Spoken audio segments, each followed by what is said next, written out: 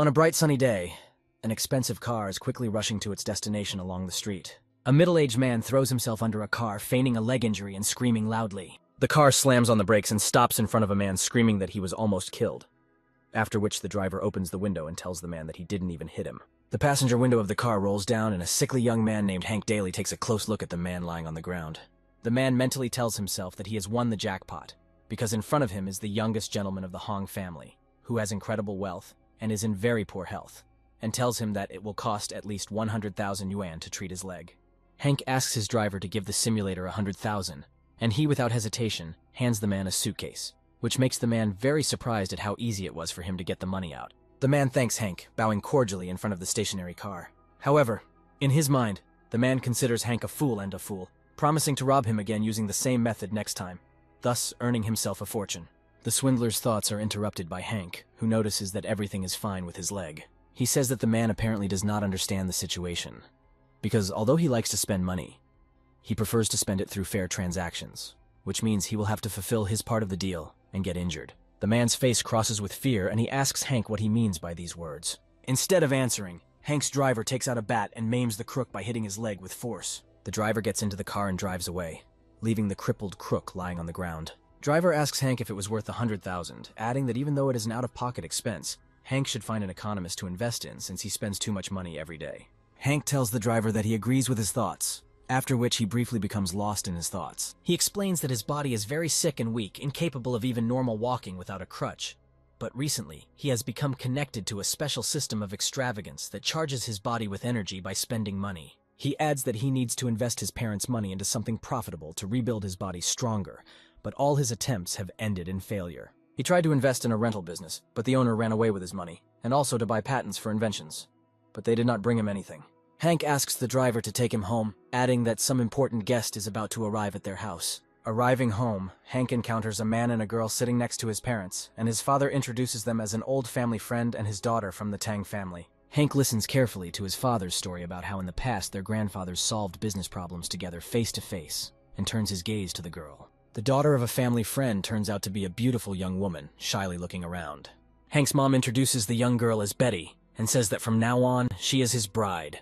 Hank asks his mother in surprise whether she is serious about this, to which she replies that Hank's grandfather, along with Grandpa Tang, arranged this engagement for Hank and Betty. Hank's mom adds that he and Betty will be fine, and can have a good baby for the Dolly family, confusing Betty.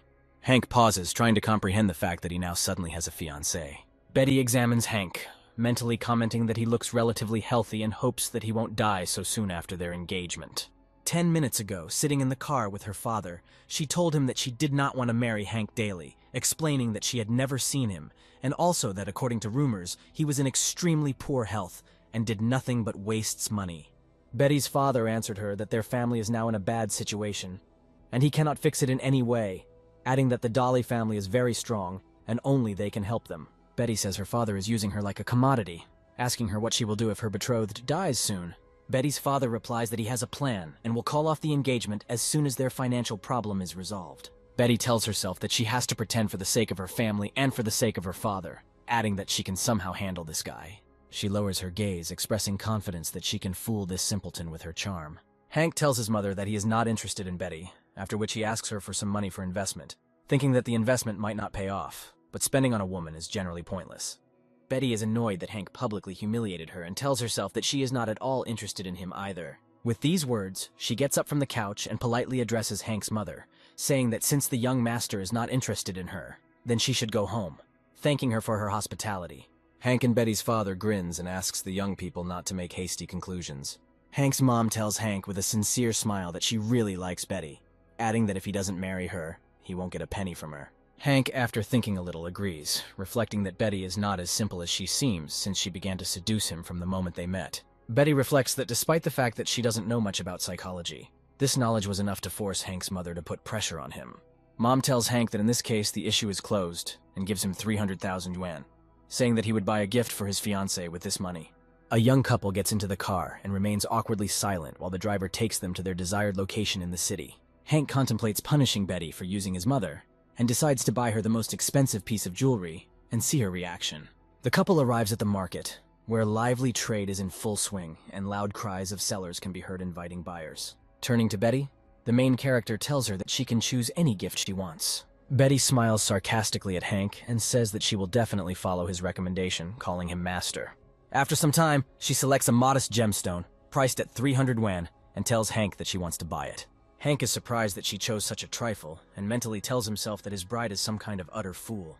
He buys the stone that Betty chose and asks her where she intends to go now, to which she replies that they need to get to the jade store. Once at the jade store, Hank realizes that Betty gave the stone to the store owner for an appraisal, and wonders what she is thinking, since, in his opinion, this broken stone cannot be something valuable. Taking a closer look at the stone, the merchant says in amazement that it is an incredible treasure, and offers her a price of 3 million yuan, begging Betty to sell it. Hank freezes in place in amazement, and Betty triumphantly tells the jeweler that she accepts his offer.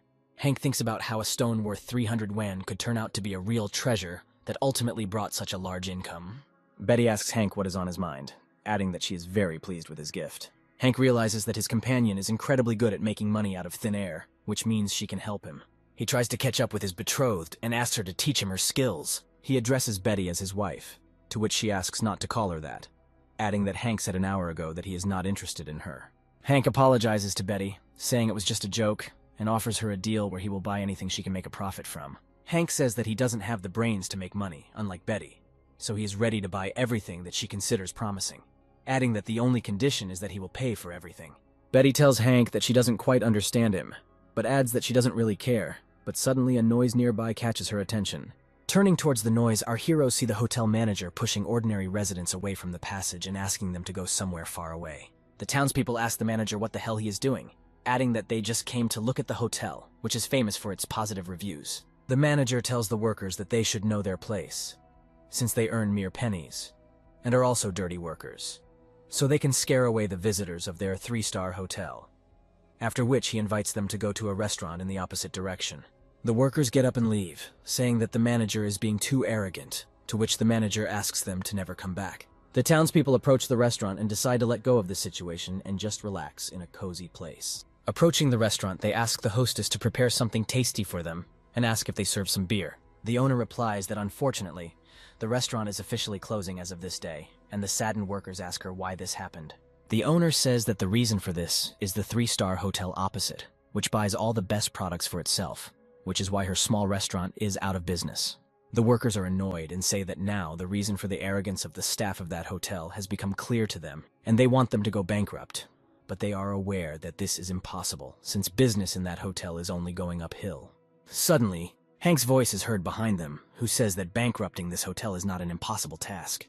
Hank asks the surprised restaurant owner how much her establishment is worth, saying that he would like to buy it. The owner tells Hank that this place is already doomed, and he is unlikely to earn anything. But if he really wants it, she will sell it for 1 million. Hank gives the owner 3 million, saying that 1 million will go towards buying the restaurant itself, the second million will go towards hiring expensive staff, and the rest should be spent on purchasing food for the next 10 days, where all food will be free. The hostess asks Hank in surprise about the last condition, to which he replies that everyone will be able to fill their stomach and eat as much as they want for 10 days. The landlady and the townspeople are delighted with Hank's enthusiasm and decide to call all their friends and relatives to ensure as many visitors as possible. Betty looks at Hank in surprise, telling him that she offered to buy the restaurant, but not make it free, to which he replies that he is very wasteful. So, if he still loses money, he might lose a little more. These words surprise Betty, and she wonders what Hank is really planning to do. 3 days later, an incredible crowd of people gathers at the small restaurant, eager to get inside. There are shouts from the crowd that it is better to stand in line for several hours here, rather than go to that 3-star hotel where the managers are complete idiots.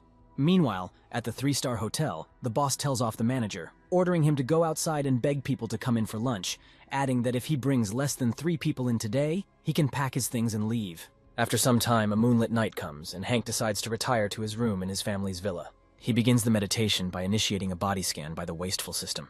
After looking at his status window, he decides to check the increases in his performance after such a productive day. Noting that all indicators have increased by 40 units in total, he admits that he has never had such growth, believing that at this rate, he will be able to quickly return to normal life.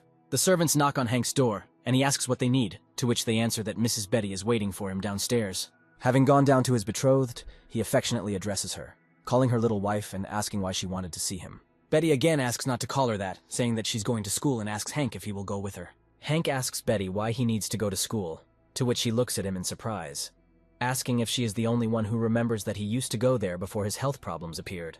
Hank, after thinking a little, replies that he agrees to go to school, remembering that he did not quit going to school because of illness. Betty gets up and leaves, saying that she is going home, adding that the desserts were very tasty, and Hank notes that his future wife has a great body. Betty turns around and wishes Hank good night, and he promises himself that he will definitely restore his body for the sake of such a wonderful girl. The next day, Hank, dressed in a school uniform, arrives at school with his future wife. People around them look at them and gossip that they don't believe that such a beauty like Betty Tang is hanging out with such an idiot as Hank Dolly. Suddenly, our hero's path is blocked by a bully, who says in surprise that stupid Hank really came to school after such a long absence. A bully named Michael glares at Hank, and his accomplices say that everyone knows that he likes Betty, adding that Hank has the audacity to come to school with her, crossing all boundaries. Hank asks Betty who this big guy is, to which she replies that he is an enemy of the family, being the eldest son of the Leah family. Michael looks menacingly at Betty, ordering her to come to him, adding that he has been waiting for her for a long time. However, Hank calmly stands in front of Betty, blocking Michael's path, further angering him. Michael angrily asks Hank if he's looking for another fight, and throws his fists at him, preparing to beat the main character.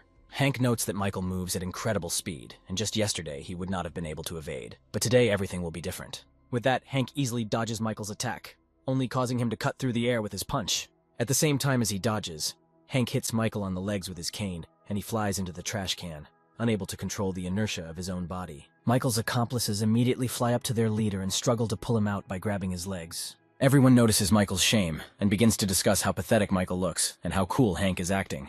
Michael grabs Hank by the collar and pulls him towards him, threateningly asking him how he dares behave like this to him. However, Hank drops his cane and theatrically falls to the ground, starting to scream desperately, astonishing Michael. Betty holds Hank down and yells at Michael, asking him what the hell he's doing, calling him crazy, and adding that Hank has a weak body, to which Michael replies that he didn't do anything, and Hank was just pretending.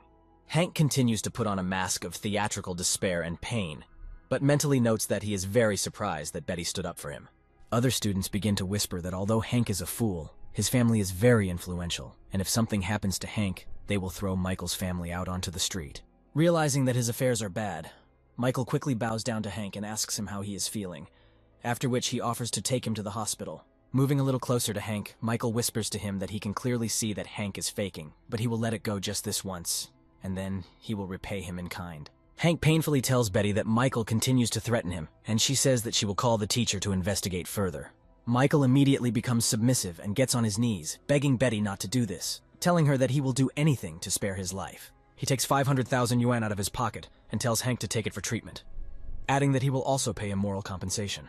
With these words, he storms off, telling himself in a rage that he has never experienced greater shame in his life until that day. Hank happily says that this was the most unexpected 500,000 yuan in his life, and Betty asks him if he is okay. Hank asks Betty why she was worried about him, despite the fact that she understood that he was faking, to which Betty, blushing, replies that she was afraid that something bad would happen to him and her father would blame her for it. Standing up, she adds that she's still very grateful to Hank for standing up for her with Michael. Hank affectionately tells his fiancée that it is his responsibility as a future husband. Blushing again at Hank's words, Betty quietly calls him shameless and helps him up, heading to school. After school, Betty and Hank get into the car, and Betty asks the main character where they are going today. Hank replies that they made a lot of money by investing in that restaurant and suggests they go there where they can spend the money. Betty says that Hank is indeed a spendthrift, telling him that he won't make any money by constantly spending money, adding that sometimes to make a profit, you need to calm down and not look for good deals yourself. But just wait a little.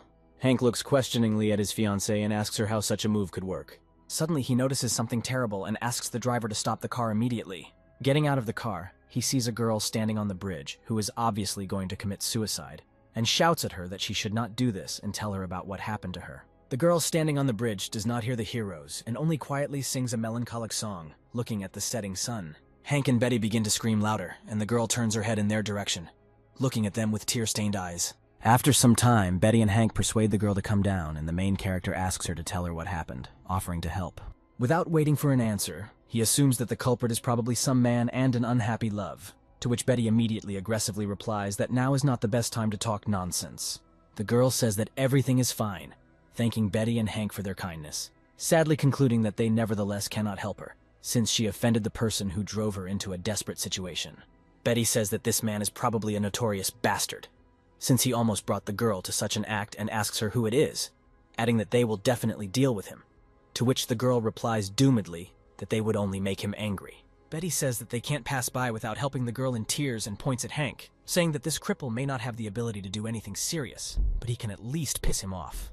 The girl says that her name is Isabel, and she is just a young unknown singer and the founder of a music group called Chasing Girls with 2 other singers. Betty and Hank are very surprised to hear that in front of them is not an ordinary girl, but a pop singer. Isabel continues the story, saying that she simply quarreled with her boss, and the 3 of them were pushed into the background. So even after 2 years, no one saw the songs they wrote. Isabel adds that because of the contract and the impossibility of terminating it, they cannot just up and leave, so they are forced to simply endure this attitude and sink to the financial bottom.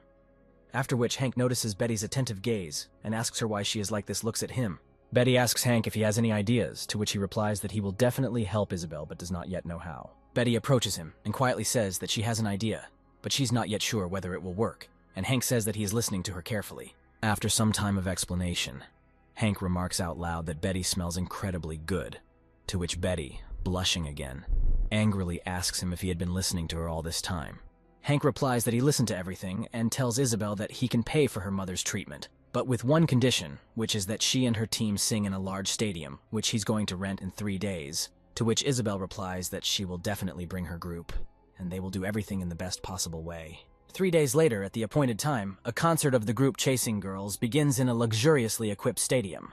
A huge number of spectators come to the stadium, who joyfully shout about their love for the members of this group. Our heroes take their seats, and Betty asks Hank if these people around are real spectators, to which Hank replies that these are people who owe money, and now they have come here to work off their debts, creating an atmosphere. Hank asks Betty if she likes being here, to which she replies that she doesn't really like noise, since she has been quiet all her life. Meanwhile, the girls are finishing the final preparations for the concert and telling each other that this is their first live performance, which means they must give it their all. Having said that today they will show what kind of stuff the group Chasing Girls is made of, the girls begin the concert, igniting the crowd with their music and vocals. Spectators note that they used to buy studio recordings of songs by other artists, but they like this concert much more. People around also became interested in what was happening, and began to flock to the entrance, noticing that admission to the concert was free. Everyone, without exception, notes that this group is very good, asking for its name and inviting their friends to the concert. The next day, even more people come to the band's repeat concert, filling the entire stadium to capacity. Charged with the energy of the group, Betty, who previously claimed that she was a quiet person, begins to sing along with the rest of the audience, pleasantly surprising Hank. A few days later, at a music company meeting, Isabel discusses how much attention the group has attracted. The studio boss listens irritably to these reports and tells his assistant to call the right people and bring them to him. In the evening, when Isabel's group finish their next concert, they joyfully greet them backstage. They simultaneously bow to the heroes as a sign of gratitude, to which Betty says that this is unnecessary, adding that she is now their fan. Just like them, I bow to you, dear YouTube viewer, for your comment, like, and subscription. I will appreciate, thank you. Have a nice viewing. Hank adds that they are now so popular on the internet that they will be considered superstars when they return to the company. And Betty says that they no longer have to worry about getting kicked out or being left behind. The girls admit that they do not have the slightest desire to return to the company, expressing confidence that the boss will continue to bully them. Isabel asks Hank if he can help them one more time, adding that they want to join their company as singers, but Hank sadly replies that his company is not in the entertainment industry. Betty says that the issue with the entertainment industry can be solved by buying a place, but in her opinion, the main problem will be Isabel's current contract and the cost of terminating it. Isabel says that the price for terminating the contract is 30 million yuan. Hank understands that with such expenses, he can get a lot of system experience points. But this is such a large amount that he couldn't even ask his parents, so all he can do is sell the restaurant. The next morning, Hank and his fiancée arrive at the hotel to carefully consider their future options. Betty asks Hank if he really wants to sell this restaurant to a 3-star, to which he replies that he doesn't care how much money he makes from it, since he still won't be able to bring in more money than this group, adding that the hotel has been suffering losses for a long time, and the purchase of such a restaurant could bring them back into operation. The hotel owner is angrily surprised that Hank wants to sell them this restaurant, adding that because of him and this restaurant, they almost went bankrupt, and investors withdrew their investments, after which he says that they do not have the money to buy the restaurant. But if Hank pays them 3 million, he can buy this hotel. After some time, Hank sits in the manager's chair and says that he did not expect that while trying to sell the restaurant, he would somehow acquire the hotel, to which Betty says that Hank bought it without even thinking. Their discussion is interrupted by a girl who greets Hank, calling him boss, and Hank asks her who she is. The girl introduces herself as Luo, saying that she is the hotel's secretary, adding that he is now her boss, and she will report to him about the financial situation of the establishment. After studying the reports, Hank realizes that this establishment has already lost 50 million, after which he says that now it became clear to him why he spent so little on it. Betty leaves in a huff and Hank asks her what she thinks about this, but she only asks him not to ask her about such things now. In the evening, Hank locks himself in his room again, starting the spendthrift system. Hank reflects that even though they didn't have much luck today, he still spent a lot of money to get enough points. Thanks to today's spending, the system increases all of Hank's indicators by 7, raising his level to level 2. The system also notifies Hank that he can now transfer his soul into the body of a small animal weighing up to 20 kilograms and control it. Hank is surprised that this system has such amazing abilities and decides to try it out right now. Hank ponders whether there is an animal in this house that can be possessed and decides on his mother's cat. Having established control over the animal, and realizing that he can really control it and see through its eyes, looking around he notices that Betty is approaching him and decides to check how she behaves. Betty approaches the cat and, unsuspectingly, begins to affectionately stroke his head. Hank enjoys the sensations, admitting to himself that before he didn't particularly like cats. However, having looked at his charming bride from a new angle, he adds that perhaps now he will reconsider his position on this matter. A few days later, Luo comes to Hank, sitting in the newly acquired hotel, and says that he has received an invitation. She adds that the sender is the girl group director Isabel, to which Hank says that he won't be so easy to convince him to spend 30 million. Luo tactfully adds that their hotel has lost popularity among guests, but they continue to operate in the red. Betty says that she used to not care about the stability and profit of this hotel, but recently she realized how much they spent it, and asks Hank if he has enough money to compensate the group. Hank irritably argues that this group is already on everyone's lips, and most likely will be able to lead the entertainment industry, but they were hidden by a scumbag director whom no one can contact. Betty notes that their popularity, however, has plummeted, and all articles involving them have been suppressed, adding that she feels like they were banned from joining. Hank says that since their boss is so dismissive of this group, he will take them under his wing himself, adding that he will definitely achieve this. However, from Hank's point of view, he still has no idea how to win the negotiations. Betty tells Hank that there are many different ways to negotiate. Hank looks at her questioningly, and she explains that you can simply find dirt on your opponent. Evening comes, and Hank decides to visit a company that prohibits Isabel's group from conducting public activities. The driver takes Sam to the entrance and asks him why he thought it would be a good idea to break into someone else's basement late at night, additionally wondering why he brought his mother's cat with him. Hank replies that it will be difficult for him to explain this right now, and asks him not to be distracted and wait here for a while, to which he calmly replies that his word is law to him. Hank concentrates, creating a mental connection with his cat, taking control of him. Having become accustomed to the cat's body, Hank jumps out of the car window and lands softly on his paws.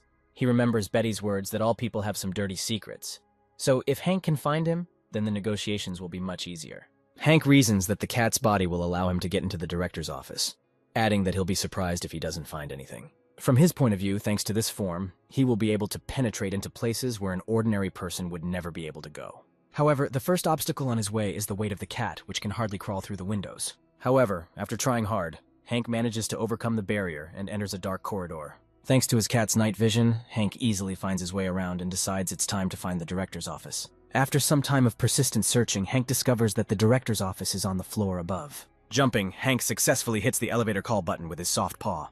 Having reached the desired floor, the main character continues to carefully explore the dark corridors of the company. After a while, Hank successfully finds the desired office and looks around for guards. After making sure that no one is around, Hank notices that the front door to the office is unlocked. Carefully approaching the slightly open door, Hank looks into the office, discovering that the inside is empty. The main character goes into the office, rejoicing at his unprecedented luck. Jumping onto the office desk, Hank is surprised that no one is guarding the boss's office. After looking around, Hank finds the main computer, and is already looking forward to a quick victory. Finding the computer's power button, Hank presses it with a soft paw.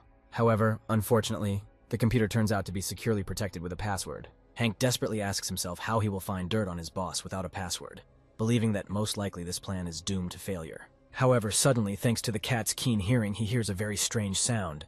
Hank realizes that this strange sound came from the office, since the cat's ears and eyes still belong to him. Hank concludes that for some reason, there are still people in the office at night. Deciding to scout out the situation, Hank carefully jumps off the computer desk. Approaching the source of the sound, Hank begins to distinguish from this noise a female voice, languidly asking someone to stop touching her.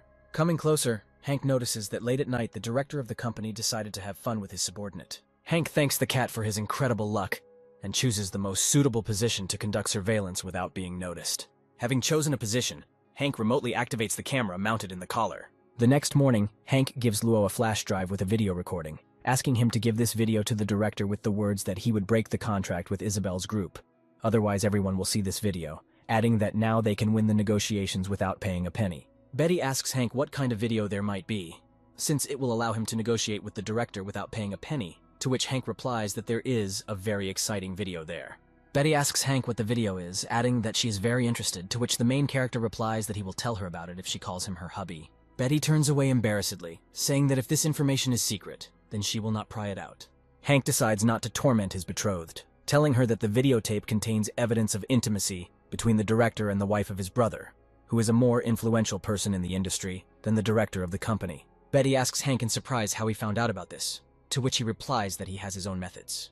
After some time, the director of the company becomes incredibly furious at the incriminating evidence he saw. The director is interrogated by the head of security, asking him how they were able to miss such an event, to which the guard replies that they checked the surveillance cameras and did not record anyone except an ordinary cat. The director asks the head of security whether he really wants to say that a cat entered the office and tried to turn on the office computer, and at the same time filmed it, adding that cats are not capable of such abomination. He orders his subordinate to burn the contract of Isabel's group, adding that they would go to hell. He also asks his subordinate to find the one who decided to blackmail him, threateningly declaring that this is not the end. This evening, at the opening of the 3-star hotel, the most beautiful fireworks begin to be launched in anticipation of the concert of Isabel's group. The invited spectators tell each other that they did not know that the group Chasing Girls would be performing at the opening, adding that they are very excited. After some time, Isabel and her partners take the stage, causing thunderous applause and applause. Isabel says that they will have a mini concert today, adding that they will not regret coming. Hank approaches the balcony and watches with interest what is happening from afar.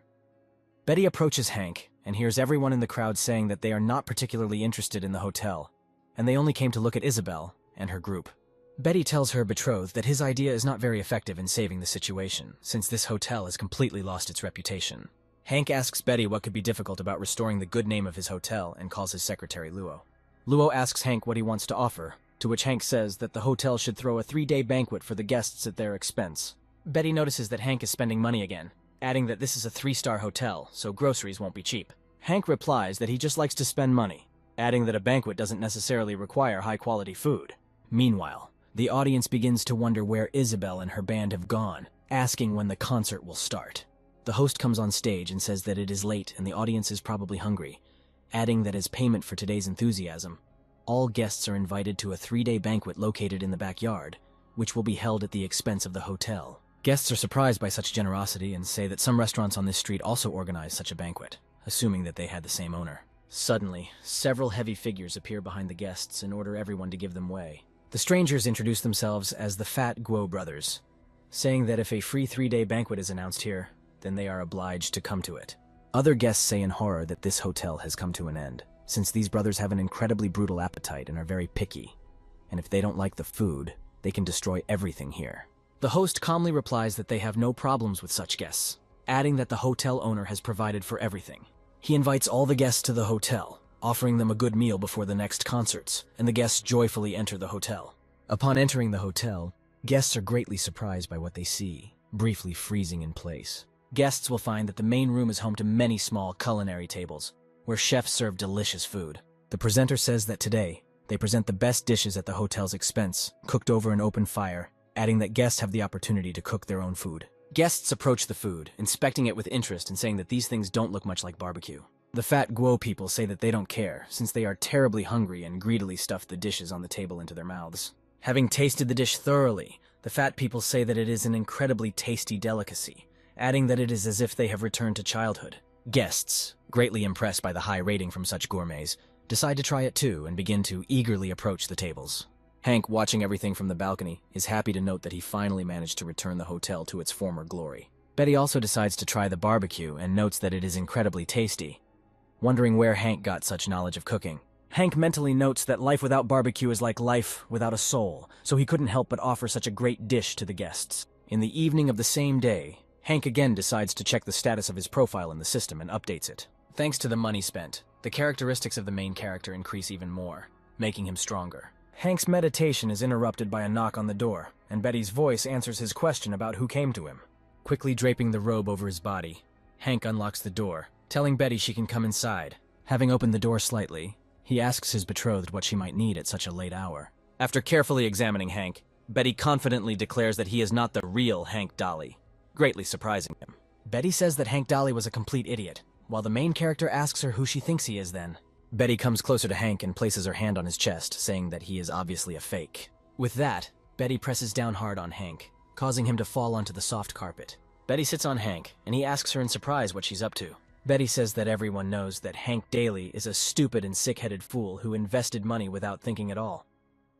But now Hank has begun to calculate everything down to the smallest detail, concluding that for these reasons, she believes that Hank is fake. Hank says his dear wife was the one who told him what to invest in, adding that she was the one who told him to buy the restaurant, save the band, and allowed him to expand the hotel. Betty says that she only increased the capital invested, adding that this is not his merit at all. Noticing that Hank is reaching out to her, she intercepts it and continues to say that Hank himself made decisions about the purchase of certain assets. Hank adds that if she's going to spend more money, she might as well just call him, adding that he trusts her eyes more than his own. Betty looks at Hank carefully and stands up, saying that he can sing very sweetly. As she leaves, she says that they are going shopping tomorrow, and Hank quickly and confidently agrees with her. The next day, Hank and Betty go shopping, but due to the main character's residual health problems, they are forced to take a short break. Hank takes out the lunch he bought, saying that he is sorry that he cannot walk for so long, to which Betty replies that physical activity, on the contrary, will be useful for him. Hank offers Betty a hot sandwich, but she refuses, looking away. Hank decides not to get his betrothed and calmly stuffs the snack into his mouth. Suddenly, Betty takes his sandwich from Hank and walks away a few meters. Hank, upset, asks Betty what came over her, adding that he just wanted to get a little snack. Betty approaches the stray dog and gives the sandwich to her, saying that this baby probably hasn't eaten for a long time. Hank sadly tells Betty that he hasn't had time to eat another bite. He begins to think about where he can buy himself another sandwich, when suddenly an expensive car stops next to them. A man gets out of the car and arrogantly asks Hank whether young Mr. Daly really cares about food even for a poor dog. The man, accompanied by the girl, adds that if Hank likes food for dogs, then he will give them a couple of set meals for shaggy dogs. Hank contemptuously studies the man who came out of nowhere, mentally noting that he doesn't like him at all. Noticing Betty sitting nearby, the man asks Hank if she's his fiancée. The girl accompanying the man politely greets Betty, saying that she is very glad to meet you. The man says that Betty is a member of the Tang family and was supposed to marry Jonathan Daly, but has now switched to the younger one, adding that she is a cutie, albeit pitiful. With these words, he turns his gaze to his companion and says that she is still far from her, calling her cousin. The cousin ignores his greasy compliment, telling Hank that a family meeting will be held in 2 months, asking him if he is ready.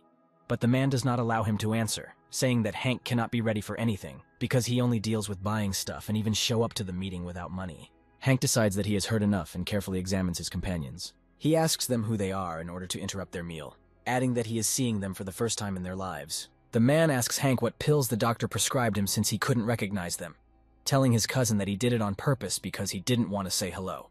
Hank turns to his betrothed, asking her if she knows these people, to which she asks him in surprise why he doesn't remember his relatives. Hank sarcastically replies that he is not Hank Daly, so he cannot know them.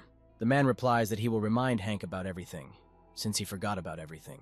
He reveals that his father is Hank's father's fourth brother, and he is Hank's cousin, adding that he is the dream of a billion girls due to his unmatched beauty. He also introduces his companion, saying that she is a member of the Fenjong family named Lucy, adding that she is new to the world of business, and he accompanies her shopping to then feed her at a prestigious restaurant.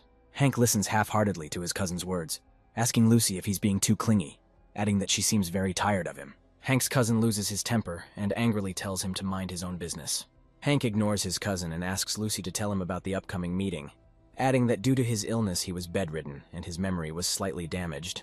Lucy replies that the family meeting is held once a year, and its main task is to evaluate the achievements of family members for this year and the distribution of resources. She adds that at each meeting, 3 family members are chosen to give them the appropriate support and funds, and Hank becomes interested in this by asking how much money is given to the winner. Lucy replies that the most worthy is given 1 billion yuan. Betty and Hank are very surprised by what they hear, not believing that it's possible to get such large finances. Hank realizes that if this money is used for the spendthrift system, his level will skyrocket.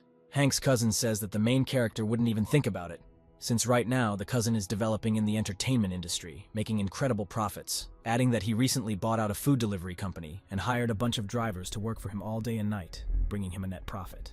Mentally calling his cousin a moron, Hank politely thanks his cousin, saying that now he knows what he needs to prepare for. Hank's cousin says that Hank doesn't even need to prepare because if he takes any place, it will be an incredible miracle, telling Lucy that it's time for them to get out of here. Approaching the dog, he kicks it, shouting and ordering it not to get in the way. The dog grins angrily at its offender and decides to take revenge on him for such impudence. She lunges at Cousin Hank and bites his thigh, tearing his expensive clothes with her teeth. The cousin runs away in tears, but the dog decides that her revenge has not been fully accomplished and sets off in pursuit of him.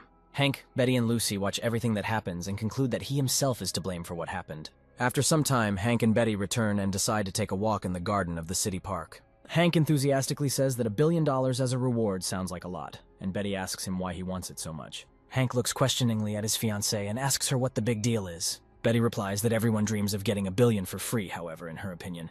There is a problem that Hank cannot solve, saying that last year Lucy took 7th place in this meeting, having made considerable efforts.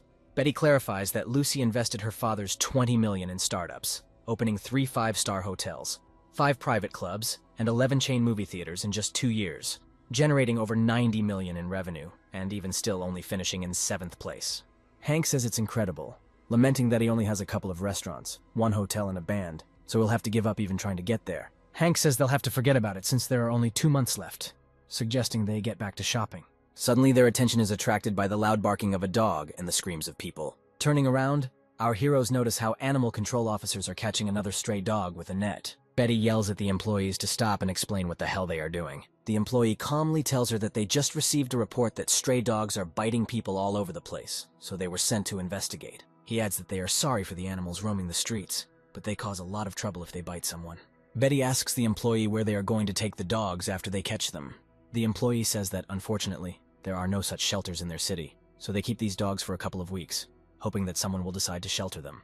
However, according to him, if this does not happen, then they quickly deal with the remaining dogs. Betty excitedly asks the employee what he means by these words, but quickly guesses herself. Turning towards the dogs, locked in a cage and pitifully saying that she feels very sorry for them, she takes Hank's hand and asks him to help these poor animals, saying that it hurts her to watch it. Hank says that if he had not seen it in person, he would not have believed it. But when he saw how the poor animals were trembling right in front of them, doomed to die, he also could not leave it just like that. He asks Betty to provide everything to him, saying that he will pay for shelter for these homeless animals and provide them with a roof over their heads. Betty clings to Hank, saying that he did a great thing and lovingly praises him, to which Hank asks her in surprise why she reacts this way. Betty replies that she is happy that Hank is such a generous person. Hank accepts Betty's compliments with a little embarrassment, but decides not to mind and smiles contentedly. After some time, they find themselves in an unknown place, and Hank tells Betty that he has decided to buy this land for a shelter, since it has been ownerless for many years. Hank says that he spent $10 million on this land and invites Betty to transform this vacant lot into a shelter. Hank notes that he again spent his earned money on this project, telling Betty that from a financial point of view, it is not the right decision. Betty says that he spent the money for good, adding that he did it at her request, to which Hank replies that if he managed to make her happy with the money, then he will consider this investment a success. Betty enthusiastically says that Hank spent a lot of money on buying a vacant lot just to please her, adding that he is an incredible person. Hank says that if he suddenly starts running out of money, he will certainly earn more, to which Betty replies that she willingly believes him. The young couple's flirtation is interrupted by Luo, who tells Hank that 2 people want to meet with him to discuss the price of collaborating with Isabel's group to create the soundtrack for the film. Hank turns around and listens to Luo's words with interest, sensing a lucrative deal approaching. Having finished their business, the main character and Luo go to Hank Dolly's hotel to conduct business negotiations. One of the negotiators eats barbecue from the hotel restaurant with great appetite. He says that this barbecue goes well with beer, wondering how Hank managed to come up with such a thing, adding that he had previously heard that Hank was a brainless spender. His partner says that there is nothing smart in this, since everything here depends on the artists who go to such restaurants, clarifying that the only thing they need here is to make a deal with Hank. The man tells him that he is right, adding that they will use it when they find a group to record the soundtrack, after which he says that he will reduce the price since Hank is a newbie and knows nothing about it. Their business conversation is interrupted by the creaking of doors, from which bright light from the chandeliers pours onto the men. Luo and Hank emerge from them and the secretary introduces the main character, apologizing for the delay. A man with glasses stands up and greets the heroes, introducing himself as Dong Shen, saying that he is the music director of the Penghang Film Company, after which he says that his partner is a famous director named Dean Harrison. Dean Harrison smiles sarcastically and says that he is very pleased to meet Hank and Luo. Having carefully examined Harrison with his eyes, Hank comes to the conclusion that he is definitely not a good person. He invites his guests to follow him and invites them into his office. Dongshen says that they are currently preparing to film the film Wind Hunter, and the soundtrack from a popular girl group could create a sensation. He hands Hank the script for the film, saying that the most famous screenwriters have been working on it for 3 years. Hank studies the script carefully reading every line in it. After a while, he asks his guests about the film's expected box office receipts. Dean Harrison says expected collections are at least 15 billion yuan. Hank continues to study the script, asking them how much they want to buy the film's soundtrack for. Dongshen says that their price is 500,000, adding that they can add 500,000 on top if Hank wants. Hank throws the script on the table and says he will consider their proposal, wishing them luck in their endeavor. Dongshen asks Hank why they can't settle everything today, adding that 100 million yuan has already been invested in the film, which is the greatest investment in the history of the industry, and then asks Hank if he doesn't believe in his group. Hank replies that he is confident in his group, but doubts the success of their film, saying that they expect to earn 1.5 billion from the box office with a dubious script, which means that investing in their film may be money down the drain. Dean Harrison tells Hank that he shouldn't look down on them and advises him to check the box office of their previous projects, adding that Chasing Girls is popular because of their songs and not Hank, who is a non-entity. Dongshen asks Harrison to calm down, saying that they are here primarily for business negotiations. Hank says he's seen some of Harrison's films, but he couldn't finish any of them because they had poor plots and poor special effects and acting. So if his band recorded the soundtrack for their film, then she may lose her popularity. Dongshen says that Hank is behaving inappropriately since they came here for a business meeting. But after all that has been said, further negotiations become impossible. With these words they leave, and Dean Harrison tells his comrade that Hank knows nothing at all about art and does not know how to praise worthy people. Luo tells Hank that Penhang Film is the most successful company at the moment and asks him if he is sure that he does not want to cooperate with them, to which Hank replies that they are too arrogant due to low competition, and if such a film were released in his world, it would undoubtedly be considered terrible. Luo asks Hank what he means by his world, to which he replies that it is nothing, and gives her a list of people, asking her to contact them, explaining that it contains old-fashioned movie stars, technicians, and martial artists, with unknowns to the public talents. Luo carefully examines the list and asks Hank what he plans to do with all these people. Hank replies that he decided to make his own film out of curiosity, so he needs a team. After some time, the scene shifts to the shooting of an unknown film. A man with theatrical tragedy asks a woman not to leave him, to which she replies that she has been in love with another for 3 years, so he should let go of this situation. The man, with sadness in his eyes, replies that he is incredibly shocked by this, and is very sorry that this happened. Suddenly, the filming of the take stops and the director angrily shouts at the actor. He asks the actor what the hell he is doing, saying that at this rate he will ruin the film. The director says that the character should be emotional, but the actor plays as if he has a stone instead of emotions. Poking his fingers at the other actor, he tells him to show him how to play. In the next take, the replacement actor displays an incredible range of emotions, genuinely crying with grief. He pours water on himself and, frankly overacting, gives a tirade about how he will never be able to love another girl. The director points to the actor's performance and says that this is exactly what is called acting, adding that if the second actor had not been underpaid, he would never have hired him. Suddenly, the actor's phone rings and he decides to check what they wrote to him. The director rudely pulls the actor back, telling him not to dare to be distracted by useless things while he is talking to him. Having read the message in full, the actor exhales with relief and looks contemptuously at the director. With these words, he pushes away the annoying director and tells him that he is quitting.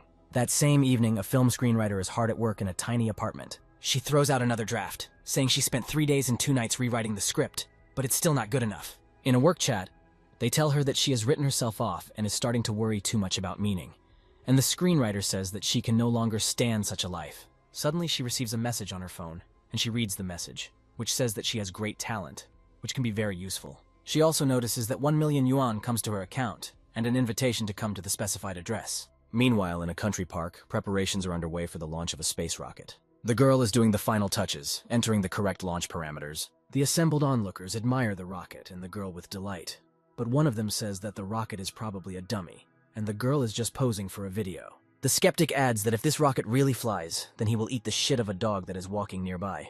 Having finished the preparations, the girl presses the launch button and the rocket engines begin to emit a loud roar. After a few seconds, the rocket takes off into the air and quickly flies out of the atmosphere, leaving all spectators in incredible shock. A few seconds after the successful launch, the girl receives a notification on her smartwatch, and she reads what was written in surprise. Deciding that she has received an extremely tempting offer, she gets on a motorcycle and takes off, heading to the specified address. As soon as all the invited guests arrive at the meeting place, they are greeted by Hank and introduces them to each other, saying that the ambitious actor with original ideas is called Luke, adding that due to the fact that he does not want a nurse on camera, he only gets small roles that are not let it shine. He also says that the woman screenwriter's name is Janet, and she wrote many excellent scripts, which unfortunately were stolen by other unscrupulous authors. Finally, Hank turns to a girl engineer named Stella and says that according to her parents and teachers, he is the weakest student, but no one notices her talent for inventing very interesting things from recycled waste.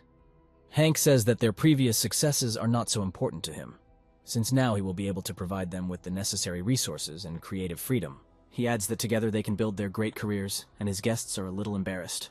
Luke asks Hank what he means by starting a great career. Hank answers him by saying that his dream is to make a film. His guests are surprised at such a strange idea, to which he replies that he wants to make a film without following trends, without top actors, and without compromising the IQ of the audience, adding that he thought about this for a long time and decided that only they can help him in this matter.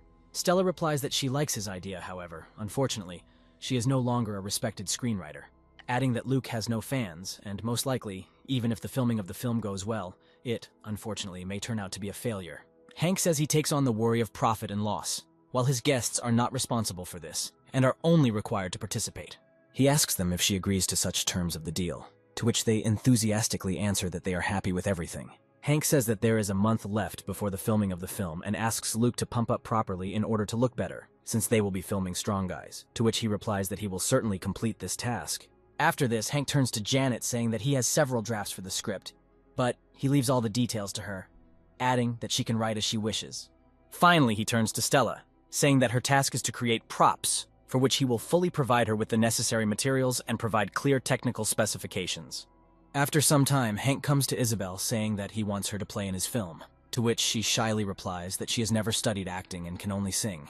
Hank says that he is not forcing her, and if she wants, she can miss this opportunity, but he will offer the same to her friends in the music group, since he no longer has candidates. Isabel says she agrees, adding that she will still tell her friends that Mr. Hank provides opportunities to play other roles. Hank says that she can consider the problem solved, adding that they are now sought-after newcomers in the entertainment industry, and he simply cannot help but provide them with a good script. Hank says that Dean Harrison will regret his arrogance, after which Betty comes up to him and tells him that he has worked for a very long time, and suggests that he take a little rest. Hank responds that he is only getting angrier every day, saying that not only does he want to make a movie, but he wants to release it at the same time as theirs, and even if it turns out to be a failure, he will be obligated to expose it. Betty says she sincerely wishes him success in his endeavors, but making a film requires a lot of money, and he recently spent money on buying land for the orphanage. Hank says that even if he has no money left, he can find investors and dials his parents' number. Hank's mom picks up the phone and kindly asks him how he's doing, after which she listens to his request to give him $1 billion to make a film, and says that she will definitely support him, adding that she will transfer him the necessary amount a little later.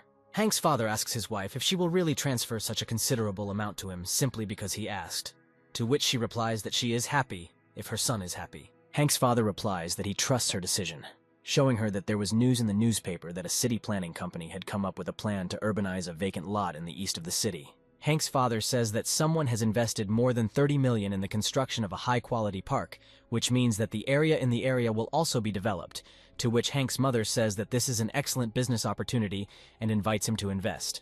However, after reading the news further, they notice that this territory has already been bought for $10 million by none other than their own son, Hank. A month later, filming begins on Dean Harrison's film, Windchaser.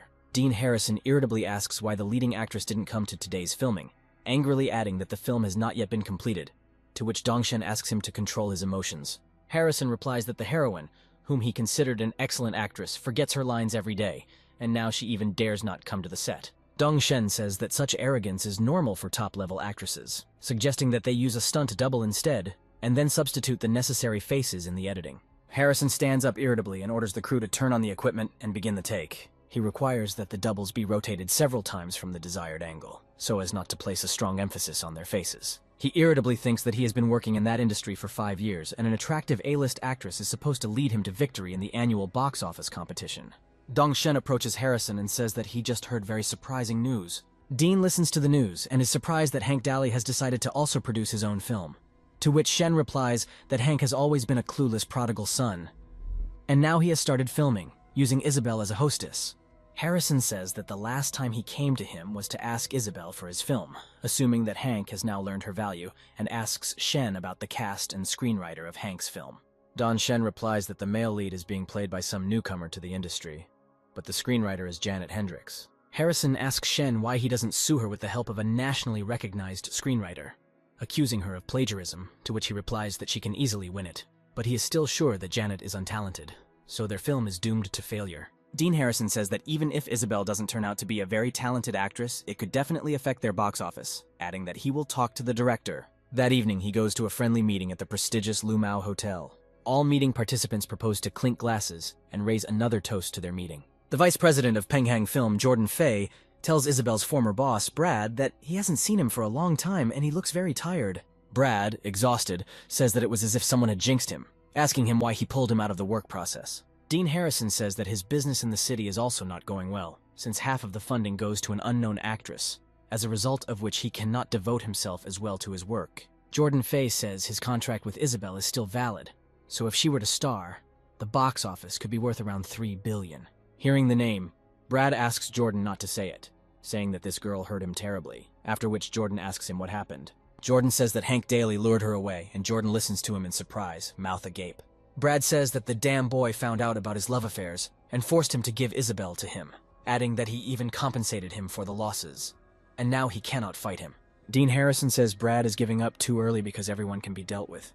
Harrison asks if he has any dirt on Isabel, adding that if he creates a scandal around her name, they won't need to make much effort for revenge. Brad replies that Harrison's proposal is very reasonable, since a pathetic girl like Isabel will not be able to oppose him, while he will be able to release his anger and make her regret it. Harrison is happy that he managed to get influential people on his side and mentally rejoices that now he will definitely ruin Hank's film. After some time at the hotel, Dolly begins an interview with the creators and participants in Hank's film. Hank and the entire crew stand on the podium, posing for a large number of photographers. Hank tells reporters that the famous Isabel will play the main role in this film, hoping that it will become a sensation in the world of show business. Photographers are actively clicking their cameras and talking among themselves, trying to find out the past achievements of the film crew. Focusing their gaze on Hank, they are surprised to note that they have not seen him in the entertainment industry before. Additionally, noting the extraterrestrial beauty of his wife, who could easily be confused with an actress. Betty asks Hank if he is sure he wants to be a director, asking him not to waste Isabel's popularity. Hank says that he hopes for the help of his dear wife, to which she tells him that she will definitely help, adding that they have a very strong rival, so they will have to come up with something new. Hank tells Betty that even if he fails, it won't be a big problem, since his inheritance is in the hundreds of millions. Meanwhile, Secretary Luo approaches Hank and asks for a moment of his attention. Hank asks Luo what happened, to which she replies that employees of the Disney Park department want to set up a meeting with him to discuss issues of cooperation. Hank asks Luo if she would like to negotiate with them on his behalf, greatly surprising her. He adds that he needs someone who can help him run his business, saying that in the future, she will become the general manager of the company, which means she has full authority to speak on his behalf in discussing business issues. Luo jumps up and down happily, telling Hank that she won't disappoint him and will definitely work hard. Meanwhile, Stella approaches Hank, telling him that she needs to discuss technical issues. She says that the thing he asked her to do is ready and asks him if he wants to try it in action. Hank is surprised at how quickly Stella completed her task and suggests they go outside to test her.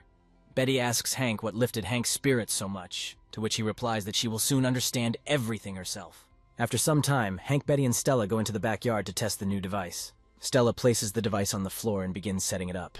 Having completed the setup, she turns her head towards Hank and Betty and asks them if she can start. Hank says he's ready, watching the small device closely. Stella presses the button and the device starts up, lifting the projector up. A second later, a huge monster appears in front of Betty and Hank, approaching them. Betty fearfully jumps into Hank's arms, telling him that she is very scared. Hank smiles and tells Betty that she shouldn't be afraid because he's not real. He adds that this is a holographic projection technology, adding that while the image is static, it can be projected in a way that makes the film more realistic and unique. Hank asks Stella how many projectors she made, to which she replies that she could only make 3 during this time. And Hank says that this is enough, offering her a price of $1 million for each piece for their film. The next day, filming begins, and in the first scene, civilians are running somewhere. Civilians scream for help, quickly running away along the roadway. They are chased by a huge monster, viciously showing off its toothy mouth. The townspeople try to escape by shouting pleas for salvation. The monster examines its potential victims and growls contentedly. Suddenly he notices 2 shining lights in the sky, rapidly approaching him. The townspeople also notice a strange glow and realize that electric hunters are approaching to help them. The hunters summon a lightning whip and wind blades and rush to attack the huge monster. However, after a second, Isabel loses her balance and begins to dangle helplessly in the air. The director commands stop, and Isabel shyly apologizes for her clumsiness. Hank asks Isabel if she's okay and if she's hurt herself. Isabel says that she is a little afraid of heights, so she was very nervous and asks for forgiveness. Hank tells her that she doesn't have to apologize since they can take a short break without any problems. After this, he is briefly distracted by Janet, discussing with her the details of the script and the lines of some of the characters. Isabel gets down to the ground and approaches Hank and asks for a moment of his attention. She says that she feels that her acting leaves much to be desired, and is worried that she will drag down the film's crew, asking Hank if it would be better to cast someone else to play her. Hank responds that he is pleased with Isabel's acting talents, adding that the role was written specifically for her so she can act more confidently, as if she were performing songs on stage. Isabel listens shyly to Hank's compliments, saying that she is still insecure.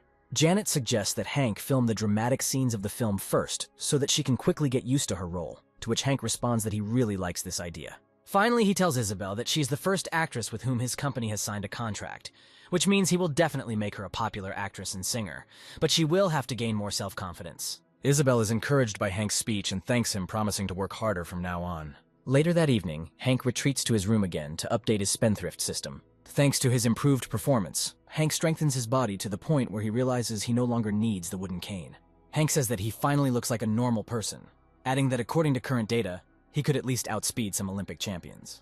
Betty knocks on Hank's room again, saying that something terrible has happened, so he quickly puts on a robe and asks her to come in. Betty shows Hank the tablet, saying that some anonymous person posted the news that Isabel is supported by a rich man, and she has a child abroad, adding that this news is now trending, and the number of views has exceeded 1 billion. She asks Hank what they should do, to which the protagonist replies that she should worry because he knows perfectly well who did it, and will definitely repay them. He takes the tablet and wonders who this anonymous person assumes is a rich man, suspecting that they mean him, to which Betty punches him on the shoulder and asks him how he manages to stay in the mood for jokes.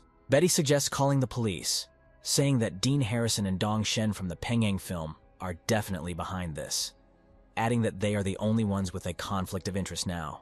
Hank says that this is too boring and suggests that they pretend they didn't hear anything and just continue making the movie, to which Betty asks him if he's crazy. Hank replies that she just needs to calm Isabel down and let her act in the film at ease, adding that such a scandal will only play into their hands. Betty asks Hank what he means by saying it will work to their advantage. Hank says that even if she calls the police to investigate, she will easily find out that this is fabricated news from some private media, and it will all end with them only clarifying their position of apologizing, leaving the instigators untouched.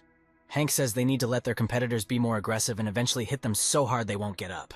Meanwhile, internet users are doing their best to spread information, saying that they are now disappointed in their idol. Users come to the conclusion that all her popularity is ensured by her rich daddy, and they say that they will never listen to her songs again. The next morning, Dong Shen comes to Harrison and happily reports that Isabel's black background is now on the list of the hottest search queries. Harrison replies that he also saw the news that she was recently in the film, but now her own fans are boycotting her, adding that now they don't like her. Dong Shen says that even if she wants to sue someone, she won't be able to find the culprit, adding that Heng will now regret laughing at them when they kindly came to talk to him. Dong Shen says that the situation will develop according to 2 probable scenarios, specifying that either Hank will give up when all the investors take their money, or he will still make the film, but the audience will ignore its release, and it will fail at the box office in the same way. Harrison says that Hank remains a prodigal son, since the second generation of rich people only knows how to spend money and doesn't understand anything about the path he embarked on. Meanwhile, fake news about Isabel's past continues to spread across the country, attracting the attention of more and more people. Everyone agrees that all this falls on the shoulders of Hank, who is the producer and head of the film crew. At the same time, on the set of the film The Hunt for Electricity, Isabel meets with Hank to try to explain herself. However, due to being unaccustomed to such a wave of hatred from ordinary people, she does not find the strength to say anything and begins to cry. Hank consoles her, telling her that she doesn't need to be sad because he knows it's not her fault, and asks if she trusts him. Isabel says Hank got her out of a bad situation before, so she definitely trusts him. Hank says that then she should listen to his proposal, which is that she puts the phone aside and never looks at it, and also moves into his house and sleeps in the room with Betty, and Hank, in turn, will take care of that there would be no more bullying from the internet towards her family. He adds that all he demands from her is to finish filming the film, and Isabel says that she will fulfill all his requests, asking him to help her find justice. Hank says that he will definitely sort everything out, suggesting that Isabel get some rest first. Meanwhile, Secretary Luo approaches Hank and says that she has found important data. Hank studies the reports and realizes that Brad is behind all this, after which he asks Luo to set up a meeting with him, asking him to tell him that he wants to return one thing to him. At night, Hank drives up to Brad's company building and the driver asks him if he's going to go there alone, Hank says he can just wait for him in the car, adding that he'll be back soon. Approaching the entrance to the building, he says that he is very familiar with this feeling, since he has already been in such situations. Coming out of the elevator, Hank finds himself greeted by a whole bunch of beefy security guards. Hank says he's impressed by the impressive welcome ceremony and asks them if they're going to declare war on him. Brad lights a cigar and says that he has to admit to Hank that he was really looking forward to meeting him. He adds that despite the fact that they are seeing each other for the first time, he has never looked forward to meeting a person so much. Hank replies with a smile that, fortunately, he has met Brad before. Brad tells his guards that they will talk privately, ordering them to get out. The guards ask Brad if he is sure of his decision, to which Brad replies that some cripple cannot harm him. All the guards leave, leaving Hank alone with a gloomy Brad. Brad tells Hank to get straight to the point, adding that based on his message, he has something for Brad. Hank calmly takes out the flash drive and puts it on the table, saying that it contains the last copy of that video. Brad reaches for the flash drive, but Hank quickly intercepts it, taking it back for himself. Hank says that there is no need for such a rush, since they still have plenty of time to discuss everything. Brad mentally notes that Hank is not as simple as he seems, since he reacted quite quickly. Brad asks Hank why he is stalling, adding that he already gave him the group. So Hank is unlikely to come for the money, asking him if he has now decided to take his entire company. Hank says that no one is going to take anything from Brad, and he just wants information about something. Brad says that in this case, it won't be a problem, and says that Hank can ask whatever interests him. Hank asks Brad if the people he recently had dinner with are connected to the online harassment of his group. Brad annoyedly replies that they have nothing to do with it and demands the flash drive from Hank. Hank says that he knows that Brad and his friends have talked about it, suggesting that since they have nothing to do with it, Brad is the only one responsible for the bullying, to which Brad loudly states that Hank has no evidence of this. Hank says that he really has no evidence, and Brad, in a mocking manner, suggests that he hire an investigator.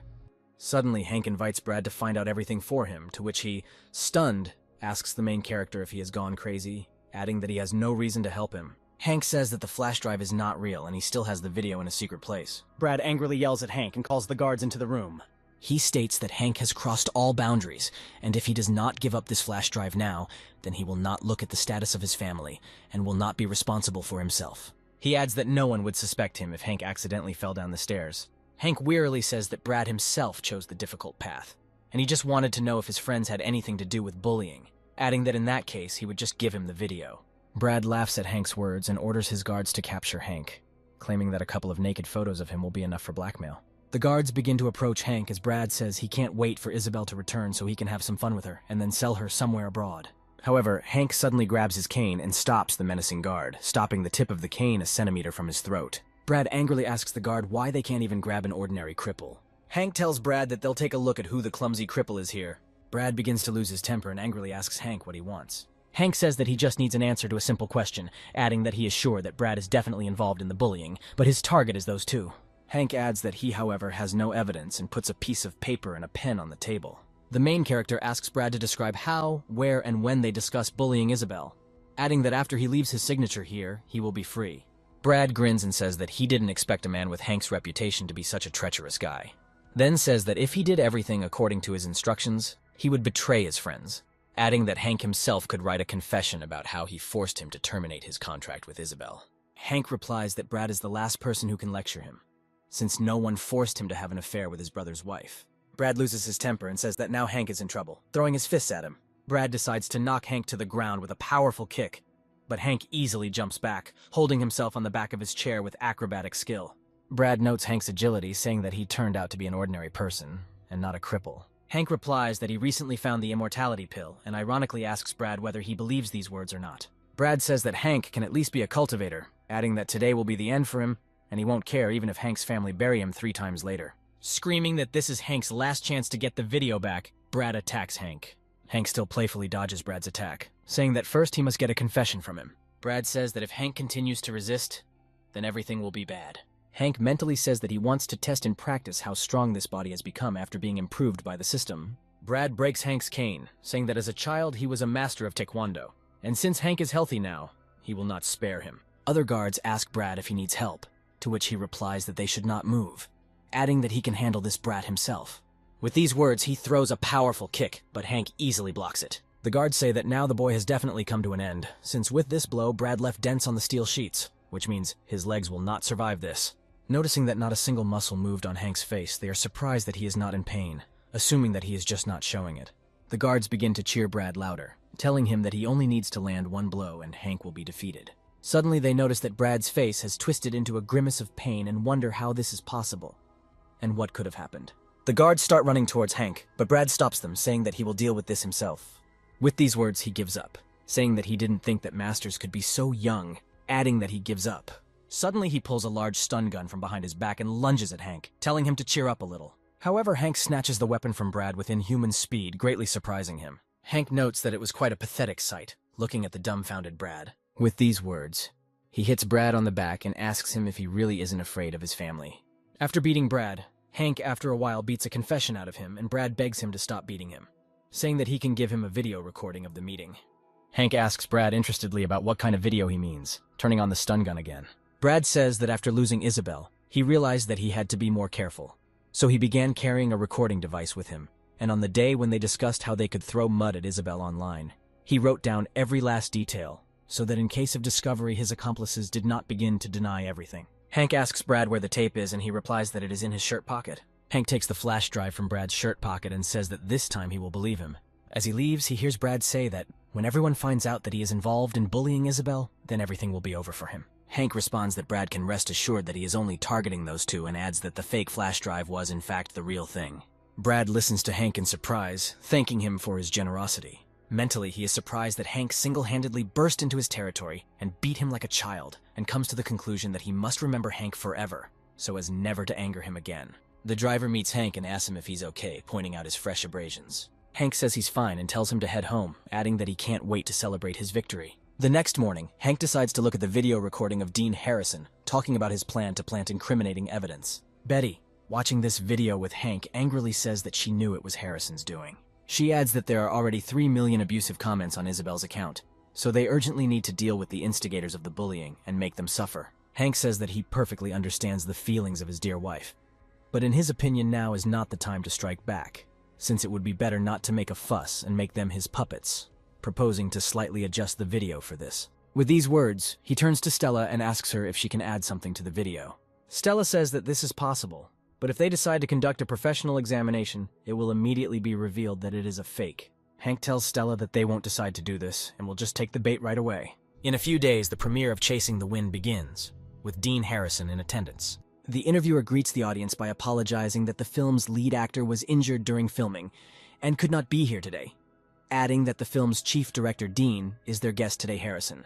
She says it's time for questions, and asks Dean if the rumors are true that after the overwhelming success of a film called The Love of a Young Daughter-in-Law, Dean Harrison spent 3 whole years planning Chasing the Wind. To which Dean replies that this is true. He compliments his answer by saying that he was always sure that the success of The Love of a Young Daughter-in-Law was not the limit for him, and he always knew that he could do something more successful, and for this he had to go beyond the love drama, adding that in his "We hope his new film is his best work and will please the audience." The interviewer replies that she is sure that it will be so, because in his films the actors in the main roles are superstars who are on everyone's lips, adding that the film's rich cast of talent pays for it even before release. Looking into the audience, the girl notes that there are quite a lot of people who want to ask the director a question, and chooses one of the spectators, asking him what he wanted to know. The viewer tells Harrison that she has been a fan of his work for many years, and even decided to become an actress under the impression of his films, after which she complains that as a beginner, she encountered many difficulties and does not know how to move on, adding that she does not want to sell her body like Isabel, and asks Harrison for some advice. Dean Harrison says he was asked a great question, and he knows that many people new to the business struggle and don't rely on rich producers to be honest, or they won't make it to fame. The audience applauds Dean Harrison's fiery response, saying that his thoughts are, as always, incredibly accurate. Meanwhile, at the premiere of Chasing Electricity, absolutely no one is there except Betty and Hank. Betty tells Hank that they have been sitting here for the 3rd day, and no one has come to them, despite the fact that the film comes out tomorrow, after which she adds that things have become even worse online, to which Hank replies that it is so, and it should be, because interest in this topic should not subside even for a minute. The main character says that tonight they will upload the resulting video to the internet, and see what show will start after. That evening, Jordan Fay, Dean Harrison, and Don Shen celebrate the film's imminent launch, saying that critics are already excited, and that huge box office revenues will not be long in coming. Don Shen happily states that there is a lot of talk online about this being Dean's greatest masterpiece, adding that because of Isabel's bullying online, movie theaters are refusing to show Hank's film in their theaters. Dean Harrison says that Hank deserved such a fate, adding that if he had been more modest, he might not have failed at the box office. Jordan says that Dean doesn't have to worry about it coming out, saying that even if they start digging under them, they will only find fake people. And even if someone gets to the truth, he will protect him, and he will remain the director through thick and thin. Jordan ambitiously declares that they will soon be able to take over the entire cinema in the country, and the trio clink glasses for their future success. Their victorious drinking session is interrupted by an assistant who bursts into the office with a laptop and says that this is an urgent matter. Jordan asks in surprise what could have happened so urgently, to which he invites him to look it up on his own and places a laptop in front of him. Jordan, Dean Harrison, and Don Shen look closely at the laptop, trying to understand what happened. Taking a closer look, they all freeze at once from severe shock. They watch a videotape of Dong Shen telling Harrison that Hank thinks too much of himself and plans to make a movie starring Isabel. Harrison tells Shen that it's not an easy task, but he knows a good computer guy who can mount something for them, adding that they can bury his reputation. He says that they will release a video online saying that Isabel is selling her body for fame. All three look at the video in shock, not believing their eyes. Dong Shen angrily asks what this is, clarifying that he never said these words, while Harrison asks to find him the author of this video. Dean Harrison contacts Jordan, saying that the video is fake and needs to be removed immediately, otherwise his reputation and his film will be over. Dong Shen says that they urgently need to call the police so that they can arrest the author, suggesting that Hank Dahlia is behind it all. Jordan interrupts his companion's panicky hysterics and orders them to shut up. He says that the video may be fake, but a similar conversation definitely took place, and if they start digging, the original recording may also surface. So for the sake of the company's reputation, they will not do anything. Dean Harrison asks Jordan what this all means, accusing him of wanting to get away with leaving Harrison and his film in the lurch, adding that Jordan was the one who started it all in the first place. Jordan replies that there is neither Jordan nor evidence against him in the video, and angrily tells Harrison and Shen that they will not be able to drag him down with them.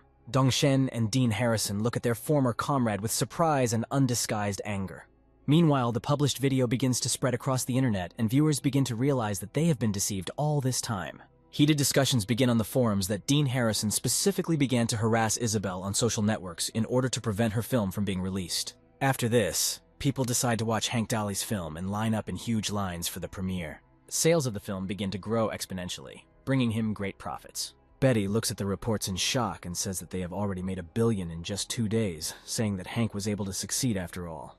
Hank notes that their film isn't really anything special, but the incident has catapulted them to the top of the conversation, and most of the public now supports them, while their resentment has turned into shame for bullying Isabel. Hank adds that everything went exactly as he planned. A few months later, Betty says that the film's box office gross was almost $60 billion, with an average film rating of 9. The entire film team applauds Hank and Betty praises him for pulling off the impossible. She looks shyly at her betrothed and tells him that she's very glad that everything worked out for them. Hank says that he did it for fun, not expecting even a small success, noting that this is not all his merit since the entire film team contributed to this victory. Hank says that justice has prevailed, and such a holiday definitely deserves a festive banquet. Meanwhile, Dean Harrison gets drunk in some seedy bar on the outskirts of town. However, even there he cannot get rid of the evil tongues that whisper behind his back that he bullied Isabel on social networks. In drunken anger, he asks himself how he managed to get to such a situation in life. Dong Shen, sitting next to him, also laments that he was set up, emphasizing that he was not even in that restaurant, which did not stop the management from firing him. He curses Isabel, to which Dean Harrison replies that she has nothing to do with it, and, in his opinion, Hank Dahlia is behind all this. With these words, he angrily breaks his mug and swears that he will not leave it just like that. He gets up from the table and leaves, telling Shen that he will lie low for a while and asks not to look for him. Dong Shen asks Harrison where he is going, to which he replies that he will go to his older brother in the mountains, adding that he still owes some debt. Dong Shen is surprised that Harrison is still persisting in his attempts to annoy Hank, and says that this time he will definitely not participate in it. Meanwhile, Hank and his future wife decide to visit their parents. Hank's mom, without hiding her tears of happiness, is happy that Hank has finally recovered and asks him how he did it. Hank happily says that his betrothed may be involved in his recovery, since she takes very good care of him. Hank's mom hugs Betty tightly, saying that she is very glad that Betty became the bride for her dear son, adding that she is simply a gift from above.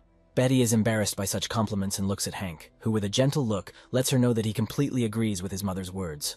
Hank's father tells Betty that she did a great job and asks her to tell her father that he will help solve all his problems, because in the future, they will become a family. Betty bows gratefully to Hank's parents, saying that she is very pleased to hear this. After a while, Betty and Hank sit on a bench in the night garden, and Betty says that she is a useless wife and asks Hank why he said that she helped him heal. Hank tells Betty that she shouldn't call herself worthless, because since they met, they stopped calling him the prodigal son. His business went uphill, and the money flowed like a river. Betty tells Hank that he got away with it this time and thanks him for his kind words. Hank snuggles up to Betty and asks her if she would like to thank him. Betty asks Hank what he means by this, to which he replies that Betty herself knows perfectly well what he means. Betty asks Hank how he wants her to thank him, to which Hank replies that she is his fiancée, so she should know it herself. Betty smiles tenderly and gently places her hand on Hank's chest, pushing him onto the bench. She sits on Hank's hips and tells him that she is still his fiancée and not his wife, and asks him if he really thought that if he said a few sweet words, she would immediately lose her head. Hank asks Betty what she was thinking about, saying that he just meant a hug and not what she was getting at. Betty leans closer to Hank and asks him if he is sure of his words, to which he asks her about what other options there may be. Betty says that Hank chose this option himself and lays down on him, hugging him tenderly. Betty says that she really likes this feeling, to which Hank replies that he's having trouble breathing. The couple falls silent for a while and enjoys the moment, listening to the sounds of night crickets, and after a while, Betty tells Hank that he surprises her. Hank asks what she means, to which she replies that when she saw him for the first time, she could not even think that his chest would be so strong and hot. Hank says that this is all because he began to slowly recover. Betty says that she did not mean his body, but his inner qualities, adding that many times she heard that Hank was called an unambitious prodigal son. But after spending a lot of time with him, she realized that he was actually very smart and caring. After he says that she knows the expression that the true mind is always modest. And next to Hank, she feels how even the most difficult problems can be resolved in an instant. She adds that after the Tang family got into trouble, she couldn't sleep a wink, and later, because of her father's bitter plea, she agreed to become part of Hank's family. But now she can sleep peacefully at night, in complete harmony with herself, and feels safer than when she was with the Tang family. Hank says that he did not know that he was reliable, adding that he has been hearing about the Tang family's problems for quite some time, and asks Betty if she can talk about what happened. Betty sits on the bench and says that this is quite a long story, explaining that 3 years ago their family encountered one strange thing. According to her, the pharmaceutical company her family founded 800 years ago was engaged in the development of miracle drugs, and after hundreds of years of development, their company even entered the top 100 leading enterprises in the world. However, 3 years ago, a new pharmaceutical company, Shendu, emerged, which developed and produced a large number of drugs in a short period of time, and developed so quickly that it surpassed Tang's company. Betty says that the strangest thing was that all the drugs that this company produced were the same drugs that Tang developed in secret and registered patents in advance, and accused Tang of plagiarism. Hank says that according to Betty, it can be concluded that there was a rat in their company that was leaking all the recipes of another company, to which Betty replies that at first they thought so too, but further investigation completely excluded this possibility. Hank says that then there is a possibility that there is a thief in their company. Betty says that Hank is right, but they encountered a rather unusual thief. She adds that since these strange things started happening, the company has installed a whole bunch of cameras to ensure visibility without blind spots. But this has not brought any results. Only once did a security guard smell a pungent odor during his shift, and while inspecting the area, he was stunned by an unknown girl with beautiful hair. According to Betty, after this incident, they concluded that all the data from the company was stolen by the same girl who came and left without a trace, which is why they had to suspend the work of the company.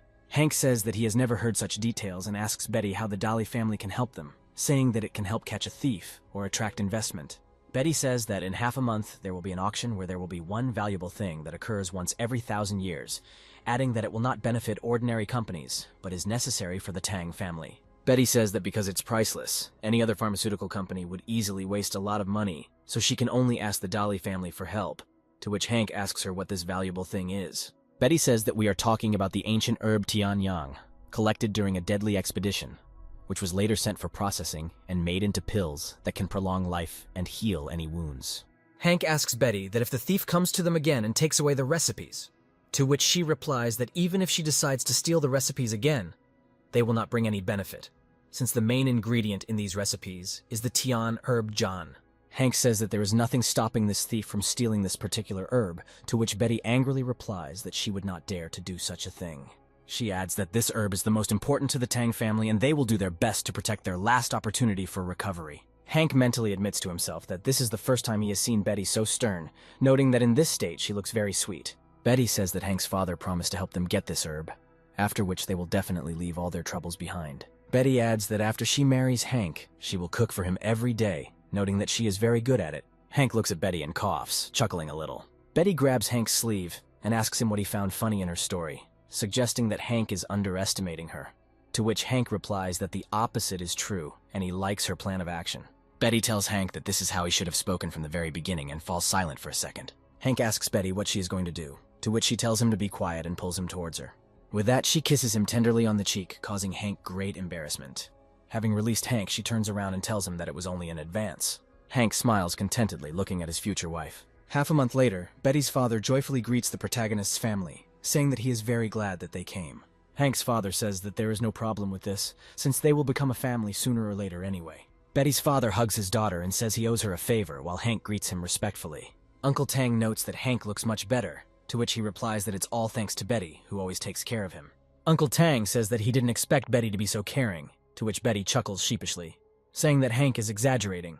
Hank's father says it's time for them to go to the auction, to which Uncle Tang says he agrees with him. The future couple, together with their fathers, enters the hall to take their seats. The other patrons watch Hank's father in amazement, surprised that he decided to show up, adding that this may be due to the fact that today's product is different in many ways from previous ones. Also, one of the visitors notices Hank and wonders why his father brought his prodigal son here, to which he replies that he has long been an influential man, since he secretly owns more than a dozen restaurants on a shopping street in the city center.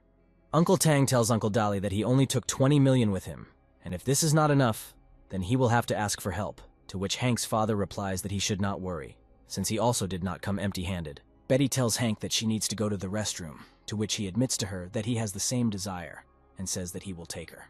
After seeing Betty off, Hank enters the men's room, where a strange man appears next to him, eyeing him suspiciously. Hank turns his gaze to the strange stranger and asks him what he was staring at. The stranger replies that no one has ever been able to compete with him in size and says that Hank is the first. As Hank washes his hands before leaving, he notices that the stranger continues to stare at him. Tensing a little, he asks the stranger why he is paying him so much attention. The stranger replies that Hank has nothing to worry about, since he is only interested in how he was able to achieve such an impressive size of manhood, adding that a person could not immediately be born with one. Hank says it's not congenital and could be a side effect of medications that strengthen the body, adding that he doesn't know the exact cause. With these words, he hurriedly leaves and the stranger tells him that his name is Carl Dan, asking about Hank's name.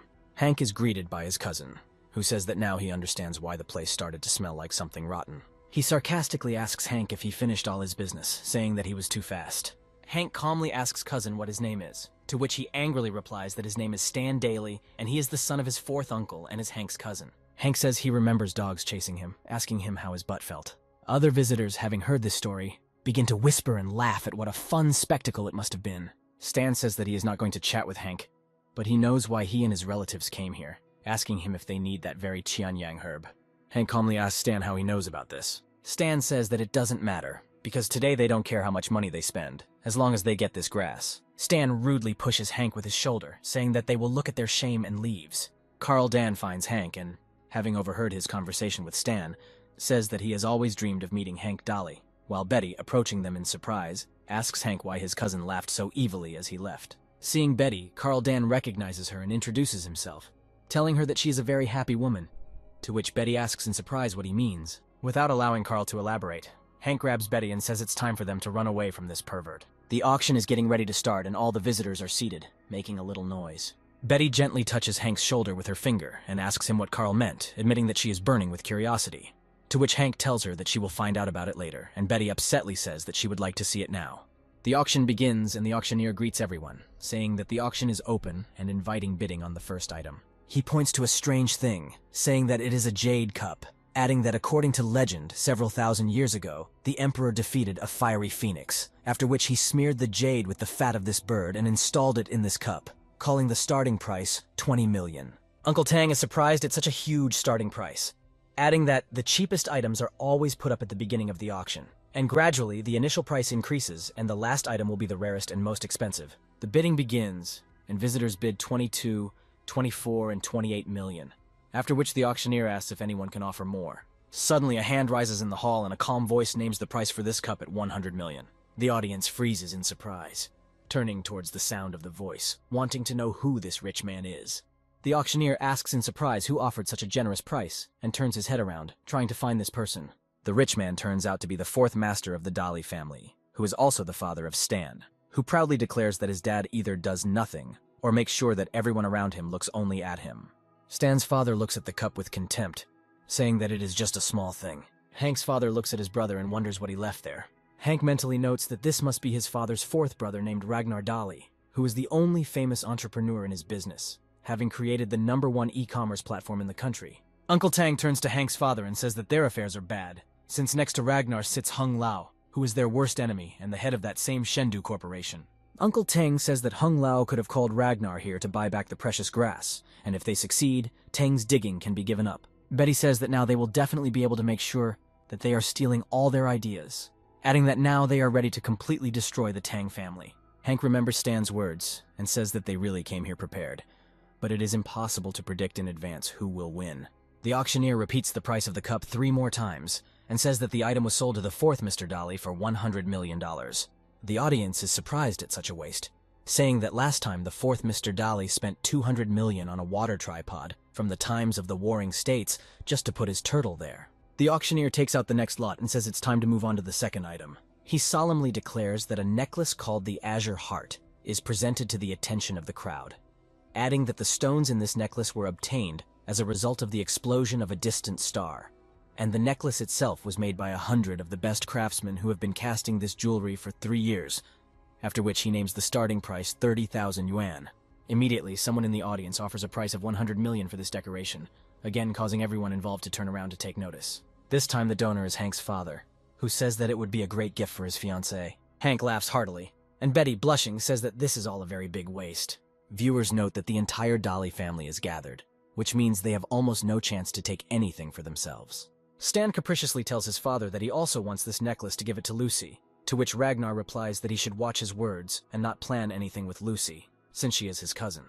The auctioneer says with incredible shock that he did not expect such surprising turns at the auction.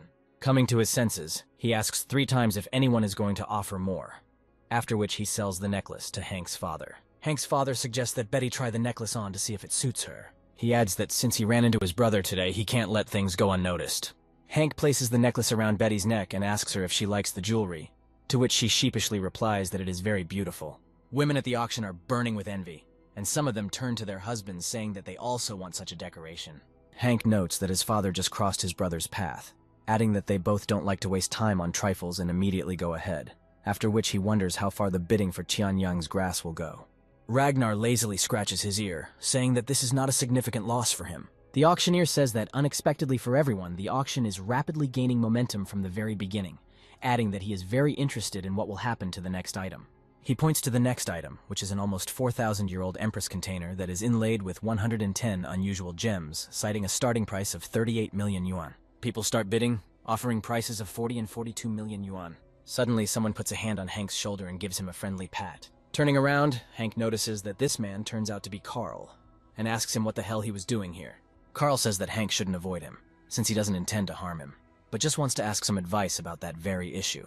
Hank asks Carl what is wrong with him, adding that he should go to the doctor and not run after him, to which he replies that they cannot help him there, offering Hank a deal, the essence of which is that he will give him a prescription for the medicine, and Carl will buy it regardless of its cost. Hank tries to figure out how to explain to him that this is an effect of the spendthrift system, and decides that he will have to fool him. Hank says that if Carl really wants to know this secret, then he will share it, adding that there is a medicine that was given to him by a Taoist who is searching for immortality. Hank adds that unfortunately this man only gave him 1 tablet, and he has the rest of the medicine. But this old man constantly wanders around the world, and Hank does not know his exact location. Carl says that he simply has to find this old man, to which Hank is mentally surprised that Carl would so easily believe in this nonsense. Hank tells Carl not to be sad, adding that if he meets this old man again, he will definitely ask for medicine for him.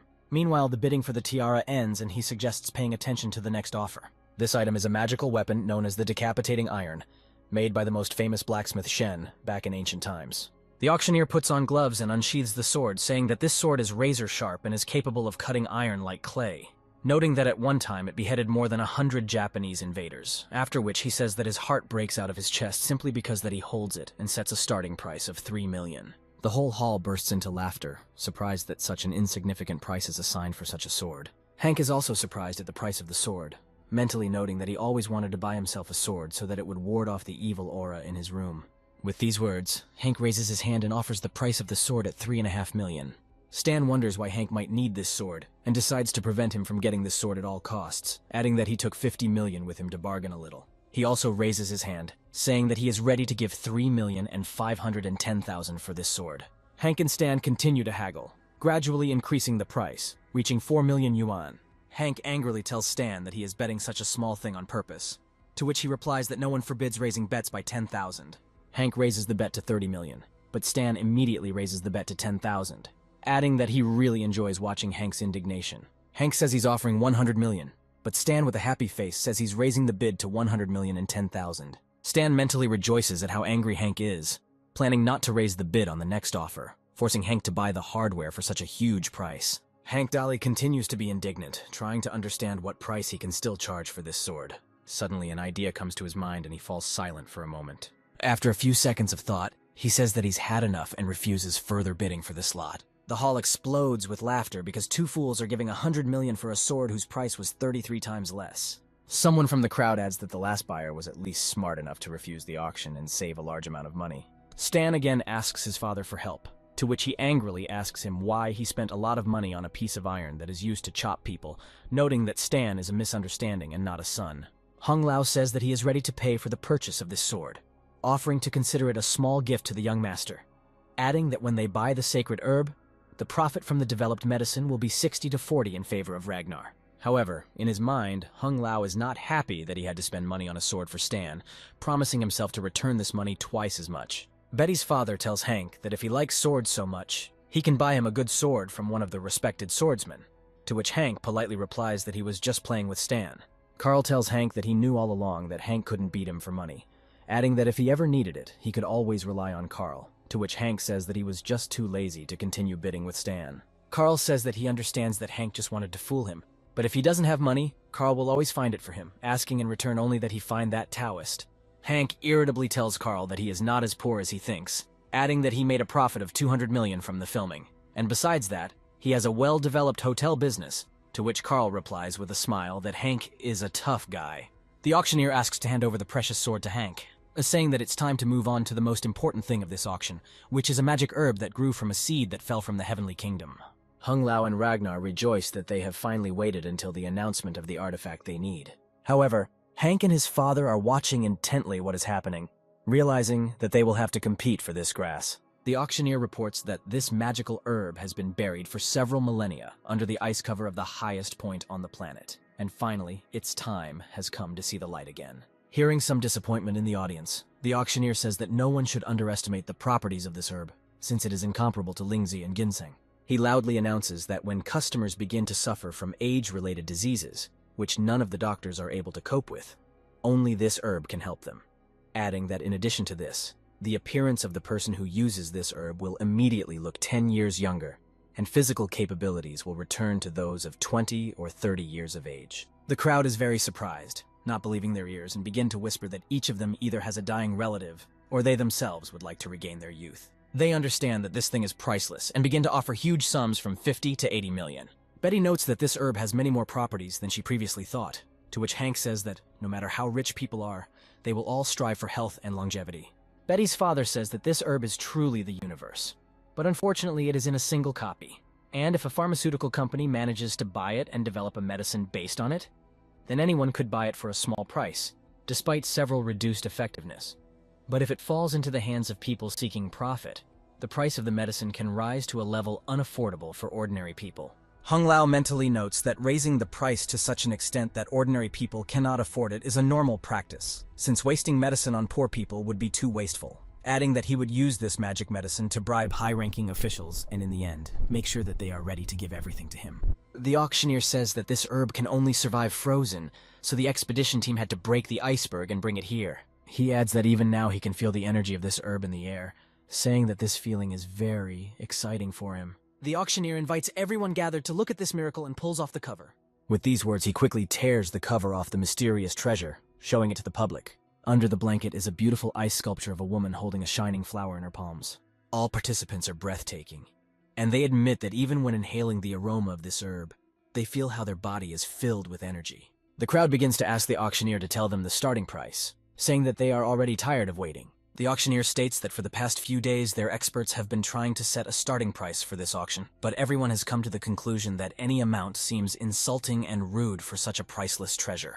He adds that because of this, they came to the conclusion that the starting price for this treasure would be 0 yuan. The crowd falls silent in shock, and the auctioneer says that they heard right, because transferring the right to set the price to those present here is the highest indicator of respect for this miracle herb, since it came into this world in order to heal the dying and alleviate the suffering of the sick. And if the people here up the ante to a mind-blowing cost, or only give up a small portion of their budget, it won't matter so much, because they will do it for the benefit of their lives. With these words, the auctioneer ends his introduction and proposes to finally begin bidding. However, deathly silence reigns in the hall, and none of those present wants to set a price for this artifact. Betty asks Hank why everyone was quiet, despite the fact that they had just behaved so animatedly, to which he replies that all the people sitting here are businessmen, and it would be beneficial for them to buy an item at a low price. But such a miracle is being offered at zero price, so everyone is ashamed to offer a low price. He adds that if someone else bids, others will jump in and keep raising the bids because they don't want to lose. With these words, he raises his hand and says that he offers a starting price of 10 million for this grass. The crowd explodes with new offers, almost instantly raising the price to 21 million. Betty notes that they used to quietly put forward prices of 100 or 200 million, but now almost no one raises the stakes, saying that life is important, but getting the maximum benefit is even more important to them. Carl hugs Hank and tells Betty that the most important thing for people is deals with minimal costs, to which Betty tells Hank that he has a wonderful friend. Hank watches the stakes slowly rise and realizes that at this rate they will be stuck here until the morning and decides to stir them up. With these words, he again raises his hand and names the amount of 200 million. The auctioneer says that Hank is ready to give an incredible amount for this treasure, and asks others who will give the most. Other visitors are surprised that the price has risen so high, but understand that this medicine costs lives. Betty asks Hank how he is going to spend all the money he earns for her. Hank begins to look around, and Betty asks him what he is looking for, to which he replies that he is looking for if he has another bride that he could spend money on. Betty grabs Hank's cheeks and tells him that he only has one fiancée, to which he says that he is hurt. Betty's father is surprised that someone as weak and disreputable as Hank would be the first to pay a heavy price, and notes that he originally just wanted to use the marriage to wield the power of the Dolly family.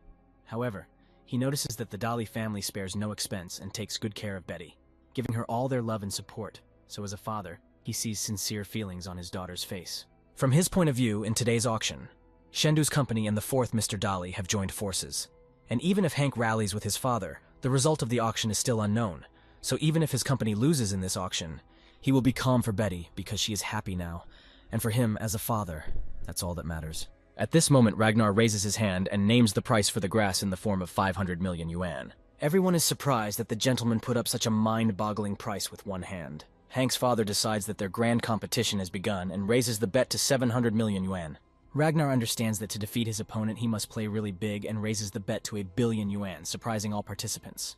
Participants say that this is a real battle of the gods, since in just 2 bets the price has jumped for 1 billion, which in any case is an insignificant amount for them. Hank's father accepts his brother's challenge and raises the bet to 1.5 billion yuan. However, Ragnar understands that he does not intend to give in to his brother so easily and raises the bet to 2 billion. Hank's father calmly looks at the needed grass and offers a price of 3 billion yuan for the grass. Ragnar decides that it's time to stop standing on ceremony with his relative and raises the bet to 5 billion. The bids continue to rise, quickly reaching 10 billion, and the auctioneer drops his gavel in shock. He sits down and asks in surprise what is happening at this auction. He asks in surprise whether the amount he heard sounded like 10 billion. Hank's father raises the bet to 13 billion, still sitting calmly in his chair. His opponent responds by equally calmly raising the bet to 15 billion yuan, awaiting his opponent's next move. The auctioneer continues to be amazed at the size of these bids and says that he will now suffocate from the tension. Everyone freezes in anticipation of an answer, amazed at the amounts that the Dolly brothers are willing to spend on this grass. Betty and Hank also freeze in anticipation, realizing that something more is involved here. Hank mentally notes that this is the first time he sees the true power of his father, realizing that this is no longer a trade for goods. From his point of view, it is more like a struggle for territory between 2 predators, and the small animals can do nothing more than shake in fear. Hank mentally wonders what happened to his father and where his sense of proportion went. Uncle Tang grabs Hank's father and asks him to stop raising the bets, because these amounts are beyond their understanding. He adds that although this herb is precious, they cannot cultivate it and grow it, so the medicine will be limited at best, and when it goes on sale, their profit will be about 20 to 30 billion, which means the higher the price now, that they will earn less, so in the end, they simply will not be able to compensate for the expenses and costs. Hank's father hesitates for a moment and reflects on his business partner's words. Hong Lao mockingly tells Ragnar that their opponents are in turmoil, which means they will definitely win this deal. Ragnar says that he has spent a lot of effort and money, so they should reconsider their method of distribution, to which Hong Lao asks Ragnar in surprise about why he is not satisfied with the distribution of 40 to 60. Ragnar says that Hong Lao is the owner of the established factory, adding that he will buy this medicine to cooperate with other factories that were robbed by people like him, so that they will then repay Ragnar with great benefits. Hong Lao shockingly asks Ragnar if he's really going to turn his back on Shendu's company, warning him that there are serious people behind them. Ragnar says that Shendu is an ordinary flawed company that doesn't have his brains, reminding them that they came to him begging for financial help, adding that he wants to take over his company even more, stipulating that either Hong Lao, we give him 90% and, in addition, share all the resources and connections, or he will simply swallow this grass alone. Hong Lao looks menacingly at Ragnar, shaking his finger at him, unable to say anything, shocked by the impudence of his business partner. The auctioneer excitedly asks the others if anyone else wants to raise their bids. Uncle Tang holds Hank's father's hand and shakes his head, begging him not to make a mistake. Hank irritably notes that apparently this grass will go to his father's brother after all. Hank tells Betty that, unfortunately, he will not be able to help her, to which Betty says that there is nothing to worry about, since the fate of her family will be predetermined by Tang. The auctioneer continues to look into the room and again asks if anyone would like to raise the price. Visitors wonder where to raise the bid even higher, looking in surprise at the auctioneer and the Dolly brothers. Suddenly a voice is heard throughout the entire hall, saying that he is ready to give 10 billion American dollars for this treasure, which is equivalent to 71 billion yuan. All family members look around in surprise, trying to find the one who offered such a crushing sum. The auctioneer asks who is such a rich man who has such an incredible amount. The owner of this amount turns out to be Carl, who blithely replies that it will not be a problem for him. He adds that this amount is his pocket expenses, since his family is the owners of the largest casino in the Northern Hemisphere. Hank is surprised at how rich Carl is, to which he replies that he told him that he always has money. Hank says that people call him a spendthrift, but when he does things like that, they should idolize Carl. The auctioneer, his eyes bulging from such a sum, asks the audience if anyone wants to raise the price for this item. Stan asks his father if they will raise the bid, to which Ragnar says that this is not the price, but madness, adding that they will not participate in this bidding any further. Hung Lao looks at Ragnar menacingly, saying that he did not expect that he could not be relied upon. Stan asks his father if they will get in trouble for letting the people of Shendo's company down, to which he replies that they don't have what they need, so they don't need them. No one is willing to raise the bid, and the auctioneer sells the precious herb to Carl. The auction ends, and all participants gather outside near the conference room. Hank's father sadly says that unfortunately he could not help him, to which he replies that he understands everything, since a real nightmare was happening at the auction. He adds that the main thing they need to discuss is whether Betty is worthy of becoming Hank's fiancée after their family falls into financial ruin. Hank says that he's an ordinary person, asking him if he really regretted his engagement, to which he replies that he has no regrets, since Betty is happy in this relationship. Hearing these words, Betty looks contentedly at Hank, looking at him with fascination. Hank's father says that his son has been in poor health since childhood, but is now doing well, and then expresses confidence that he will treat Betty well. Hank looks at his father in shock, somewhat surprised that there is so little time left before the wedding. Carl approaches Hank, asking him in surprise that he is getting married soon and congratulating him on the upcoming holiday. Hank turns to Carl and asks him if he's afraid of being robbed with a box worth $10 billion. Carl says that anyone who wants to steal something from him must at least be a boxing champion and throws the case to Hank. Hank manages to catch the case and asks Carl what the hell he is doing. Hank notes that this case is incredibly heavy, since it is probably filled with ice cubes, which means it weighs at least 100 kilograms, which means that Carl is not so simple, since he could hold it with just one hand. Hank tells Carl that it became clear to him that he is cool and asks to take this case from him, to which he replies that it was Hank who wanted this herb. Carl adds that this herb now belongs to Hank since Carl himself probably uses it for other purposes, since it has no use for him. Betty, Uncle Tang, and Hank's father hear Carl and Hank's conversation and are surprised by what happened. Carl cannot bear the weight of this case and drops it on his foot, starting to jump on his other leg in pain. Carl approaches Hank and says that he has only one condition and asks him to bring him that vaunted medicine of the old Taoist, since he doesn't need anything else in life, and gives him a business card, saying that he can drop by to see him whenever. Carl turns around and leaves, telling Hank that he can accept this as a wedding gift for him and his fiancée, to which Hank replies that he will take note and offers him his business card, saying that they need to properly meet each other. Hank reintroduces and gracefully sends the card flying towards Carl. Carl easily catches the flying business card with 2 fingers, and with a smile on his face, says his full name again. Hank examines the lying case and says that he never expected a freebie in the form of an item worth several tens of billions. Turning to Uncle Tang, he says that this thing now belongs to him, to which he's surprised to note that it was worth billions of dollars. Hank notes that they came here specifically to get this miraculous herb for the Tang family. And despite the fact that everything did not go according to plan, they still ended up with this herb, which means it belongs to Uncle Tang. Betty's father says that he simply has no words, joyfully declaring that the Tang family, as well as her business, are now saved. Betty cuddles up to Hank and warmly thanks him for his help. She adds that she really appreciates his determination. Hank, smiling, affectionately tells Betty that all this is not her merit. Hank's father says that this kid just gave this herb to Hank, so part of it is his fault, adding that Carl's family is one of the top 5 richest families in the world, and asks Hank how he managed to meet Carl. Further noting that he spared no expense to purchase weed for Hank, something Hank is hesitant to answer honestly. Betty loudly tells Hank's father that she heard how Carl praised Hank for having something big and really wanted to be friends with him, to which Hank's father asks in surprise what Hank could have so big. Betty says that Hank told her that she would see it a little later, but Hank covers her mouth and says that Carl was impressed by Hank's big heart. Uncle Tang tells Hank's father that now that the herb is theirs, the company needs to start researching and producing the cure as soon as possible. Hank's father says that this is the right idea, but they should be careful so that their company is not robbed again. Uncle Tang said that their previous thefts were not due to weak security, but because of the thief's amazing ability to hide from all the established protections like a ghost. Hank says that ghosts don't exist, and the thief may have used some kind of advanced technology to evade the guards, deciding to consult Stella to avoid a possible repeat of the situation. The workers lift the box and begin to move towards the hero's car, while Hung Lao watches them from around the corner. He mentally asks Tang and his companions not to rejoice, saying that he will deal with them a little later. The next day, Betty's father tells Hank that they hid the herb in a safe place inside the laboratory and ordered all researchers to maintain complete confidentiality, to which Hank responds that he understands little about these matters, but hopes that they will make progress very soon. Uncle Tang tells Hank that all this was possible thanks to the actions of his great friend, to which Hank just chuckles nervously. Hank says that Betty told him that the thief was not seen on any security cameras, adding that the likelihood that their enemy used some kind of advanced technology is extremely high, and then says that among his acquaintances, there is a person who is extremely knowledgeable in technology. So he asked her to come and check everything, to which Uncle Tang said that he was ready to offer such a person a very high salary. Stella enters the room, saying that she is not particularly interested in the position and money since one boss is enough for her. Betty tells her father that Stella is a true genius, to which he is surprised to note that she is incredibly young.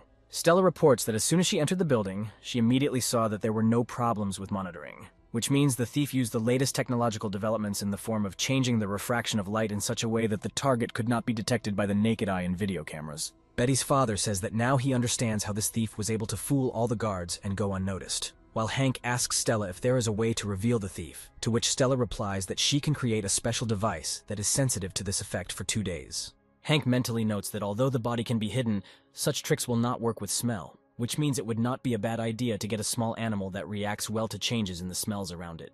Hank says that he will stay here until a contingency device is created, to which Betty says that there are many rooms in the house, so he can live here as long as he wants. Hank takes her at her word and asks her if he can stay in her room, somewhat embarrassing her. Stella approaches Hank, saying that she recently created a trinket and asks him if he would like to try it right now. Hank agrees, and Stella puts a bracelet on his hand, which at first glance does not look remarkable. Stella says that this device is a smaller version of a stereo projector with some modifications, to which Hank asks her how it works. Stella approaches Hank and asks him to press a button and scan Betty. The device starts up and begins scanning the body of Hank's fiancée, and she asks Stella why this is needed, to which she replies that she will find out everything a little later. The device makes a characteristic click and reports that scanning the object is completed. Betty says that now everything is clear to her, suggesting that this thing is needed to project a copy of herself in 3-dimensional space, like in their film. Stella asks Hank to press another button, saying that now they will see everything. Hank presses a button saying that he has already seen stereo projectors in action, noting that they are very mysterious things. After pressing the button, the device lights up with a bright yellow light. The bracelet also creates 2 digital hoops that begin to move in different directions from Hank's hands, modifying it. After a few seconds, Hank's body completely transforms into Betty's body. Betty looks at the device's operation, her mouth agape in surprise, while Stella enthusiastically notes that the device works properly. Hank looks at himself, feeling strange emotions from his temporary body. Finally realizing what is happening, he screams in horror that this device has turned him into Betty. Stella says that immediately after scanning a person, he can outwardly look like him, adding that along with this, the body shape, voice, and clothing are also transmitted. Hank notes that he really likes this technology and examines his body. The first thing he decides to do is touch his breasts, and Betty asks him to stop doing this nonsense. Hank says that everything seems very realistic to the touch, and Betty shuts his mouth, ordering him to stop clowning around. Hank replies that he finally understands how girls feel when touched and tries to unbutton his skirt. Betty interrupts this circus by slapping Hank in the face, Hank says that this is one of the greatest inventions in the world, adding that it is perhaps the best, to which Betty only asks Stella how to turn it off. Meanwhile, somewhere in the city, a teacher leads a line of children, singing a song. However, a truck driving down the road suddenly breaks down and is unable to stop. The driver is trying to figure out how to stop the car without injuring or killing anyone along the way. Suddenly, he notices children walking along the pedestrian path and tries to shout to warn them to run out of the way. The truck crashes into the cars in front of it and, having slightly slowed down, rushes towards the small children. The teacher and the kids begin to scream in horror, accepting their inevitable and terrible end. However, suddenly someone's strong fist slams into the truck, forcing it to slow down. A girl who gets in the way of a truck stops the truck with her incredible strength, saving the children from certain death. Under the force of inertia, the driver flies forward through the windshield, but the girl intercepts him. The driver thanks her for saving the kids, but the girl doesn't answer him. The children enthusiastically look at their savior, who turns out to be a young girl with long red hair and a cold gaze. Passers-by are surprised how the girl was able to stop the truck with her bare hands and believe that she is some kind of superhero. The girl decides not to linger and throws the rescued person onto the asphalt, after which she quickly runs away to the joyful cries of the rescued children. She arrives at Chengdu Tower, jumping to the upper floors using her incredible strength and agility. Going inside, she holds onto her hand, which does not stop smoking after the heavy truck stops. The girl performs several manipulations with her arm, and it suddenly separates from her shoulder. Behind her, company director Hong Lao appears out of nowhere. He says that they failed the auction and the magic grass went to the Tang family, and adds that now everyone must be making fun of their company. But if she looks at them again and destroys the grass, their expressions on their faces will change dramatically. The girl asks Hong Lao why he wants to destroy her if she can decorate her, like everything that happened before, adding that there is nothing that she cannot have. Hong Lao says that this herb is known to everyone who is knowledgeable about the topic of medicine, and after the item is auctioned, it will not be available on other legal platforms, and if the herb is stolen, then people will guess that Chengdu's company obtained the weed through inappropriate means. He adds that their company will have a long time to gain a foothold in the market, but if they want to do it now, they need to completely suppress Tang's company, so they can't sit back and do nothing. From his point of view, the only way to kill two birds with one stone is to destroy this magical herb. The girl is surprised that Chengdu's company managed to lose the auction, despite the fact that they had the support of the Dali family, adding that she apparently was not very useful. Hong Lao says that they almost won, but from somewhere came the golden youth who bought the grass and gave it to Hank Dali, adding that this Hank was weak from childhood and was diagnosed with necrosis of the limbs, but suddenly he turned out to be healthy as an ox, suggesting that there may be a stronger medicine in the world than this magical herb. The girl says that anything can be possible, drawing Hung Lao's attention to the fact that something is wrong with her cybernetic arm, adding that she will go on a sortie after curing it, to which he replies that it is best to make a raid in a few days, so as not to arouse suspicion. Meanwhile, at Stan's house, his mother asks him why he brought this huge sword here. He adds that it's just an ordinary sword worth 100 million, and it would be stupid to throw it away, to which his mother asks Stan to curb his ardor. She says that people were killed with these weapons, specifying that the Bodhisattva will be angry if this thing remains in their house. Stan's mom scolds him, saying that Ragnar told her how Stan and Hank competed at the auction, but Hank stopped in time, adding that despite Stan's statements about Hank's meager intelligence, it turned out that it was Stan who was the stupidest, who disgraced his father with his actions. Stan begins to make excuses, saying that this idea came to him suddenly, and he did not suspect that everything would end like this, accusing his mother of not protecting him, but only scolding him and calling him an idiot, despite the fact that their son is being bullied.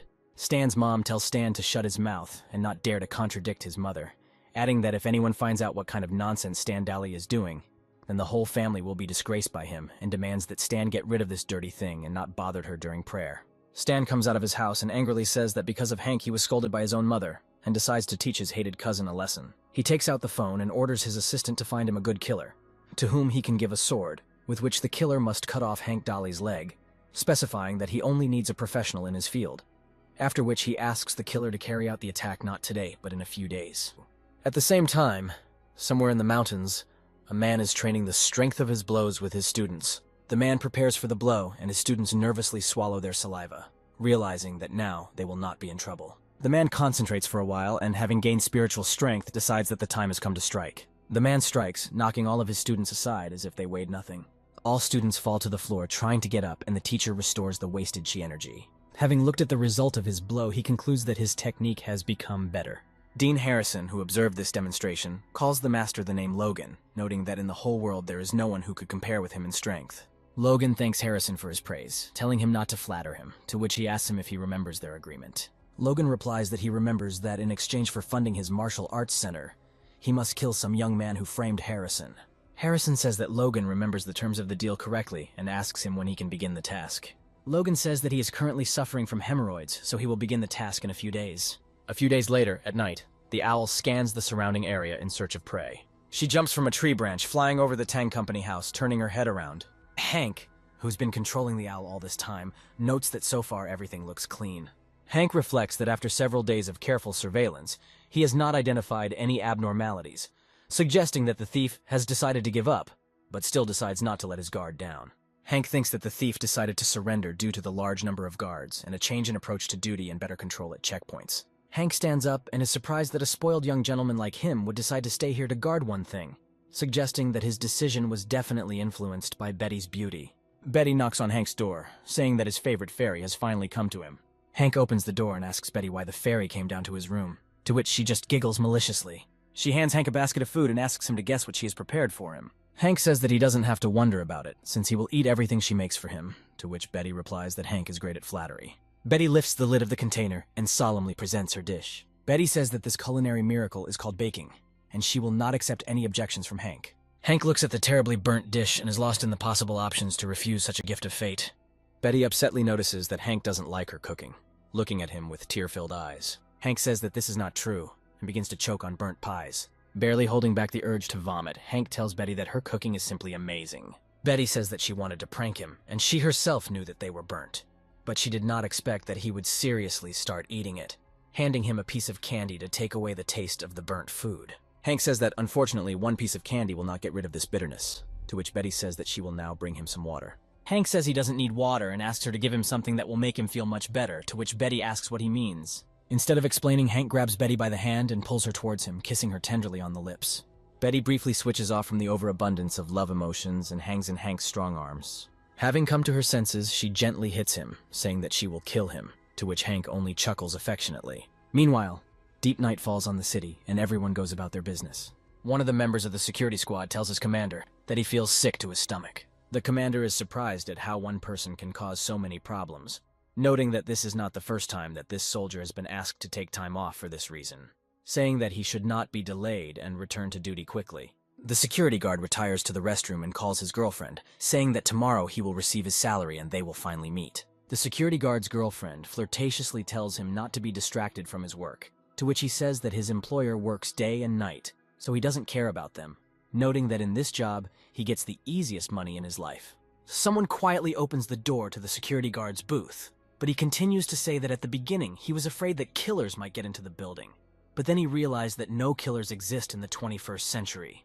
He barely manages to finish his words when the stranger in the suit knocks him out with one blow. The killer, armed with Standali's sword, decides to dress up as a security guard in order to get close to Hank undetected. Meanwhile, in a detachment patrolling the territory, one of the soldiers addresses the commander with the words that their colleague has not yet returned. The commander tells his subordinates not to be distracted and to contact him, to which they respond that nothing could happen to him, and he is just lazy. One of the patrolmen suggests that the commander look for a blind spot to smoke, to which he replies that this is a good plan. The guards find the nearest blind spot in the surveillance cameras and sit down to smoke and begin to share their guesses about what is happening behind the walls of the laboratory. The commander says that they should not worry about this, since their task is the usual protection of the territory for a lot of money. They add that if someone comes here, they will easily punish all violators. Suddenly, strangers throw bags over the guards' heads, preventing them from screaming. They drag them into the bushes and knock them out, making sure none of it is caught on CCTV. Master Logan and his students dress up as guards, and the student asks him if they really decided to break into the laboratory in this guise and beat up Hank Dolly, adding that if they make the slightest mistake, they will all be finished. The master turns to his student and asks him if he really thinks that he was just delaying the moment, adding that it was not for nothing that he pretended to have hemorrhoids for several days, because after all these payments, if they just run away, their reputation will come to an end. Logan says that they need to blend in with the crowd of security officers and get to Hank Daly, after which he will beat him to a pulp and they will disappear unnoticed, completing the task. Another security detachment approaches them and tells them to stop smoking and get to work quickly. All security officers return to their posts and continue to patrol the area. Meanwhile, a cybernetic girl arrives at the building, inspecting the perimeter. Hong Lao contacts her and says that she needs to sneak into the building and destroy the grass, adding that she must under no circumstances get into trouble, since he found out that Hank Dolly is in this building. The girl tells Hung Lao that he can sleep peacefully and switches several toggle switches on his cybernetic hand. She goes into stealth mode and says that no one can unlock the power of her technology. The girl jumps down when suddenly a whole squad from the company's security service appears in front of her. Without noticing the invisible thief even at point-blank range, they pass by, telling each other that they should not let their guard down, since now is the right time for an invasion. Meanwhile, the killer sent by Stan changes into a security guard's uniform in the toilet. He says that he expected much more from the security, and is surprised that no one even paid attention to the missing employee. He comes out of the closet with thoughts that he needs to mingle with the guards and get closer to Hank Daly. He immediately runs into Logan and his students, and they all mistake each other for real security officers. One of Logan's students whispers to him that this man is also a member of the fourth group, which means he can guess that they made their way here. They look at each other, and the killer also understands that the people he meets wear the same badge as him. The tense silence is interrupted by another security detachment, which tells the entire fourth group that they are fooling around again, instead of high-quality patrolling the territory. Having received a scolding, Logan and his students and the killer mix into one formation and head further down the corridor. Meanwhile, an invisible thief walks along the corridor in search of the necessary room. Suddenly, she notices a bat circling next to her. The bat uses echolocation and detects the presence of an invisible girl. Hank, who controls the bat, is happy that he has finally discovered the long-awaited thief. He turns to Stella, telling her that he has discovered the intruder and asks her if her device is ready, to which she asks him how he knew that the thief was already here. Hank replies that if he didn't have any abilities, he wouldn't be able to become her boss. Stella says that she needs 10 more minutes, saying that unfortunately the thief can manage to get into the laboratory during this time. Hank tells Stella that she can entrust this to him since he will detain the thief. I hope that this will not cause him much trouble. With these words, he turns towards Betty to check if she is fast asleep. He notices that Betty is tossing and turning anxiously from a restless sleep. Smiling, Hank chuckles lightly and moves into position. Meanwhile, Logan, his students, and the killer continue their journey in search of Hank. Logan thinks that the person they selected from the fourth group is up to something, and decides to eliminate him. Another student quietly whispers to the others to mentally count to 3 and attack the stranger. Having counted to 3, Logan and his students rush at the killer, who brings up the rear of their line. The killer assumes that he has been discovered and understands that there is no turning back for him. He takes out his sword, and with one blow kills the students who rushed at him, at the same time cutting their shields and clubs.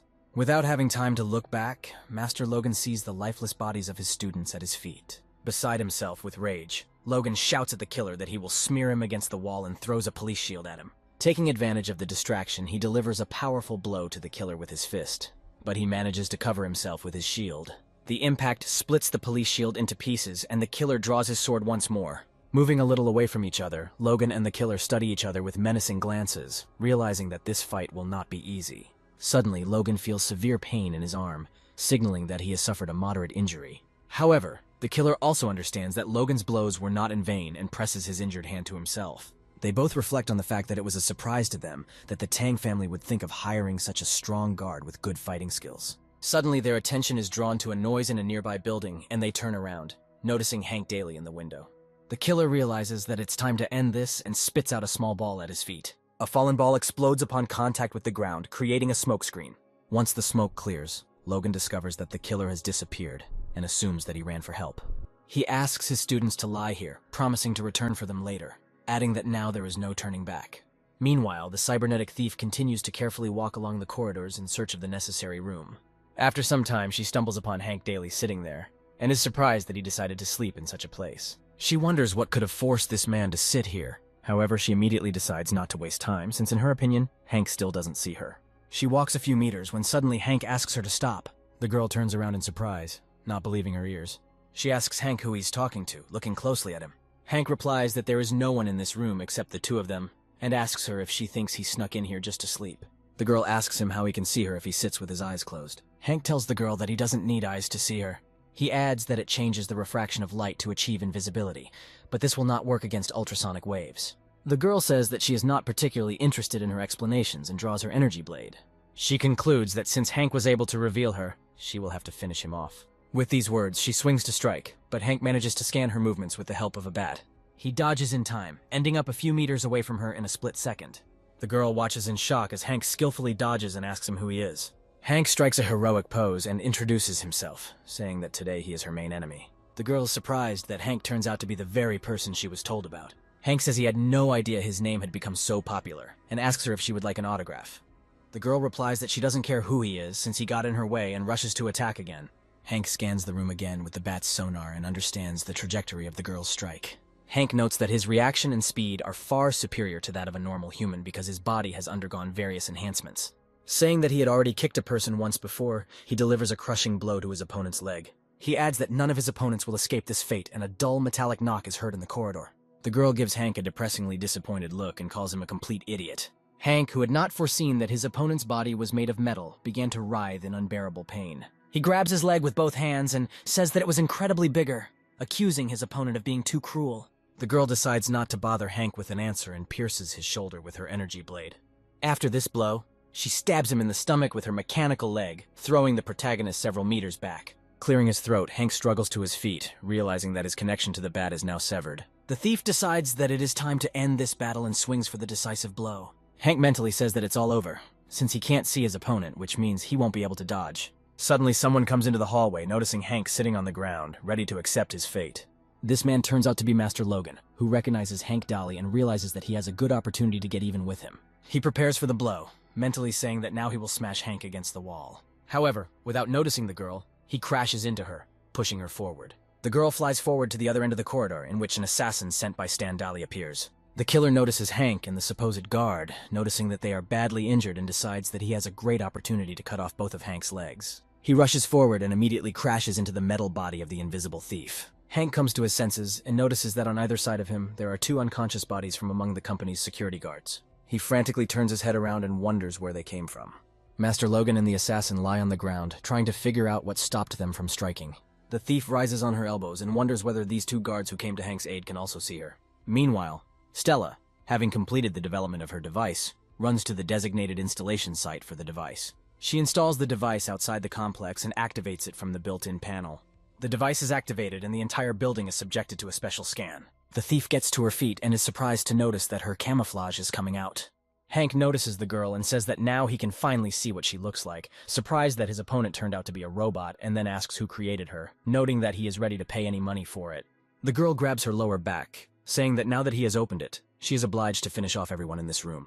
Hank backs away in fear, ordering the lying guards to grab the annoying thief. Killer asks Hank in surprise if he's contacting him, to which he replies that he doesn't see any more guards here, saying that they pay them money for a reason. The girl looks angrily at the killer and says that she will first get rid of them with great pleasure. Unsheathing her blade again, the killer dodges the thief's first blow, but she immediately overtakes him and presses him against the wall with her foot to finish him off. Hank lifts Master Logan to his feet and asks him not to stand there, but to help his squad mate. With these words, he pushes him towards the girl, and she shouts to him that he will also go to the other world, and Master Logan and the killer mentally note that this robot girl is too fierce, and they need to get out of this situation alive. They continue their battle with the cybernetic thief, while Hank selflessly stands on the sidelines and encourages them by saying that he will pay 50 million yuan to anyone who can tie up the thief. However, the girl easily copes with her opponents, throwing them to the sides. Master Logan and the assassin sent are mentally surprised that the situation has gone into a strange direction, adding that they only wanted to get to Hank Daly and finish him off.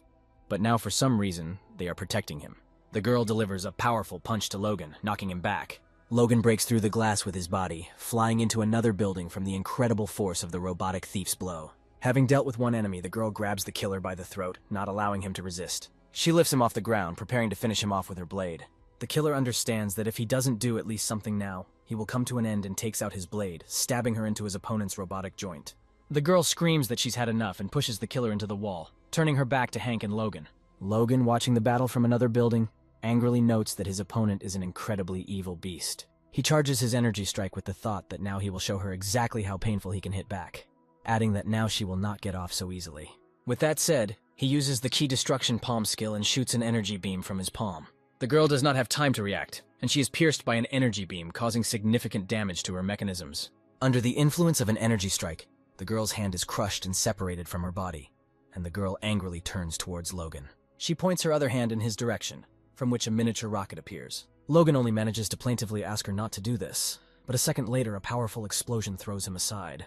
The sound of the explosion makes the whole company perk up and the alarm sounds about an enemy invasion. Hank tries to get rid of the smoke caused by the explosion with his hand and looks around.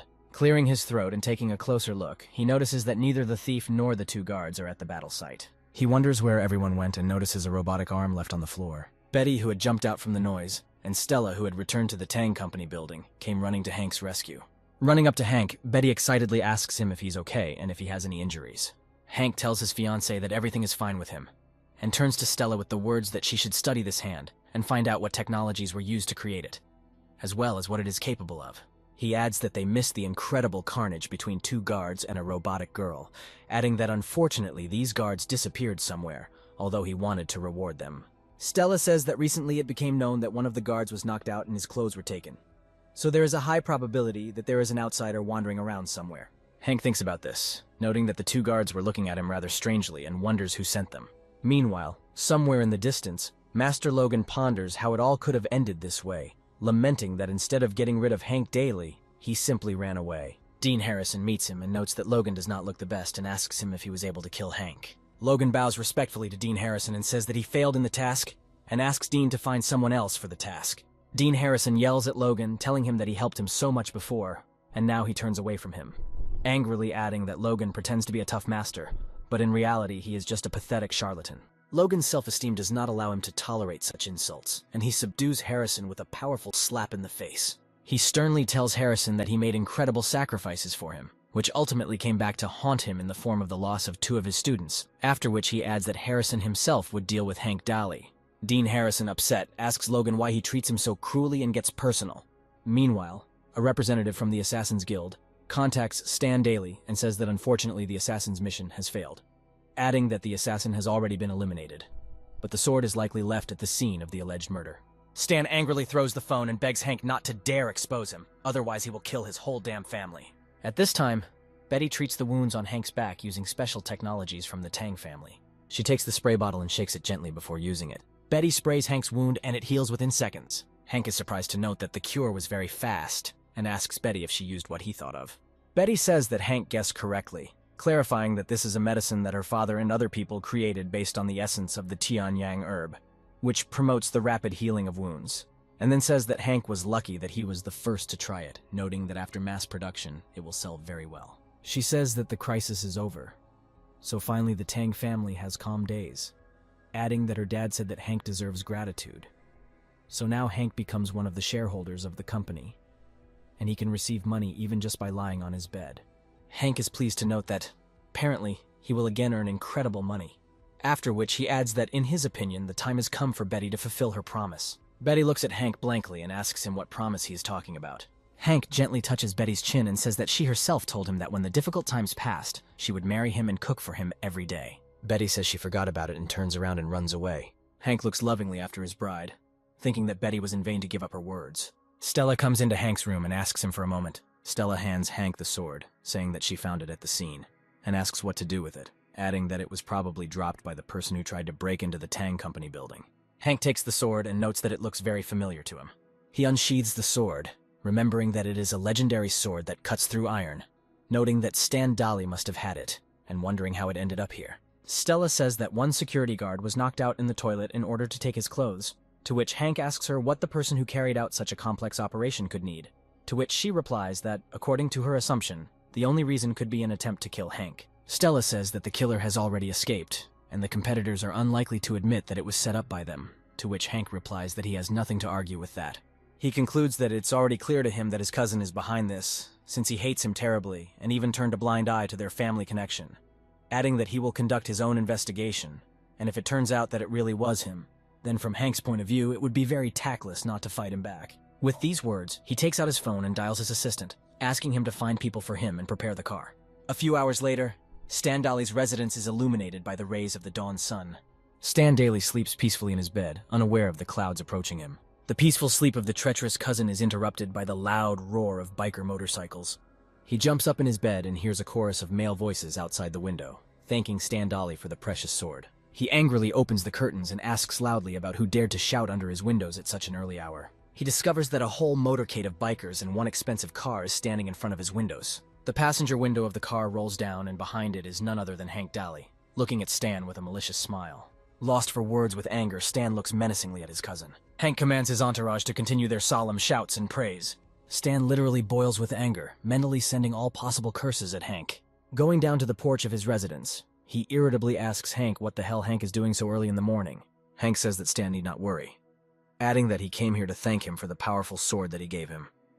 adding that he could not even think that after lengthy bidding and such a large amount of money that Stan had to give, he was going to give the sword to his younger cousin, thanking him again. Stan asks Hank where he got the sword, demanding it back, threatening to sue him for theft if Hank refuses. Hank says that someone found it and gave it to him today, asking Stan if he sent the sword to Hank as a gift, additionally asking if anyone wanted to harm him with the weapon. Hank angrily says that he will not leave this just like that, declaring that some impudent person stole a valuable item from Stan and also tried to harm Hank with it, adding that this is a big crime and he's going to call the police. Stan mentally notes that since the killer has been eliminated, the case is unlikely to reach him. Hank alone is a rather insidious person, and may be hiding some kind of ace up his sleeve, after which he remembers that there is a family meeting coming up, so he would better avoid problems. He suddenly changes his face, and tells Hank that he often rambles while asleep, adding that earlier he gave this sword to someone, and Hank can keep this sword for himself and treats it as a given gift. Hank says that since the sword was not used to harm him, there is no point in calling the police, adding that he really liked the sword, to which Stan says that he is very glad to hear that. However, in his heart, Stan notes that Hank is incredibly annoying to him, and the next opportunity he gets, he will definitely finish him off. Hank says that since he happened to have Stan's thing, he also has to give him something. Stan looks at the gift, saying that it looks very intriguing, and asks Hank what is in there. Hank's assistant lifts the cloth and shows Stan the pig's head, looking at Stan with dead eyes. Stan, furious, asks Hank if this is a hint that he is a pig head, to which Hank says that it is just a friendly gift. Hank explains that the pig is a very important animal, as it symbolizes prosperity and wealth, and his gift signifies his joy at being rich. Stan is seething with anger and tries to squeeze out at least some words, but nothing comes of it. After a few seconds, he says that he is not angry, saying that Hank can play with him for a few more days, adding that in a few days, there will be a family meeting, and then the time will come when Hank will finally cry in despair. Hank responds that it's just a family meeting and he's not going to it, adding that it's just a fight for career rankings and funding. Stan tells Hank that this meeting will definitely not be like the previous one. He says that this time the head of the family wants to give up his place, which means the next head will be chosen, adding that of his father's 5 brothers. The eldest has died, the second does not stand out in any way, and the third lives abroad, so he will be vying for the post of head father and Hank's father. Hank asks Stan what's so special about the position, ironically suggesting that once a person receives the position, he becomes the emperor of the world. Stan replies that the position of the head is incomparable to the position of the emperor, but he can change the structure of the assets of the Dali family and control the development of the clan enterprise, which means that if his father becomes the head of the clan, then Hank's family is unlikely to have such good resources as now. Stan says that once his family takes this place, the first thing he will do is destroy Hank's family and drive them out onto the street to give Hank a taste of poverty.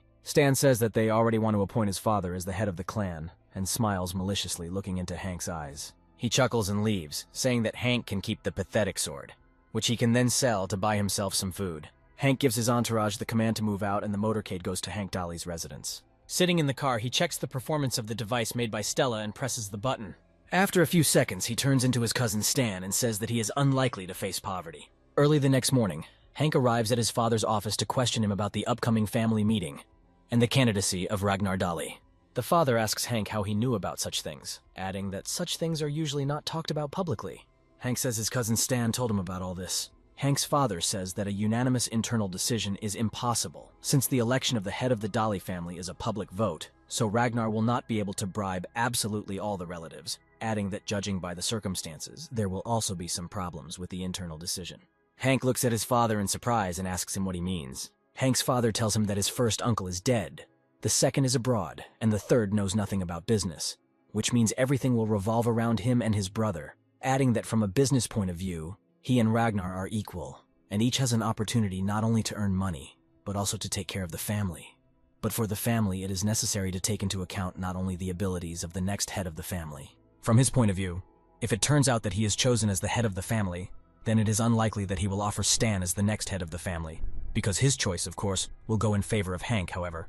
Due to the fact that Hank is in poor health and even was on the verge of death, none of the family members would want Hank to choose him. Hank says that now he understands why Ragnar behaves so self-confidently, as if victory is already in his pocket. Hank's father confirms his son's suspicions, saying that Stan would not be considered the ideal heir, but he's healthier than Hank, adding that family members would naturally be inclined to have the fourth line of the family become the head. So it is no exaggeration to say that this will be an internal decision. Hank asks his father what they should do, adding that Stan stated that when they get this title, he will do everything to ensure that Hank's family ends up on the streets begging. Hank's father thoughtfully replies that he doubts that Hank faces such a fate. adding that their family has enough money and influence that he could sit quietly idle all his life. But in the future, their family may lose the right to speak and offers Hank next time be nicer to Stan. Hank annoyedly says that he has had enough of this life, and he will not tolerate such humiliation for his family. 10 days later, a meeting begins at the main estate of the Dolly family, and all participants arrive there by car. An expensive sports car drives up to a luxurious garden, and a woman's shoe drops to the ground. A young girl gets out of the car and examines the estate, noting that she has not been here for a long time. The girl is greeted by her cousin, calling her by name Clara, and telling her that he is very glad to see her. Relatives surround her, saying that she has become an incredible beauty and now looks like a real queen. She mentally notes that she doesn't remember any of these people since it's been several years since they last saw each other, but decides that she just needs to keep smiling at everyone. Suddenly, an exclamation is heard from the ranks of relatives that the fourth Uncle Dolly has arrived at the meeting, and everyone turns in his direction. Ragnar politely raises his hand, respectfully greeting everyone present. Relatives head towards him, politely greeting him and pushing their children to show respect to Mr. Ragnar. Clara mentally rejoices that they finally left her behind with questions about life. Relatives also surround Stan, saying that he has become incredibly handsome and expressing a desire to attend his wedding. Stan understands that his relatives' flattery is due to the fact that they have all heard enough gossip that his father will soon become the successor, and notes that he really likes this state of affairs. After some time, the car of the fifth Mr. Dolly arrives at the place. Clara joyfully greets Hank's father, to which he replies that he is incredibly glad to see her. Clara asks Hank's father why he came alone and where his son is now. However, seconds later, a heavily coughing Hank emerges from the car, accompanied by his stunning bride. Betty asks Hank in a whisper why he walks with a cane again, to which he replies that no one knows that he has gotten better yet, so for now he will pretend, to which Betty aptly remarks that with this maneuver, Hank wants to knock him off to the benefit of his opponents, sarcastically adding that her betrothed is incredibly insidious. Claire is happy that Hank decided to come, to which he says that Clara looks great today, causing her to chuckle shyly. Hank's father tells the youngsters to chat while he goes to sit down. Relatives unanimously admire Betty's beauty, mentally only regretting that such a beautiful girl is in a relationship with a man who has one foot in the grave. Stan rudely asks Hank why he started limping again. Hank, with the skill of a true actor, says that he fell for 2 days, and his legs again stopped working, adding that the doctor said that there was nothing wrong with it, and he just needed to take medicine, after which he naturally coughs. Stan falls for this trick and reflects that with such a cough, lung cancer is just a stone's throw away, adding that Hank's disability will play into his hands, because in this condition, Hank will be an extremely unfavorable candidate for heir to the head of the Dolly family. He pretends to be a caring relative and tells his relatives not to bother Hank while he is so unwell. He turns to Clara and with a tough guy face tells her that she will come with him. However, his attempt is interrupted by Betty, who says that they have found a common language and do not yet plan to stop talking, after which Clara says that she is the same age as Betty, which means she will not disappear anywhere. Stan stops pretending and says that he will not persuade her, but she must understand that this time his father has every chance of winning, so she better not be mistaken in choosing her allies, adding that she knows how to do business well, but without approval and support from the head of the family, she is unlikely to be able to overcome all difficulties. Betty threateningly shouts at Stan that nothing has been decided yet, so he shouldn't intimidate others with his fairy tales. Stan says that Betty should think about his words, expressing pity that she has to be with such a non-entity like Hank, and adds that she would be much better off with him, as she would live in luxury. Betty angrily swears at Stan, to which he says that he is giving her one last chance, warning her not to cry or beg him later. He leaves, giggling quietly, and Betty shouts after him that this will never happen. Clara reflects that Hank really does seem like a real wuss, who can't say a word in defense of his fiancée, even when they are so openly trying to disgrace her. Stan's relatives begin to approach him and try to please him by offering him cigarettes, to which he replies that if his father becomes the head of the clan, then each of them will benefit from it. Hank continues to pretend that he is unwell and hears his cell phone ringing. The caller informs Hank that the article is ready and asks him if it is worth releasing it now, to which Hank replies that it is better to hold off on this for now, since he wants to give Stan some time to brag. Meanwhile, all conversations are drowned out by the noise of the helicopter blades, which begins to carefully descend onto the estate. The helicopter lands on the ground, slowly turning off its engines, and after a while a tall, strong man emerges from it. He examines the crowd of guests, saying that it has become quite noisy here. Relatives run to the man, joyfully calling him grandfather, and he sits down, joyfully hugging the children, saying that he is very glad to see everyone. Hank wipes his mouth with a handkerchief and asks Clara who this man is, causing genuine shock to appear on her face. Clara asks Hank in surprise if he is crazy, saying that this man is the head of the Dolly family, and the one who created the family's great business, adding that his name is Winston Dolly. Hank looks back at his grandfather and sees how happy he is to see so many relatives around him. Hank lightheartedly replies that the illness may have begun to take its toll on him, since his memory of everything is very vague. He mentally notes that he is seeing his grandfather for the first time in his life. Ragnar and his wife greet their grandfather respectfully, and he nods politely to them. Hank's father and his wife greet grandfather in the same way, and he answers them just as respectfully. One of Grandpa Winston's assistants invites everyone to come inside, adding that it's time to greet Grandpa and receive envelopes. Everyone goes into the main hall and lines up in several rows, waiting for Grandpa Winston to announce the start of the welcoming ceremony. Grandfather approaches a richly decorated bench and sits down on it. Assistant Winston asks everyone in order of age to greet the main Mr. Daly. One of the relatives tells his son to come up to his grandfather and bend down to greet him. The eldest son of the first Mr. Daly and his son greet Grandfather Winston, saying that they wish him good health and long life. Grandpa Winston sincerely thanks his grandson and great-grandson and asks how their business is doing.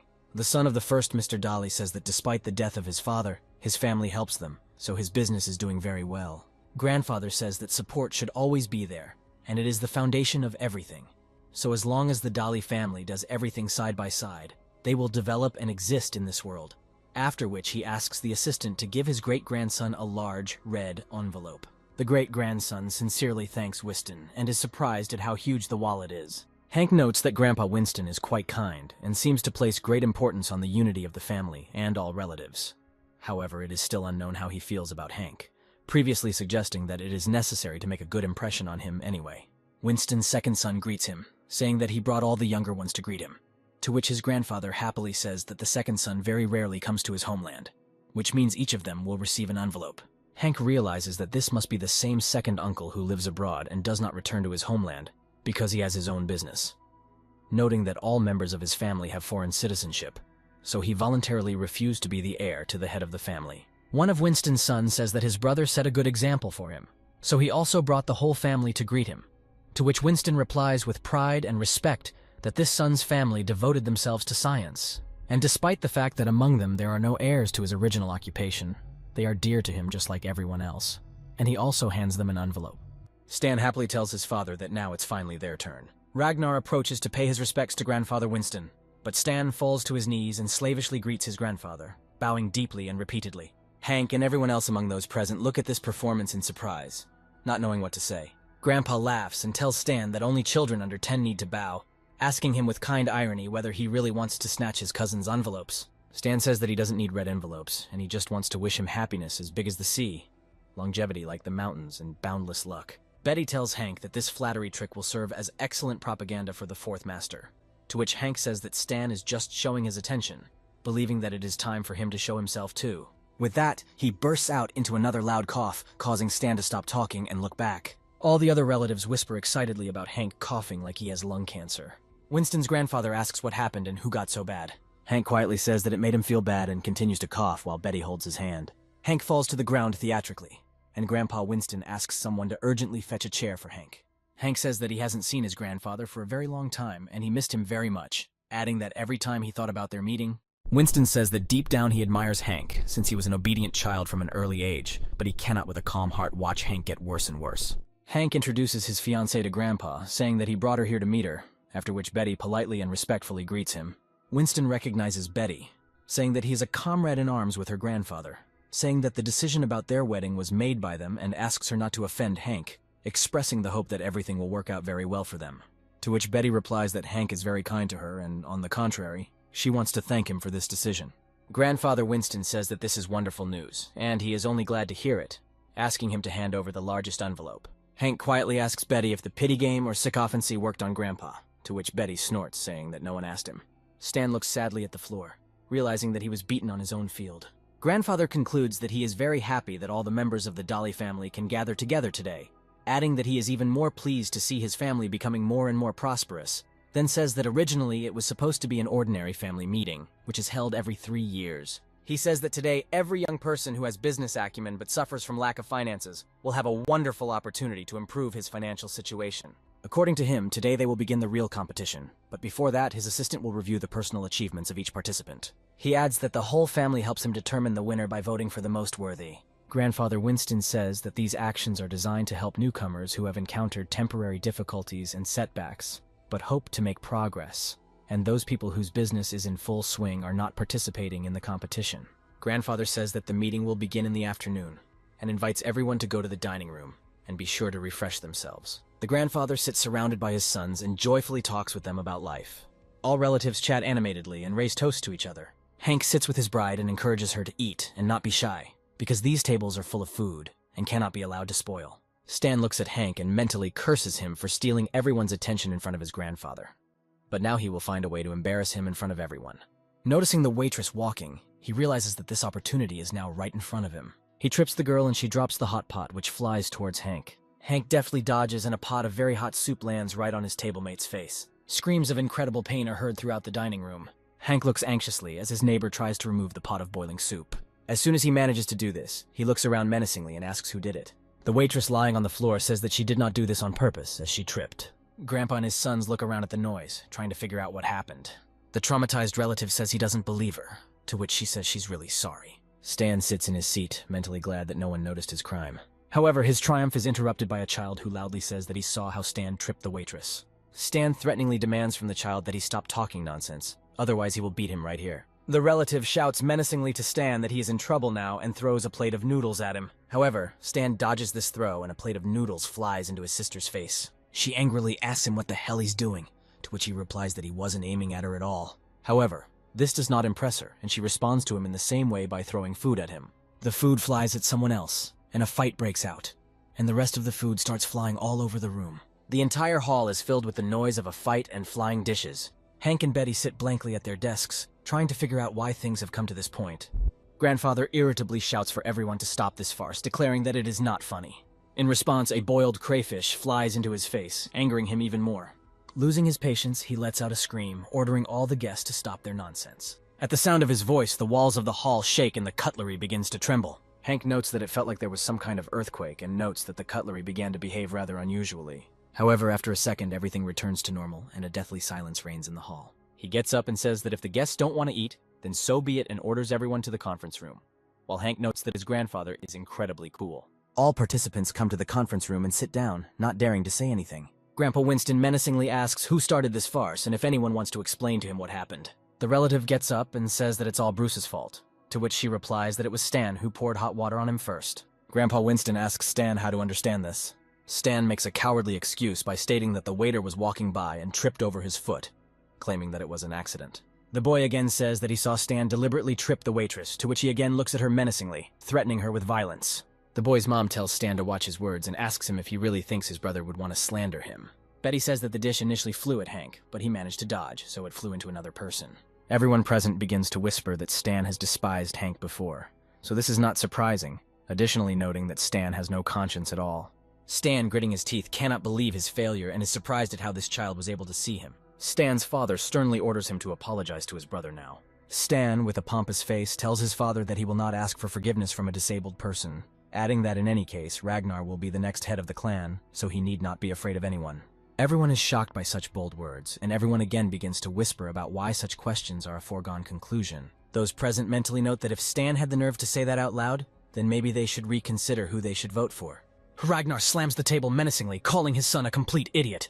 He loudly declares that the affairs of Stan's future successor do not concern him, and orders him to immediately apologize to Hank. Frightened by his father's anger, Stan immediately apologizes to Hank, assuring that he did not do it on purpose. However, in response, Dally only silently sways, and Betty approaches him with curiosity to see if he's dozed off. Realizing that this is exactly what happened, she lightly hits him on the shoulder, asking him to finally wake up. Hank smiles and gives Stan a friendly wave, saying that he has already forgotten about this incident. After a second, he is lost in thought about what ultimately happened in the dining room. Looking at Grandpa Winston, he wonders what secrets he might be hiding. Grandfather says that it is normal for two brothers to fight with each other, suggesting that they forget about it for now, and move on to electing a new head of the clan, adding that everyone will make their choice on a fair and impartial basis, since everyone in this family is an equal member of it. He menacingly tells Ragnar that there can be no bribery of votes, and asks him whether he understood him well, to which Ragnar nervously replies that he did not bribe anyone, and his son is talking some kind of nonsense. He snaps his fingers and his assistant enters the room, greeting everyone present. She introduces herself by the name Matilda, saying that she is the personal secretary of the current head of the clan and offers to start working with the young talents of the Dali family. She says she can now read information about each candidate one by one, adding that this information is provided by the candidates themselves, and is carefully checked by company employees for false or fraudulent statements. Matilda begins to read the list, and the first candidate turns out to be Bruce Daly, who 3 years ago took 36th place in the family ranking and received 10 million yuan for development, and currently has a mid and high-class hotel, a gym, a bath and wellness center, and its annual net profit is 2 million yuan, with revenue up 17% from 3 years ago. She asks Bruce to bring his plan for developing his businesses. Bruce Daly stands up and says he plans to open a private club next year. He begins to outline the details of his plan, while Hank reflects that this man is not so simple, and now he understands why he was not afraid of Stan. Grandfather Winston, having listened carefully to the report, says that he likes what he heard and asks everyone to support Bruce, to which he replies that he could not have done it without everyone's support. Stan muses in his mind that Bruce is yet another worthless guy who he will deal with as soon as his father becomes the head of the clan. Matilda says that the next candidate from 3 years ago is Clara, who currently has a 5-star hotel, a top private club, and a shopping mall with an annual profit of 75 million and a profitability rate 5 times higher than the starting price. Clara also stands up and asks everyone to listen to her short version of her plans for the future. Other participants admiringly note that no one expected anything less from such a beautiful and intelligent woman, and share their guesses about what place Clara will take this time. Grandpa Winston tells Clara that she did a very good job and met all his expectations. Meanwhile, Matilda moves on to the 19th candidate, who turns out to be Stan. According to Matilda, Stan took 30th place 3 years ago and received 20 million for development, and currently has a cosmetology clinic, 1 streaming company, and a courier service with a 3-year net profit of 380 million. Everyone is surprised by such shocking figures, expressing disbelief in the information Stan provided. Stan mentally calls everyone present a bunch of idiots, telling himself that thanks to the fact that he completely devoted himself to entrepreneurship, he was able to accumulate 80 million. He also adds that his father gave him 300 million, thanks to which he received such a stunning result when he compiled the financial report for this year. Grandfather does not notice any catch and offers to greet Stan with applause. Hank just coughs, not wanting to take part in this circus. Stan looks angrily at Hank and loudly asks him what he's laughing at. He says that he couldn't imagine it, arrogantly asking Hank if he really decided that he was better than him, adding that 3 years ago Hank was at financial rock bottom. Tactlessly addressing Matilda, he demands that she immediately read Hank Daly's financial report. Matilda says that 3 years ago Hank came in last place and had dozens of investments without profit, and his net loss was 30 million, resulting in him being nicknamed the prodigal son. Betty listens to this report and lets out a short laugh, covering herself with her hand. Stan demands that Matilda tell her how much money Hank lost this year, adding that Hank remembers to himself before he starts laughing at him. Matilda says Hank currently has 1 3-star hotel in the city center and 10 restaurants, with the barbecue restaurant being particularly popular and having revenue of 2 million in the first quarter. Stan says that almost everyone present earns 8 million per quarter, so such figures do not surprise him, adding that with so many open points, a profit of 2 million is another loss. Matilda continues her report by saying that Hank also has a television company that has its own popular girl group, with which he produced a blockbuster film, which made 900 million in profits in the first quarter alone. Stan, not hearing the exact number, begins to laugh, saying that he knew that Hank was a real idiot. However, after a second it dawns on him how much profit Hank has, and he freezes in place in surprise. Everyone present looks at Hank in surprise, amazed at such large numbers in such a short period of time. Stan angrily says that Hank has nothing to do with art and could not have made this film, suggesting that all this is false information, demanding that his financial statements be carefully checked again. Hank just shrugs indifferently, and Stan says that it was a sign of agreement, after which he demands that Matilda continue reading Hank's stories so that everyone can hear it. Also, according to Matilda, Hank collaborated with the world-famous Disney amusement park company, and together with them, they built the only 5-star amusement park in China. According to her, Hank Daly owns 10% of the company's shares, and for 6 months his dividends amounted to 3 billion yuan. Even the heads of the Daly family, including Winston's grandfather, are impressed by such information. Hank lightheartedly tells Stan that he can look up all the information on the official website if he doesn't believe him. Stan, unable to believe his ears, asks Hank where he could get so much money, confidently declaring that it was all his father's money. Hank says that Disney needed land to build an amusement park, and at that moment he bought a wasteland for 10 million to keep stray dogs, adding that if Stan still doesn't believe him, he can find out about it from them by asking about what he remembers, or a dog that chased him for several streets. Stan sinks into traumatic memories and a cold sweat breaks out on his back. Everyone present says that they are very surprised that such a weak-looking guy would be so smart. Grandpa thoughtfully scratches his beard and asks his secretary if Hank has anything else. Matilda says that Hank is one of the shareholders of the Tang Pharmaceutical Company, and according to data received from the company, he has a stake in it worth 30 billion. Such information makes all participants in the meeting drop their jaws to the floor in amazement. Grandfather bursts out with sincere laughter, saying that it could not have occurred to anyone that the most wasteful member of the family turned out to be the richest. After these words, there is deathly silence in the conference room. Betty leans against Hank and tells him that he shocked everyone so much that no one even dared to applaud. Grandpa Winston says that everyone already understands that Hank comes first, however. According to the conditions, those who have already earned a lot of money are excluded from the selection, providing an opportunity to those who really need it. Grandfather asks Hank if he agrees with this condition, to which he replies that he has no questions about the decision of the head of the family. Matilda solemnly concludes that Stan took first place among this year's candidates.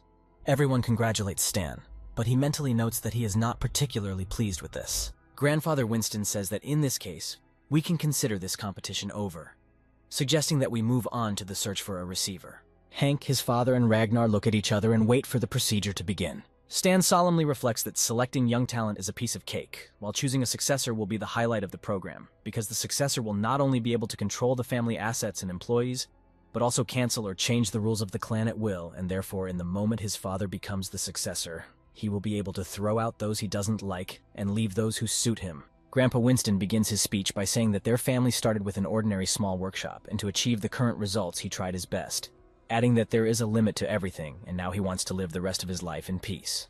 He adds that he is very lucky that there are so many talented people in their family who can choose a worthy candidate, concluding that he has only one requirement for a successor, which is morality, education, and a sense of beauty. With these words, he gestures to his assistant, ordering her to begin the procedure. Matilda says that the voting will be held in 3 rounds, and in the first round, the 3 people with the most votes will be chosen. Then adds that in the second round, 3 people give speeches and collect votes, after which they move on to the final round. According to her, the person with the most votes in the 3rd round becomes the new head of the clan. She adds that photographs with the names of the candidates are already shown on the screens. Grandpa Winston says that everyone can vote by clicking on the photo of the desired candidate, adding that if a person does not vote within 10 minutes, he will be considered to have abstained from voting. Matilda adds that voting is anonymous, so participants have no fear. Betty asks Hank if she can vote, adding that she is not a member of the clan, to which Hank replies that she will soon be part of it. Betty chuckles mischievously and tells Hank that in that case she will vote for him. After this, silence reigns in the conference room again and no one dares to vote first. Grandfather looks at his relatives and asks them why none of them vote, trying to find out whether they are motivated by fear or a desire to abstain from voting. Grandfather Winston's second son thinks about how to vote and plunges into memories. He recalls that Ragnar told him that they had the best relationship, adding that he knows how difficult it was for him abroad, and offers money and the best plot in Kyoto in exchange for his support in the vote. After some time, he comes to his senses and clicks on the candidacy of Ragnar on his screen, after which other relatives follow his example. The third brother remembers how Ragnar offered him half of his foreign business, in exchange for his support in the vote, and also votes for him. After some time, Matilda says that voting time has come to an end, saying that now the results of the first round will be shown on the screen. After a few seconds, it turns out that 52 votes were cast for Ragnar, 31 for Hank's father, and 1 vote for Hank himself. Stan and Ragnar happily look at the results, believing that victory is already in their pocket. Stan bursts into arrogant laughter and loudly asks what kind of fool would vote for Hank daily, saying that he is not an equal to the first 2 candidates, adding that his only advantage is his manners. He asks everyone how a cripple could be allowed to participate in the elections, adding that just because Hank earns a lot of money, this does not mean that everything is possible for him. Betty says that Hank's health problems do not make him disabled, to which Stan says that now he understands who cast that 1 vote for Hank. Hank asks Betty if she voted for him, to which Betty says that she gave the vote to his father, but he didn't decide much, because the gap between Hank's father and Ragnar Dali is too big. Matilda says that it's time to start the second stage of voting, and asks who wants to start. Ragnar gets up and clears his throat and says that he will be the first to speak. He says that he would like to first of all thank everyone for their support, adding that for all his merits and achievements, he is grateful to his family, with whom he walks side by side, achieving high results through teamwork, after which he says that before the birth of their 5th brother, they worked with their brothers to create their own business from scratch and endured many adversities to achieve today's results. Ragnar says that he still remembers that as a child, he never ate meat, and when he went to the butcher to get some crushed bones, he turned him out of the door, adding that it was then that he swore to himself that his family would become much stronger, and he will do everything so that every member of the Dali family lives a good life. He continues his speech with hopes that their family will achieve even greater success under the leadership of a new head, regardless of whether it is him or someone else. Concluding his monologue, he says that this time he would recommend everyone to vote for Father Hank, since he is the youngest and most promising, Ragnar adds that he is no longer young and will not be able to devote himself entirely to work, while the fifth brother is now in the prime of his strength and will be able to lead the family to unprecedented success. Stan asks his father in a whisper why he encourages people to vote for his brother, adding that he should be the head of the clan. Ragnar turns to Stan and tells him that he doesn't understand anything about politics, angrily calling him an idiot. Hank notes that the fourth uncle acted very cunningly, focusing on the fact that he and his father worked hard even before Hank's father was born. Although in fact at the time of the events described, he was only 5 or 6 years old and he could not do anything help. However, due to the fact that most of the voters are the younger generation, they know nothing about everything that happened at that time. After Ragnar's speech, all participants begin voting again.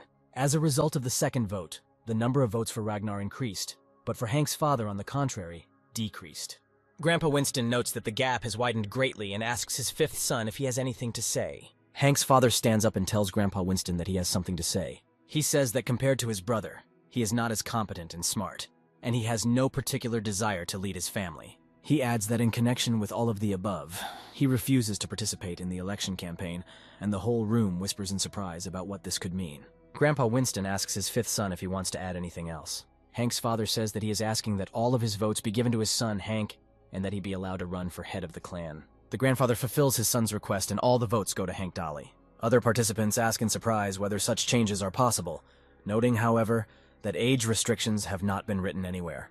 Ragnar angrily asks his brother if he is really going to allow young people to compete with him, to which he immediately replies that he sees nothing wrong with it.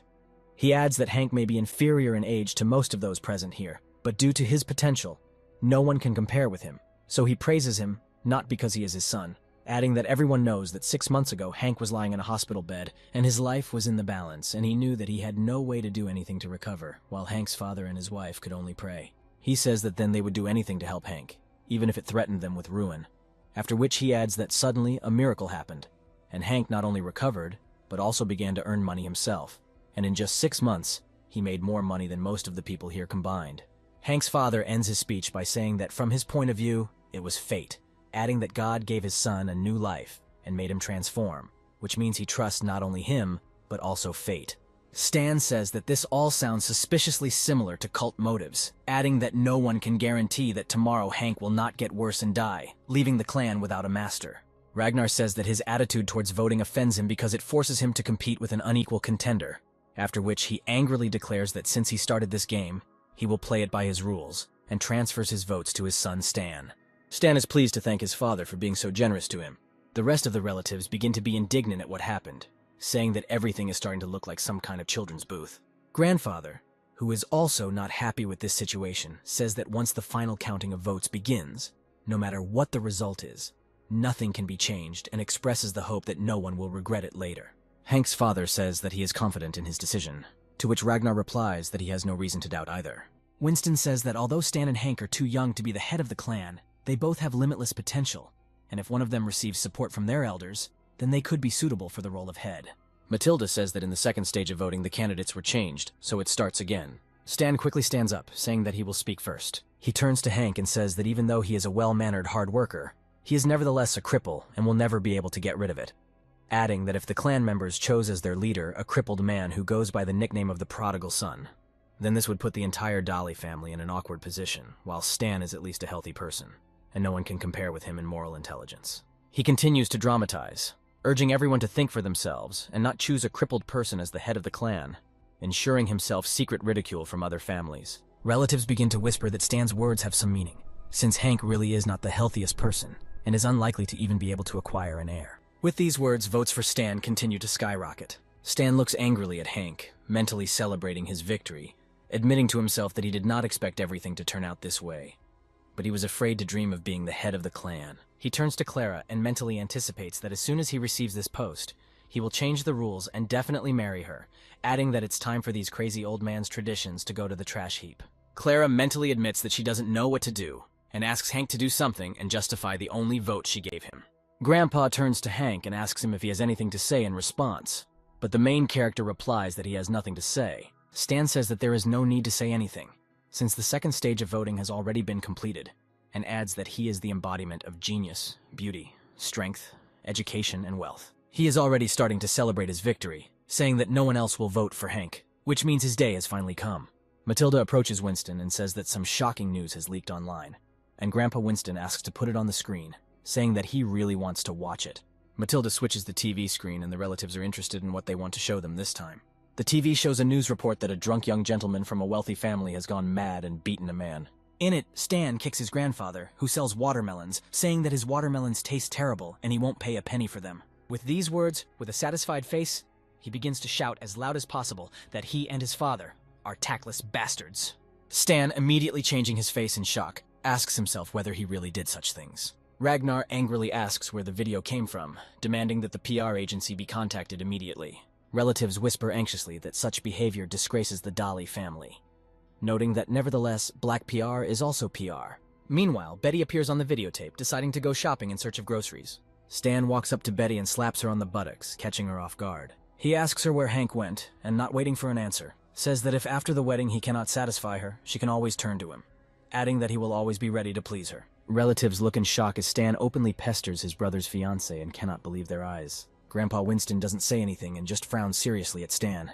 Betty theatrically clings to Hank, saying that someone finally filmed it and posted it on the internet, wondering how she can now live with such shame. However, in her mind, she expresses the hope that the actor who was allegedly beaten by Hank in the image of Stan will now be fine, adding that if the real Stan had pestered her, she would have torn off his hands. Hank's father asks Ragnar how he can explain his son's behavior, and asks what they were trying to achieve by doing so. Ragnar looks angrily at his son, and demands an immediate explanation from him about what happened, to which he only plaintively squeezes out that he was set up, and this video is a fake. Ragnar demands that Stan stop talking nonsense and clean up everything he brewed himself. Stan screams furiously, asking Hank what the hell he's doing. Hank asks Stan what he means, adding that he doesn't see anyone on the screen other than Stan and his wife. Stan accuses Hank of setting this up to embarrass him in front of everyone, adding that Hank is an incredibly cruel and treacherous person.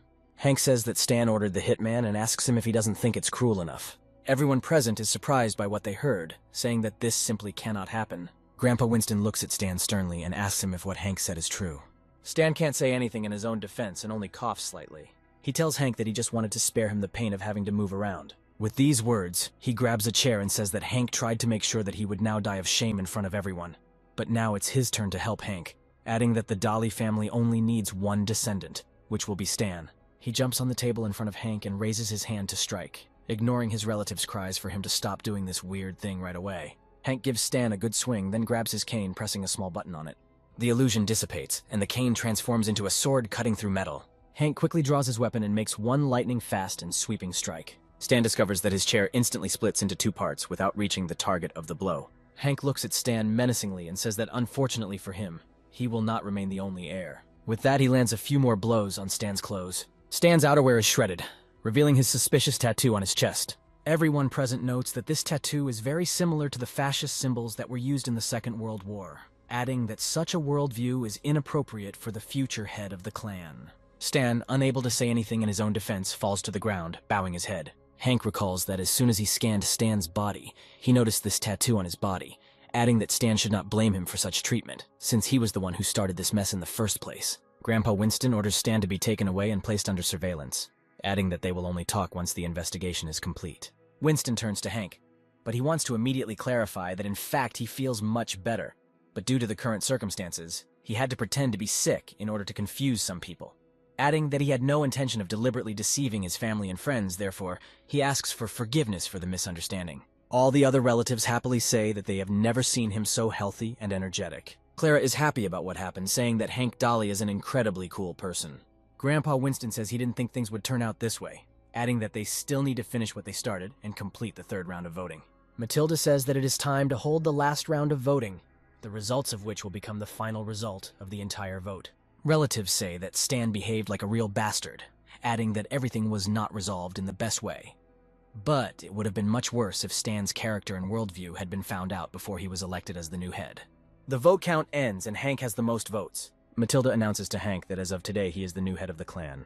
In honor of the successful election of the new head of the clan, fireworks are heard closer to night. During the ceremony, Grandpa Winston calls Hank to his place for an important conversation. Hank tells Grandpa Winston that unfortunately he will not be able to become the head of the clan, since he is not as ambitious as a head should be, adding that he was embarrassed to refuse this post publicly. Grandfather says that this does not surprise him, since he assumed that this is exactly what would happen, adding that he has a good team of professionals around him who will help him.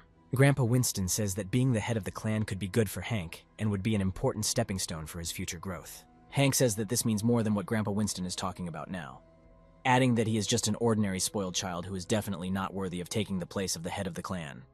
Winston says that because Hank has a system in his body that is different from that of ordinary people, he will not be able to live an ordinary life. Hank asks his grandfather in surprise how he knows about this system. Grandpa asks Hank if he was previously surprised that his body was so different from the body of ordinary people. Hank asks Grandpa Winston what he means by these words. Grandpa looks at Hank thoughtfully and says that it's time to finally tell him the whole truth. According to Winston's grandfather, 6 months ago at the Dolly residence, everyone tried unsuccessfully to cure Hank. One day he again became very worse, and nothing helped him regain consciousness. Hank lay on the bed. The doctors said that there were only a few days left before his death. Grandfather Winston anxiously asked the doctors if there was really any way to help his dear grandson. Hank's father told his grandfather that they only had 3 days left to cure Hank. Grandpa Winston says that his illness is caused by the fact that they tried to poison Hank as a child, adding that their family cannot lose the smartest and strongest child. He vowed that he would not let Hank die and would find a way to cure him, even if it meant spending all the family's money. His assistant says that he has learned how to help his grandson, to which Winston demands that he immediately tell him about him. The assistant says that a doctor lives 3,000 kilometers from here who can help Hank recover. Winston says that they need to go to this doctor immediately. After some time, Winston, accompanied by his assistant, goes to the doctor's location by helicopter. Landing in the dense jungle, they find themselves next to a large tent. The shaman greets the guest with a mysterious grin, saying that he is very glad to see them. Winston tells his assistant that the man is more of a wizard than a doctor, to which his assistant says that either way it will either help Hank or he will die. Grandpa Winston begins to beat his assistant, saying that he's behaving worse than a monkey. The shaman asks Winston why he can't even greet him normally. Winston asks the shaman if he can save his boy, adding that if he does this, he will give him all his property. The shaman says that Hank can be saved in any case, but he will not be able to escape his fate. Grandfather asks the shaman what kind of fate is in store for Hank, to which he replies that a terrible one awaits him, destined for him by God. He asks Grandpa if he has changed his mind, adding that it might be better for Hank if he died less painfully. Winston says his decision remains unchanged, and he has no other options. Grandpa lays Hank down next to the shaman, who notes that the poor guy is on his last legs. The shaman tells Winston that changing fate is a forbidden technique that can lead to changes in the world, and asks him not to regret his decision in the future, to which he replies that he will not regret anything. The shaman begins the healing procedure by materializing a shiny sphere in his hands. The shaman quietly tells Hank that he is afraid for the future of his family. He touches Hank, imbuing his body with an otherworldly glow. The bed also begins to glow, and Winston and his assistant look around in surprise. Upon closer inspection, they discover that they are enveloped in a ball of mysterious light. Meanwhile, Hank's skin begins to take on an unnatural golden hue. The shaman raises his hand with bracelets and tells Hank to accept his new destiny. Otherworldly pulsations begin to emanate from the hut, spreading for many kilometers. After a few seconds, these waves envelop the entire planet. Suddenly, Grandpa Winston sees an illusion of Hank being killed by a terrible demon. Lightning strikes the tent, punching a large hole in it. Winston clears his throat from the smoke and asks his assistant if everything is okay. He suddenly notices that his body has changed. He has become much stronger and stronger. Looking at his assistant, he is surprised that he too has changed, acquiring very bizarre facial features. The assistant looks at Hank and notes that his complexion has become much better, and his pulse has returned to normal, happily concluding that the young master has been saved. Grandfather says that this is great news, and asks the assistant where the doctor is now, adding that he wants to thank him. However, upon closer examination, they do not reveal any traces of the presence of a shaman. Grandfather recalls the words of a shaman he recently heard that changes in fate lead to irreversible consequences and thinks about how much the world has changed. He again remembers the illusion killing Hank and says that he will not let this happen. Grandfather ends his story by saying that in this way, he saved Hank by physically changing himself and this world, adding that he is glad that he is still healthy, and nothing has affected his fate. Hank asks Winston if anyone else knows that this world has changed, adding that this world must be different from the past. Winston says that many things here seem the same as in the past, but it is not as if they are in a parallel universe, adding that after that day, he was greatly amazed, asking people about the changes, and each time receiving the same answer that nothing changed. Winston says that everything that is happening now is confirmed by the wizard's prophecy, adding that he even tried to find him, but a long search did not bring results, which means Hank should become much stronger than now. Hank says that he can't process it all yet and he needs time to realize what's happening. Grandpa Winston says he will look for the old man, but now Hank can look at his family more easily. Hank leaves his grandfather's office and presses against the door, quietly saying that this is all mind-boggling. He says that he does not believe in this nonsense, adding that his loved ones should not die in front of his eyes. He remembers his wife and wonders if there really is no way to save himself and his beloved daughter-in-law. Lost in his thoughts, Hank does not notice Betty, who approaches him and says that everyone is waiting for him to start the banquet. Hank stares at Betty and she asks him why he is looking at her like that.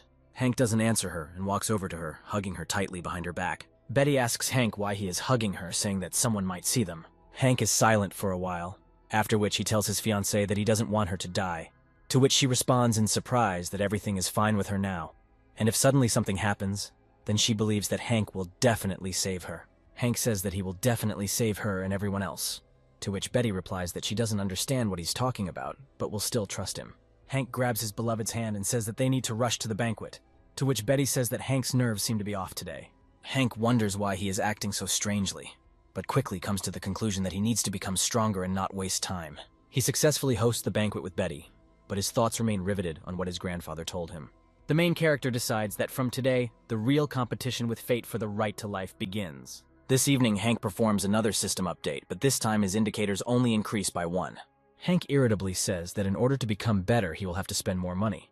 But this only makes upgrading more difficult. He remembers his grandfather's words that now that his enemies have learned that he is alive, they will try to kill him. So he must not only destroy the threat, he must escape from the clutches of fate. Hank asks his grandfather with interest about who wanted to poison him as a child. Grandfather Winston replies that he was unable to find a specific customer, but over the years of searching, he managed to find several families that could be involved. The first suspect from the grandfather's point of view may be the High House Company, which is one of the main manufacturers of technological prosthetics in the Southwest, adding that the main element in these prostheses was daguerre gold, which was supplied by the Dolly family. But after several loud statements by employees of this company, they stopped supplying this valuable resource. Another suspect could be an organization called the Ancient Gods, which wanted to open the graves of the Dolly family's ancestors, but was stopped by people hired by Grandpa Winston. He shrugs, saying that they have many enemies that he can't even remember right away. Grandpa Winston says that at least they have a list of opponents, which means they will most likely cope with them. He adds that at the right moment, the threat will be destroyed, and family grievances will sooner or later be forgotten. Hank asks Winston how he knows that there is a special system in his body. Winston says that he realized this by looking at other people, adding that even with him there were significant changes. But all this did not come easily. Hank understands what Grandpa Winston is getting at and says that everything will have to be paid for. He thinks that everything that is happening around him now is beyond his understanding.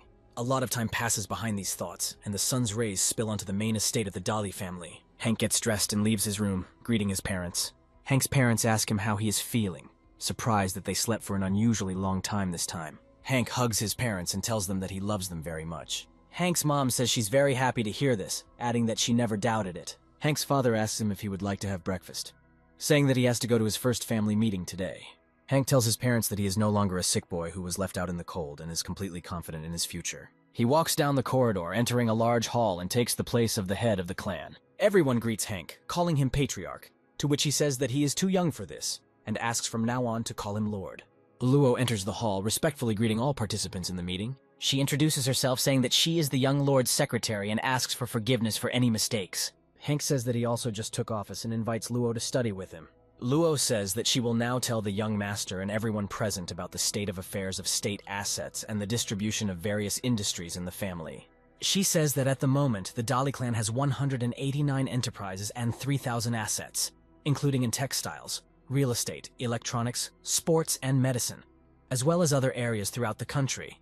Luo adds that the clan also has 78 mansions, 3 cruise ships, 5 private jets, 10 helicopters, and 400 luxury cars. Luo says that all of the above on the territory of the Dolly clan is private property, and now Hank can use all of it at any time, to which Hank reflects that Winston's grandfather clearly wants him to enjoy life. All participants are surprised by such privileges, noting that the place of the patriarch of the family is not in vain so coveted. Hank says that if they have such assets, then they can take a cruise ship for the clan and go on a trip. All participants joyfully welcome this decision, honoring the young master. Hank says that all this must come with one condition, which is that everyone must occupy their niche and not create any delays with the law, adding that they must also increase the education of the people of the capital, after which he says that unlike his grandfather, he doesn't need to earn as much money as possible, so he will focus on doing as many good things as possible. Hank also adds that any member of the clan who is caught breaking the law will be immediately disabled. Grandfather observes the meeting, and Matilda asks him if he would like to go down and accept a new member of the clan, to which he replies that now that Hank has become the head, he should be more reasonable and careful. He adds that he will help him from the shadows so that together they can solve the crisis. The meeting ends and the participants go about their business. One of the few left alone with Hank is Ragnar. He gets up to leave, but Hank asks him if he wants to tell him anything. Ragnar says that he may seem strange, but from his point of view, a party on a cruise ship is a hasty decision. Hank says that he will listen to his words, and he can make his own suggestions. After which he asks Ragnar to take him to Stan. Ragnar says that he has no right to advise anything since Hank is much smarter than him, to which Hank tells Ragnar to behave more confidently. After some time, Ragnar leads Hank to the door of Stan's room. He adds that Stan is sitting in it, and is now waiting for the end of his days. Hank opens the doors and goes into Stan's room. The main character sits down in a chair opposite his cousin and looks at him closely. Stan looks up and asks Hank if he was there to laugh. He doesn't have time to finish when he sees something incredibly shocking and jumps up in his chair. He watches in horror as his own copy sits in front of him, which is indistinguishable from the original. Stan asks his double who he is, to which he tells him that his name is Stan, and he is his double. He adds that today he is going to rob a bank, blow up 20 cars, and take 50 hostages. Stan talks about who he thinks will be shot today. Stan says that Hank should just give him the deadly poison because nothing compares to doing something like that to him. Hank, without leaving the image of Stan, tells him that he sent him killers, so there is no question of any help for him. Stan says he only ordered the killer to cut off Hank's legs, and if he hadn't done it, he wouldn't have paid him. Hank angrily swings at Stan, saying that now he will do the same to him, to which Stan says that this will not happen again, since now Hank is the patriarch, and he will never oppose him. Hank says that he knew from the very beginning that Stan had a very weak character. He regains his appearance, saying that this situation looked very funny, adding that this time he will spare Stan. Stan thanks Hank warmly, after which he asks him what happened to that group of killers. Stan replies that this is not a special group, but just a bunch of poor people, called a special squad, who are ready to take on any job related to dirty money. Hank remembers that several people invaded their family that day, which ruined their plan, and assumes that he will need to deal with one and then he can destroy the rest. He takes Stan with him and gets into the car for a drive around the city. He asks his driver to stop near the hangars and gets out of the car. Stan approaches him, after which Hank asks him if this is the squad's headquarters, to which he replies that this is where they are.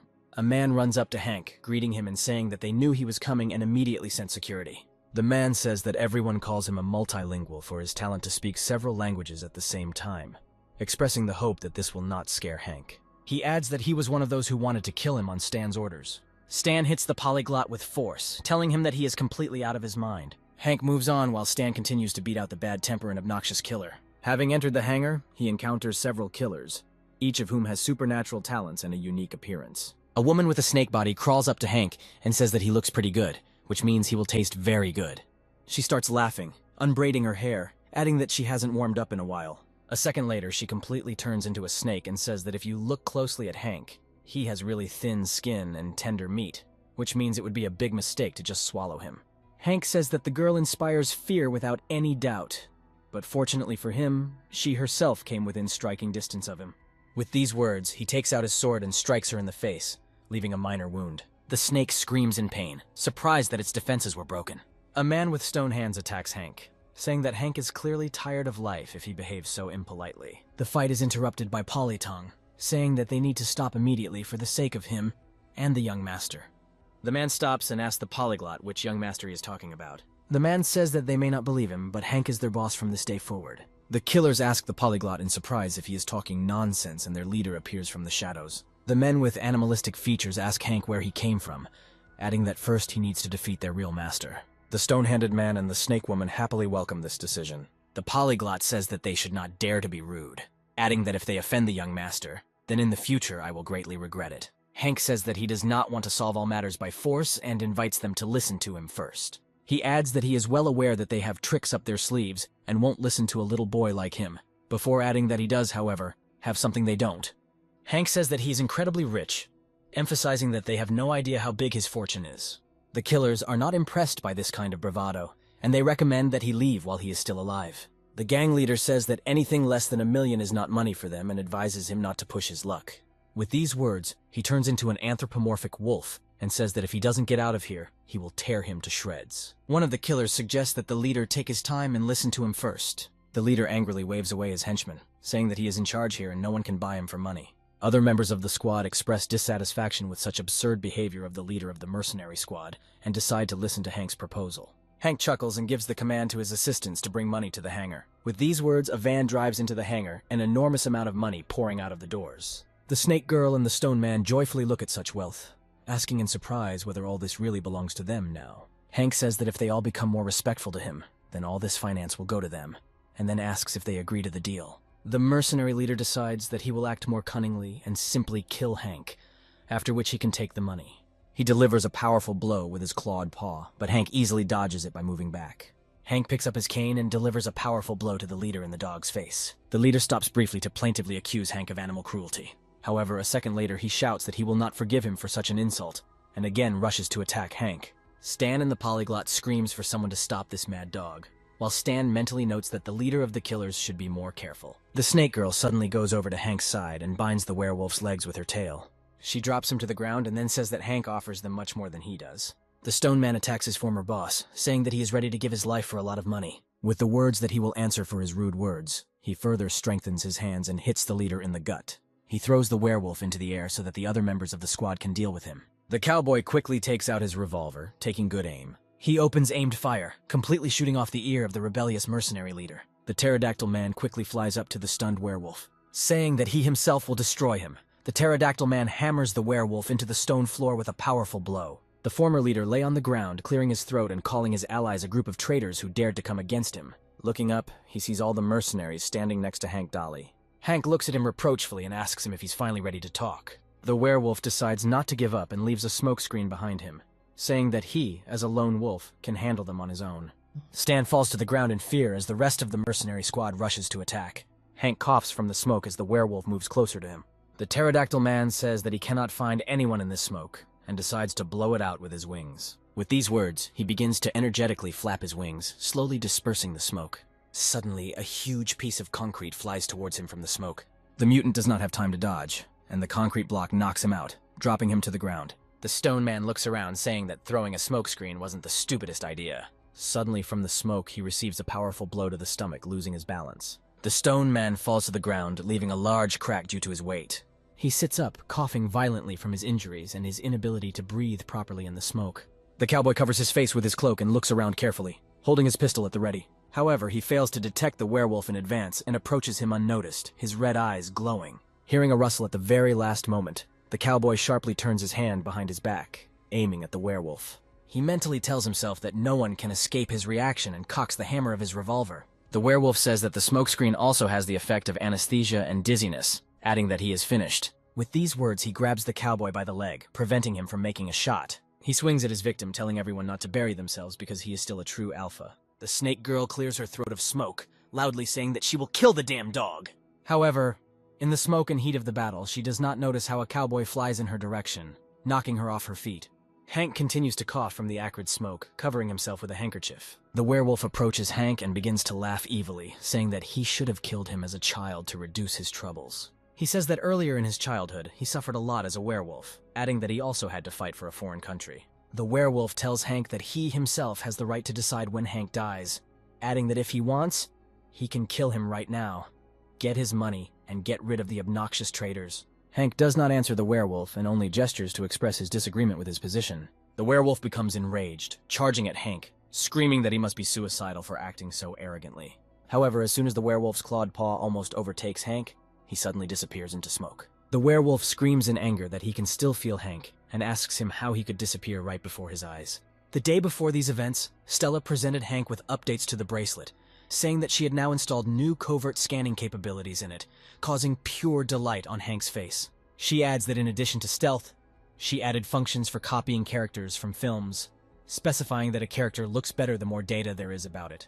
Currently, Hank checks the energy meter and activates the projection mode. The smoke behind the werewolf suddenly begins to pierce beams of bright light. The werewolf turns back, saying that he senses a presence behind him. Looking closer, he observes with horror the silhouette of a huge creature standing right in front of him. The pterodactyl man clears his throat, saying that he was almost killed, and flies into the air. He begins to flap his wings again, dispersing the smoke mess away. The mercenaries, seeing the creature standing in front of them, open their mouths in surprise and curse loudly.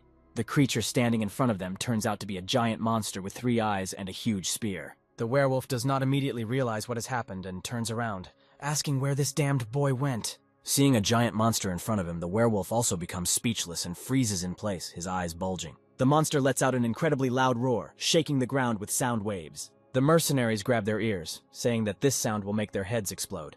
The werewolf says in surprise that because of animal fear, he cannot even move his legs. The monster raises its spear and once again lets out a loud roar, letting the werewolf know that these are his last moments. The werewolf, tail between his legs, begins to quickly run away, screaming for help. After making sure that the werewolf is out of sight, Hank deactivates the device, returning to his human form. Hank says that this time it worked, but if he appears again, then this method may not be effective, since it is only a projection of the image. The polyglot falls to his knees in front of Hank, saying that he is incredibly glad that he is alive, adding that he could not defeat this dog since he runs too fast, to which Hank replies that he understands everything. The stone man approaches Hank from behind and calls out to him, causing him to turn around. All the mercenaries say that they are ashamed that they could not protect him and bow their heads guiltily before him. Hank says they shouldn't worry, adding that they did a good job and should do better next time. The mercenaries happily dive into the money, glad that they can finally say goodbye to poverty. The polyglot falls to his knees again, saying that despite the fact that he only met him today, he did not deprive him of money, after which he says that he will serve him faithfully. The mercenaries continue to roll in the money, thanking Hank and claiming that the god of luck has finally descended on them. Hank looks at his potential comrades and smiles slightly. He sits down on a concrete block and asks them to introduce themselves and tell about their abilities. However, the mercenaries turn out to be too keen on enjoying their own wealth. Hank suddenly turns from mercy to anger and orders his new subordinates not to anger him. The mercenaries suddenly calm down, unanimously asking Hank for forgiveness. Hank annoyedly says that they should call him young master and be loyal to him, as well as immediately carry out all his instructions and orders, adding that if they are only interested in money, then he does not need such people.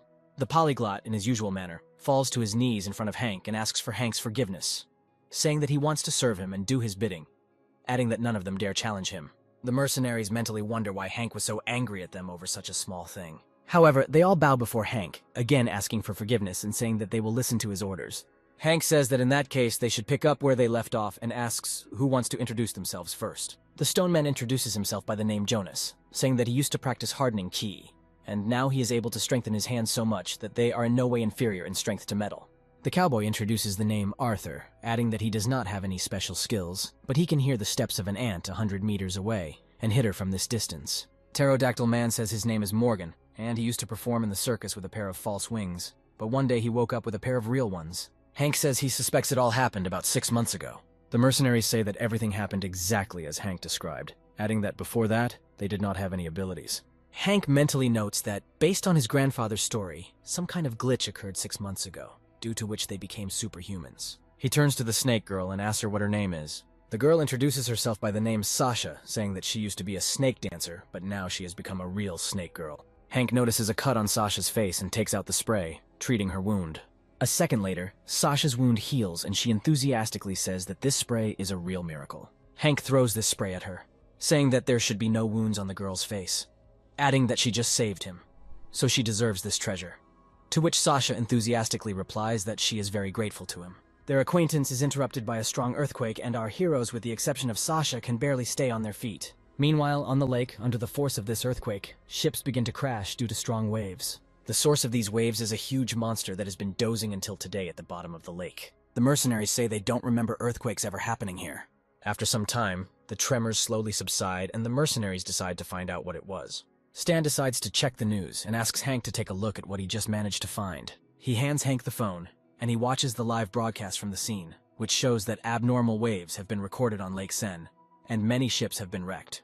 Hank says that Sand Lake is inland and wonders how this is possible, to which Stan replies that some kind of monster could be the cause. Hank distributes communications equipment to his new subordinates and orders them to quickly go there and reconnoiter the situation, simultaneously providing immediate assistance, to which the mercenaries immediately agree.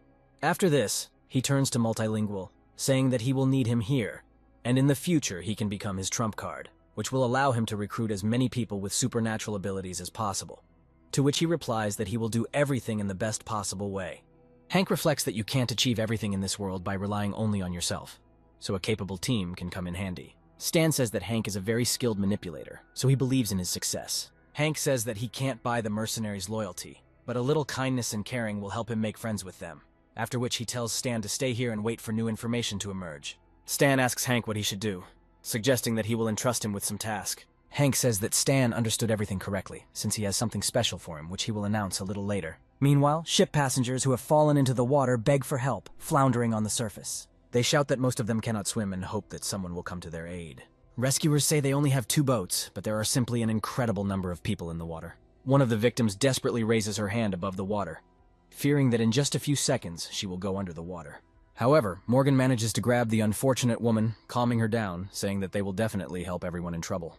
Meanwhile, Jonas grabs the tilted ship with his hands and turns it into the correct position. People in and around the court rejoice at their salvation, climbing onto the stern. Arthur goes to the water luggage and dips his listening device into it. He tells Sasha that he heard a human scream at a distance of 205 meters and a depth of 9 meters, after which Sasha immediately takes off his hoodie. She rushes into the water and easily finds the drowning man, quickly approaching him and hugging him with her body. She floats up, giving the drowning man access to oxygen and telling him that he will be fine. She returns the child to the mother, and she cordially thanks her, to which she replies that it's all nothing. The rescued passengers ask the mercenaries who they are, stating that they want to thank them. Sasha replies that their names are not so important, clarifying that they should thank Mr. Hank who sent them here. The townspeople talk about how familiar this name is, remembering that this is the name of the new head of the Dolly family. The townspeople begin to celebrate Hank and his family, chanting his name joyfully. However, the solemn gratitude is interrupted by a new earthquake, which crashes huge waves onto the pier. Arthur listens and tells Morgan that there is definitely something at the depths of the lake, to which he incomprehensibly asks what he means. Arthur says that it sounds like something big, adding that this creature flutters and howls, as if it is in unbearable pain. Sasha tells Arthur that she can dive to a depth of 1,000 meters and hold her breath for at least half an hour. But Arthur tells her to slow down a little. He adds that they must coordinate their actions with Mr. Hank and tries to contact him. Hank is talking with Arthur and is surprised at how there could be a giant monster in Lake Sen, to which Arthur replies that he does not know such details. But the presence of a monster at the bottom does not raise any doubts in his mind. He says that Sasha can go underwater and scout the situation, asking Hank for permission to proceed, but Hank asks them to wait for his arrival, adding that he will arrive in a few minutes. After a short period of time, Hank reaches the dock and gets out of his car. The mercenaries greet him and Hank tells them that they all did a very good job. He says that he called for help, but before he can clarify, a motorcycle with 2 girls drives up to him. The girls turn out to be Stella and Betty, who greet Hank. Hank asks his fiancée why she decided to come, to which she replies that she heard that something very interesting was happening here. The main character affectionately asks Betty if she is sure that she wants to stay here, to which she replies with a smile that nothing will change her intentions. Hank introduces his bride to the mercenary squad, saying that her orders are in no way inferior to his own, after which Betty notes that Sasha's tail is very long and cute. Stella tells Hank that she brought him special underwater glasses with a camera that can withstand pressure at a depth of up to 5,000 meters, additionally equipped with a stereo scanning function. She adds that these glasses can transmit an image to another projection device in real time, and Hank says that this is exactly what he needed. Hank passes the glasses to Sasha, saying that only she can scout the situation, adding that she must put her own safety above all else, and if there is serious danger, she must retreat. Sasha says that she understood everything perfectly and quickly dives into the water. Sasha turns on the flashlight and quickly goes into the depths. She sinks lower and lower, cutting through the darkness of the lake abyss with the light of a lantern. Arthur keeps in touch with Sasha, saying that she needs to dive another 150 meters. He adds that he can't hear anything further, so she will have to rely only on her own strength. Sasha notices air bubbles rising from the abyss and decides to study them in more detail. Suddenly, Sasha begins to shake violently due to new tremors. The tremors are felt even stronger on the surface, and everyone unanimously asks Sasha to return as quickly as possible. Sasha tells them that she is fine and can continue swimming. Hank is surprised that Sasha can talk underwater, adding that she is a snake, not a fish. Sasha says her tongue is extremely flexible, so she can make sounds with just the vibrations of her tongue, adding that this is an incredibly cool trait. All the men in the squad unanimously note that this is simply an excellent quality, but none of them dares to say it out loud. Betty, unfamiliar with the peculiarities of male nature, asks them why they all suddenly turned red but does not receive a clear answer. Sasha reports that she has already dropped several hundred meters, but she still does not see anything. Stella tells Sasha that these glasses have a built-in bioscanning function, so as soon as something living gets into the radius, they will begin to make a characteristic sound. After a few seconds, Sasha's glasses begin to emit the described signals and she freezes in place. In front of her is a huge rock, in front of which, however, the glasses emit the loudest signals. She launches a stereo scanning system and pierces the rock with sonar waves. Stella says that according to her fears, this is not a rock, but the very monster they were looking for. She displays an image, saying that it was originally a rock, but this is just a cover. The scan completes, and Hank and the rest of the mercenaries are surprised by what they see. Looking closely, they notice a huge monster stuck between the rocks. Hank is out loud surprised at how such huge turtles can exist in this world. The turtle lets out a howl, and the coast is again covered by a wave of earthquakes. Sasha listens to Hank's conversations and is amazed at how such a huge turtle could end up at the bottom of the lake. Taking a closer look, she notices where the turtle's muzzle is and decides to swim closer. However, she is interrupted by new tremors, after which she has to dodge stones that have broken off from an underwater rock. The turtle pulls out its huge paws and tries to push off from the lake bottom. Sasha notes that it feels like this turtle was crushed by the rocks, and now it is trying to get out. Hank says that if this continues, the earthquakes will continue, so they need to calm the turtle down. Jonas suggests solving the issue with brute force, but Morgan says that using violence against animals is unacceptable. Betty says that maybe they should talk to her and convince her that they can help her, to which Hank expresses doubt that the turtle can understand human speech. Sasha says that she can communicate with the turtle in the form of a snake, and Hank approves of this decision, wishing her luck. With these words, Sasha takes off his glasses and turns into a huge snake. She swims closer to the giant turtle, and it calms down briefly after noticing her. Sasha introduces herself and asks the turtle if she understands what she is talking about. The turtle looks at Sasha very carefully, however, without answering anything. Sasha sadly concludes that apparently a normal dialogue will not work out. However, suddenly the turtle hides its neck in an improvised shell and becomes silent for a while. A second later, a snake head on a long neck pokes out from there, greatly surprising Sasha. Hank is surprised that the turtle has 2 heads and suggests that it is something divine. The turtle begins to talk to Sasha, introducing himself as Xuan Wu. Sasha tells the turtle that he can finally understand her. Xuan Wu says that she once made an oath to the spirit of the sky, according to which she would stay here for 100,000 years.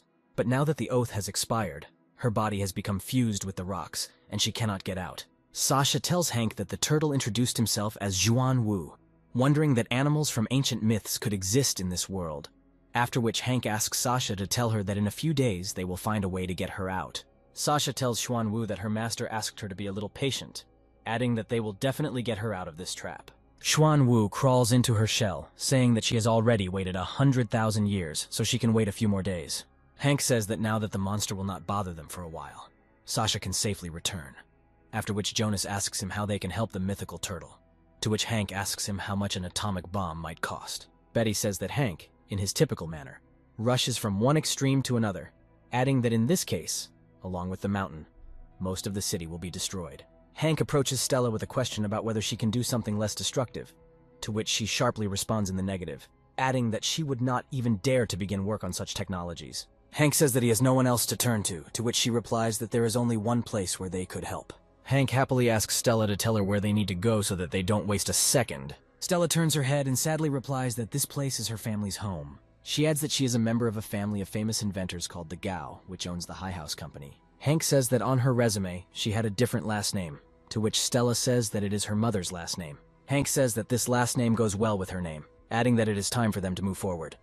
With that, they gather their things and head to Hank's car. Having infiltrated Gao's company, Hank notices that they are offering very expensive and high-tech prosthetics for sale. On their way, they encounter a man who joyfully realizes that he can finally feel his hand and feel touch. One of the managers approaches Hank and asks him if he also wants to buy a prosthesis. Noticing Stella, he changes his face and contemptuously says that he recognizes her, adding that this is the same girl who can only create children's toys, which is what earned her expulsion from the Gao family. Stella hesitates to answer him, but Hank gives him a menacing look. The manager continues to insult Stella, saying that at the last annual meeting, all the members of the Gao family presented their inventions, and only she brought some stupid bracelet that could only broadcast a picture. Jonas decides to stop the senseless flow of dirt from the pathetic manager's mouth and grabs him with his hand. He says that the manager has a simple task in providing services to Hank and orders him to immediately shut up before he goes to the next world. Hank orders him to take them to the company boss, adding that he is tired of his chatter, after which he threatens that if he dares to insult any of his people again, Hank will make him shut up forever. Jonas throws the manager to the ground and Hank asks them to wait for him here, adding that he will go there with Stella. The manager looks up at him and, looking down, invites them to use the elevator. Hank heads to the 13th floor of the building, hearing loud metallic noises after the elevator doors open. He watches as a futuristic-looking device floats in the air thanks to jet technology. The AI assistant announces that the test of suit number 101 is about to begin and begins the countdown. After 3 seconds, the flamethrower releases a wave of flames onto the suit, melting it into a metallic slurry. Stella's brother and sister turn in her direction and wonder why she dared to come here, a year after she was expelled from the family. Hank turns to Stella and notes that her family doesn't seem particularly friendly, to which she replies that she's gotten used to it a long time ago. Hank apologizes to Stella, saying that if he hadn't asked her, she wouldn't have to listen to these taunts. An elderly man appears on their way, lighting a cigar and saying that he did not expect to meet Stella here. He asks Stella where she disappeared to, adding that everyone at school has already searched her. Stella calls the man father, but he cuts her off, irritably demanding not to call him that. According to him, she ran away from home without saying anything, thereby demonstrating her disrespect for him as a father. He adds that her bracelet is just a pathetic misunderstanding compared to her brother's work, to which Stella says nothing, and only lowers her head, not looking up at her father. Hank decides it's time to take matters into his own hands and tries to cheer Stella up by gently patting her on the head. He approaches the man, saying that in fact, it was he who wanted to meet him, and Stella simply showed him the way. Stella's father says that he knows who Hank is, since their families have been cooperating for a long time, and adds that he can only offer him marriage with his daughter, emphasizing that although she is not very capable, she is still part of the Gao family. Stella's brother and sister say that they will only be happy to increase the size of their family, but this marriage will cost Hank 10 tons of rare gold, which their family has stopped supplying them. Stella irritably asks her relatives what kind of nonsense they are talking about. Hank says that he will not give such a valuable employee to anyone, but at the moment he has come to discuss more important matters, asking the elderly man if he has a quiet place where he can calmly discuss everything. Stella's father invites Hank into his office, ordering the others to wait outside. Stella asks Hank if she should still go with him, to which he replies that he will be fine and she doesn't have to worry. Hank and Uncle Gao enter the office, after which Uncle Gao decides to get comfortable by taking off his shoes. He puts his feet up on the table and invites Hank to discuss the matter that made Hank come here.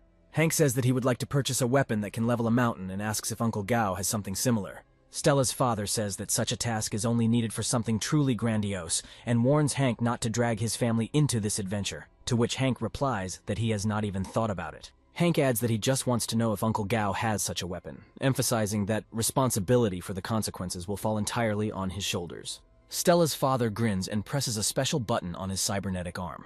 He says that he has such a weapon and he wanted to finish it many times, but each time he abandoned it halfway. The curtains in Uncle Gao's office open and he continues the story, saying that he could not finish it only because he did not have a suitable source of energy. Hank examines the weapon closely, marveling at its size and supposed power. Uncle Gao says that this electromagnetic gun shoots compressed energy and also has incredible throughput, but the only drawback is the inadequately high energy consumption, which prevents its use. Stella's father says that this weapon has been lying idle for a very long time, so if Hank can find a source of energy in sufficient volume, he will give it away for free. He adds that he has read many legends about a form of energy produced by a huge explosion and wandering through the stars, which, however, turned out to be impossible to find. Hank thinks about Uncle Gao's words and suddenly gets an idea. He abruptly jumps up from his chair and Uncle Gao looks at him questioningly, wondering what has him so alarmed. Hank clarifies the terms of the deal with Stella's father, asking whether he will definitely give him this gun for free if the conditions are met. Uncle Gao says that he said it loud and clear, adding that if he can suddenly find a suitable energy source, then he can come here at any time. Hank says that his fiancée is now sitting in the car, adding that he will now call her and show her something very interesting. After some time, Betty appears in the office and asks Hank why he called her. Hank introduces his fiancée to Stella's father, and Betty greets him respectfully. Stella's father greets Betty and asks Hank what he wanted to show him. However, glancing at Betty's neck, he freezes in place in surprise. He closely examines the same necklace, bought at an auction for 100 million yuan, and comes to the conclusion that this could just serve as a source of energy. Hank confirms Stella's father's guesses, saying that there is absolutely nothing surprising in this. Uncle Gao drops his cigar and says in shock that this simply cannot happen. He sadly shouts to the whole office that the gods must be joking with him. He adds that he spent a huge amount of money and time searching, but did not find even a milligram. Uncle Gao says that the power of this necklace is enough to level all the mountains to the ground, and a grain of this crystal is enough to fly an airplane for 10,000 years. Betty asks those present whether wearing this necklace is dangerous for her life. Stella's father says that this energy is very stable and absolutely safe, adding that it can explode only under certain conditions that cannot be reproduced in everyday life. After which he says that with this, he will be able to create not just a weapon, but a whole set of armor like Iron Man. In a fit of enthusiasm, he slams his hand on the table and tells Hank that he only needs 1 gram of this crystal, adding that he will pay any price for it. Hank says that his price is a sincere apology to Stella from her father and all her relatives, as well as love and support in the future. Uncle Gao wonders why Hank cares about Stella, adding that her inventions are just absurd nonsense. Hank says that Uncle Gao is very mistaken, adding that for him, she is a real treasure. With these words, he turns into a copy of Stella's father, stunning the old man. Hank tells him that if he doesn't want to apologize, he'll have to make copies of him. Uncle Gao realizes that he doesn't have much choice and begins to laugh quietly. After a few seconds, he begins to laugh out loud and gives Hank his word that his request will be fulfilled. Meanwhile, Stella's brother and sister make fun of her inventions, saying that they are nothing new. They also add that Hank Dolly was previously considered the dregs of high society, after which they say that they complement each other perfectly. Stella's patience runs out and she punches her brother in the chin, The brother scatters curses, promising Stella that he will teach her a lesson. The conflict is interrupted by Stella's father, loudly ordering everyone to be silent. The brother immediately complains about Stella, saying that he just wanted to talk to her, and she attacked him with her fists. Stella turns and notices that her father is already standing behind her. Brother and sister Stella unanimously begin to lie, saying that she just attacked them, adding that all her inventions are garbage, and Stella deserves only full exile. Stella proudly replies that she will not explain herself, and she doesn't care how they treat her. However, instead of scolding Stella, her father kneels in front of her. He pauses and then says that he asks her for forgiveness. Stella does not understand what is happening here and is silent for some time, trying to comprehend what is happening. Stella's father says that all this happened because he was up to his neck in work and completely forgot that children should be treated absolutely equally and not compared by their skills. He adds that the blame for what is happening lies solely with him and sincerely asks for forgiveness from his daughter. Stella's brother and sister open their mouths in surprise, not believing their eyes. Stella turns her head back towards her father and sees Hank, who gestures to her that his father's apology is sincere. Emotions overwhelm Stella and she looks away so as not to show her tears to anyone. Unable to bear it, Stella decides not to hide her real feelings and approaches her father, hugging him tightly. She tells him that everything is fine and she is not angry with him, to which her father responds that he was able to appreciate her invention, noting its genius and ordering the siblings to apologize to their sister. Stella's brother and sister are stubborn, arrogantly declaring that they would rather die than apologize to her. Stella, anticipating that this will happen, carefully activates her bracelet. At that moment, a huge demonic version of Uncle Gao appears in front of her brother and sister, who orders them to apologize to Stella now. Stella's relatives apologize to her, and her father laughs heartily, saying that she chose a very suitable image for this prank. With these words, he hugs her again, saying that she has done a very hard job, worthy of praise. Stella is happy that her conflict with her father is over, and she thanks him, smiling for the first time in a long time. Sometime later, Uncle Gao tries to remove a small stone from Betty's necklace. After a few minutes of painstaking work, he manages to get it out and solemnly raises it above his head. Betty falls dramatically and Hank catches her, asking what happened. She upsetly tells her future husband that she has never been so hurt by losing 100 million, to which Hank says that only a small piece will be extracted.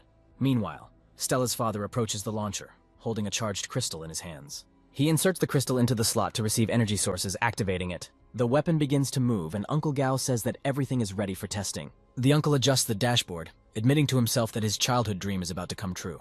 Hank approaches Uncle Gao and asks him how they can test the power of this weapon. Uncle Gao replies that he has provided for everything and pushes the walls of the testing room apart. The walls move completely apart, and the cannon is in an ideal position to shoot at the rock. Uncle Gao says that he specifically bought this mountain to test the power of his weapons. He notes that other energy sources were only enough to produce minor scratches, inferior to even an ordinary grenade. But now they will be able to experience the full potential of this weapon. Hank smiles at Uncle Gao and says that he is looking forward to seeing the results of the test. Uncle Gao orders everyone to wear glasses so as not to damage their glasses from the bright light. The AI weapon assistant begins a countdown until the safety is removed and the full energy charge is accumulated. Once the countdown ends, Uncle Gao presses the red button, initiating the shooting procedure. A powerful energy shot cuts through the air and reaches the target in a split second. Once it hits a mountain, it instantly dissipates, leaving no visible damage. All test participants peer at the mountain, trying to understand what happened. Hank disappointedly says that he's extremely dissatisfied with the result, to which Uncle Gao annoyedly says that the problem cannot be in the weapon, suggesting that the coke that Hank bought was a fake. Suddenly, the mountain begins to shake violently, making a loud noise. Hank and Uncle Gao fall silent after hearing a loud crash and peer intently at the mountain once more. Rays of light begin to ooze from the cracks in the mountain, and Uncle Gao loudly commands everyone to quickly put their glasses back on. A split second later, there is an incredibly bright flash, followed by an explosion. Hank and Uncle watch the explosion of unprecedented power and notice that the mountain was completely destroyed. As soon as the smoke clears, everyone looks at the flat wasteland in the place where a minute ago there was a mountain. Uncle Gao falls to his knees in front of his creation, and says that now that he has finally completed this project, he can die without regretting anything. Hank says that the result of the research is simply magnificent, adding that now they will need to deliver the cannon to the lake. Uncle Gao says that it is not so simple, since such a structure will be difficult to deliver to the bottom of the lake, adding that only he can control it. Hank asks Uncle Gao what they should do, to which he replies that he needs several days to build the submarine and transport it, emphasizing that it will cost a lot of money. Hank says that he is ready to cover all of Uncle Gao's expenses if he completes this submarine on time. Stella's father asks her to stay, saying that he will really need her help, to which she happily agrees. Meanwhile, Hank takes the elevator downstairs to check on his subordinates left on the first floor. He approaches Jonas and Arthur, telling them to stand here like a rock and not let anyone in. Jonas replies that since they started working for the young master, They have been trying to be as competent as possible. Arthur says that they are looking forward to new orders from Hank, adding that they are hoping for the most serious and important assignments. Hank says that they shouldn't worry, as he will only give worthy tasks, adding that while they are here, they can choose the equipment they need. Suddenly, his attention is attracted by a noise a few meters away from him. He turns his head to the side and notices the familiar silhouette of a girl with whom the company manager is talking. The same girl who previously tried to rob Hank demands that she have a new arm installed, but the manager says that she does not have money even for the cheapest components. She grabs him by the shirt and says that if he does not agree to help her, then she will be forced to take the implants by force. Hank recognizes her and shouts that this is the same girl who tried to kill him not so long ago. The girl, hearing a familiar voice, turns her head and looks at Hank, twisting in surprise and rage. She tells Hank that she is only in this position because of him. With these words, she points at him with the finger of her remaining hand, saying that for this, she is obliged to finish him off. Hank asks her in surprise about how he offended her, adding that she almost killed him, but he did not take revenge on her or even pursue her. However, these words do not have the desired effect on the girl, overcome by despair, and she aims a handheld rocket launcher at him. Jonas and Arthur cover Hank, asking him to urgently take cover, adding that this cybernetic girl has many built-in weapons. However, instead of a shot, there is a misfire, and the girl irritably says that her systems are too damaged. Hank breathes a sigh of relief, admitting to the girl that she scared him to death. With these words, he orders Jonas and Arthur to capture this girl alive. The girl unsheathes her energy blade and says that she will never let anyone live. Suddenly, the front door of the Supreme House Company is blown open by the force of a powerful blow. Following the door, a cybernetic thief jumps out into the street, doing a somersault to soften her fall. She gets to her feet and begins to quickly run away, saying that Hank Daly will never be able to catch her. Jonas and Arthur chase the thief, ordering her to stop. Arthur quickly takes out his revolver and fires a well-aimed shot to slow down the fleeing girl. The bullet pierces the thief's body, but she does not slow down for a second. Arthur annoyedly declares that he will not be able to stop the metal girl with ordinary bullets. Jonas says that in this case they will have to deprive her of her arms and legs and calls Morgan, who is patrolling the streets, for help. Morgan flies up to Jonas and asks him what happened, to which Jonas replies that Hank instructed them to catch this girl alive, adding that she's a cyborg. Morgan says that he likes interesting puzzles, and sets off in pursuit of the girl, trying to overtake her. In a few seconds, he catches up with her and asks her if she can do something to counter his speed. The girl gives Morgan an icy look and draws her blade, stunning her pursuer. The cyborg girl performs an acrobatic trick, combining it with a blow, but Morgan barely dodges it. He falls to the ground anyway, noting that the girl just nearly cut him in half. The girl stops, looking at her opponent, and Morgan tells her that she won't be able to escape anyway. The girl asks Morgan how he is going to stop her and rushes to attack. Thanks to his increased agility, Morgan once again dodges the cybernetic enemy's attack. Seizing the moment, he grabs her leg with his paw, saying that now she's definitely caught. He flies up into the air with her, shouting that he managed to immobilize her, and now she definitely won't be able to get out. The girl says with disgust that Morgan is a complete non-entity. With that, she activates a hidden launcher in her leg and fires a small projectile at Morgan. The projectile hits Morgan's weak spot, causing serious damage.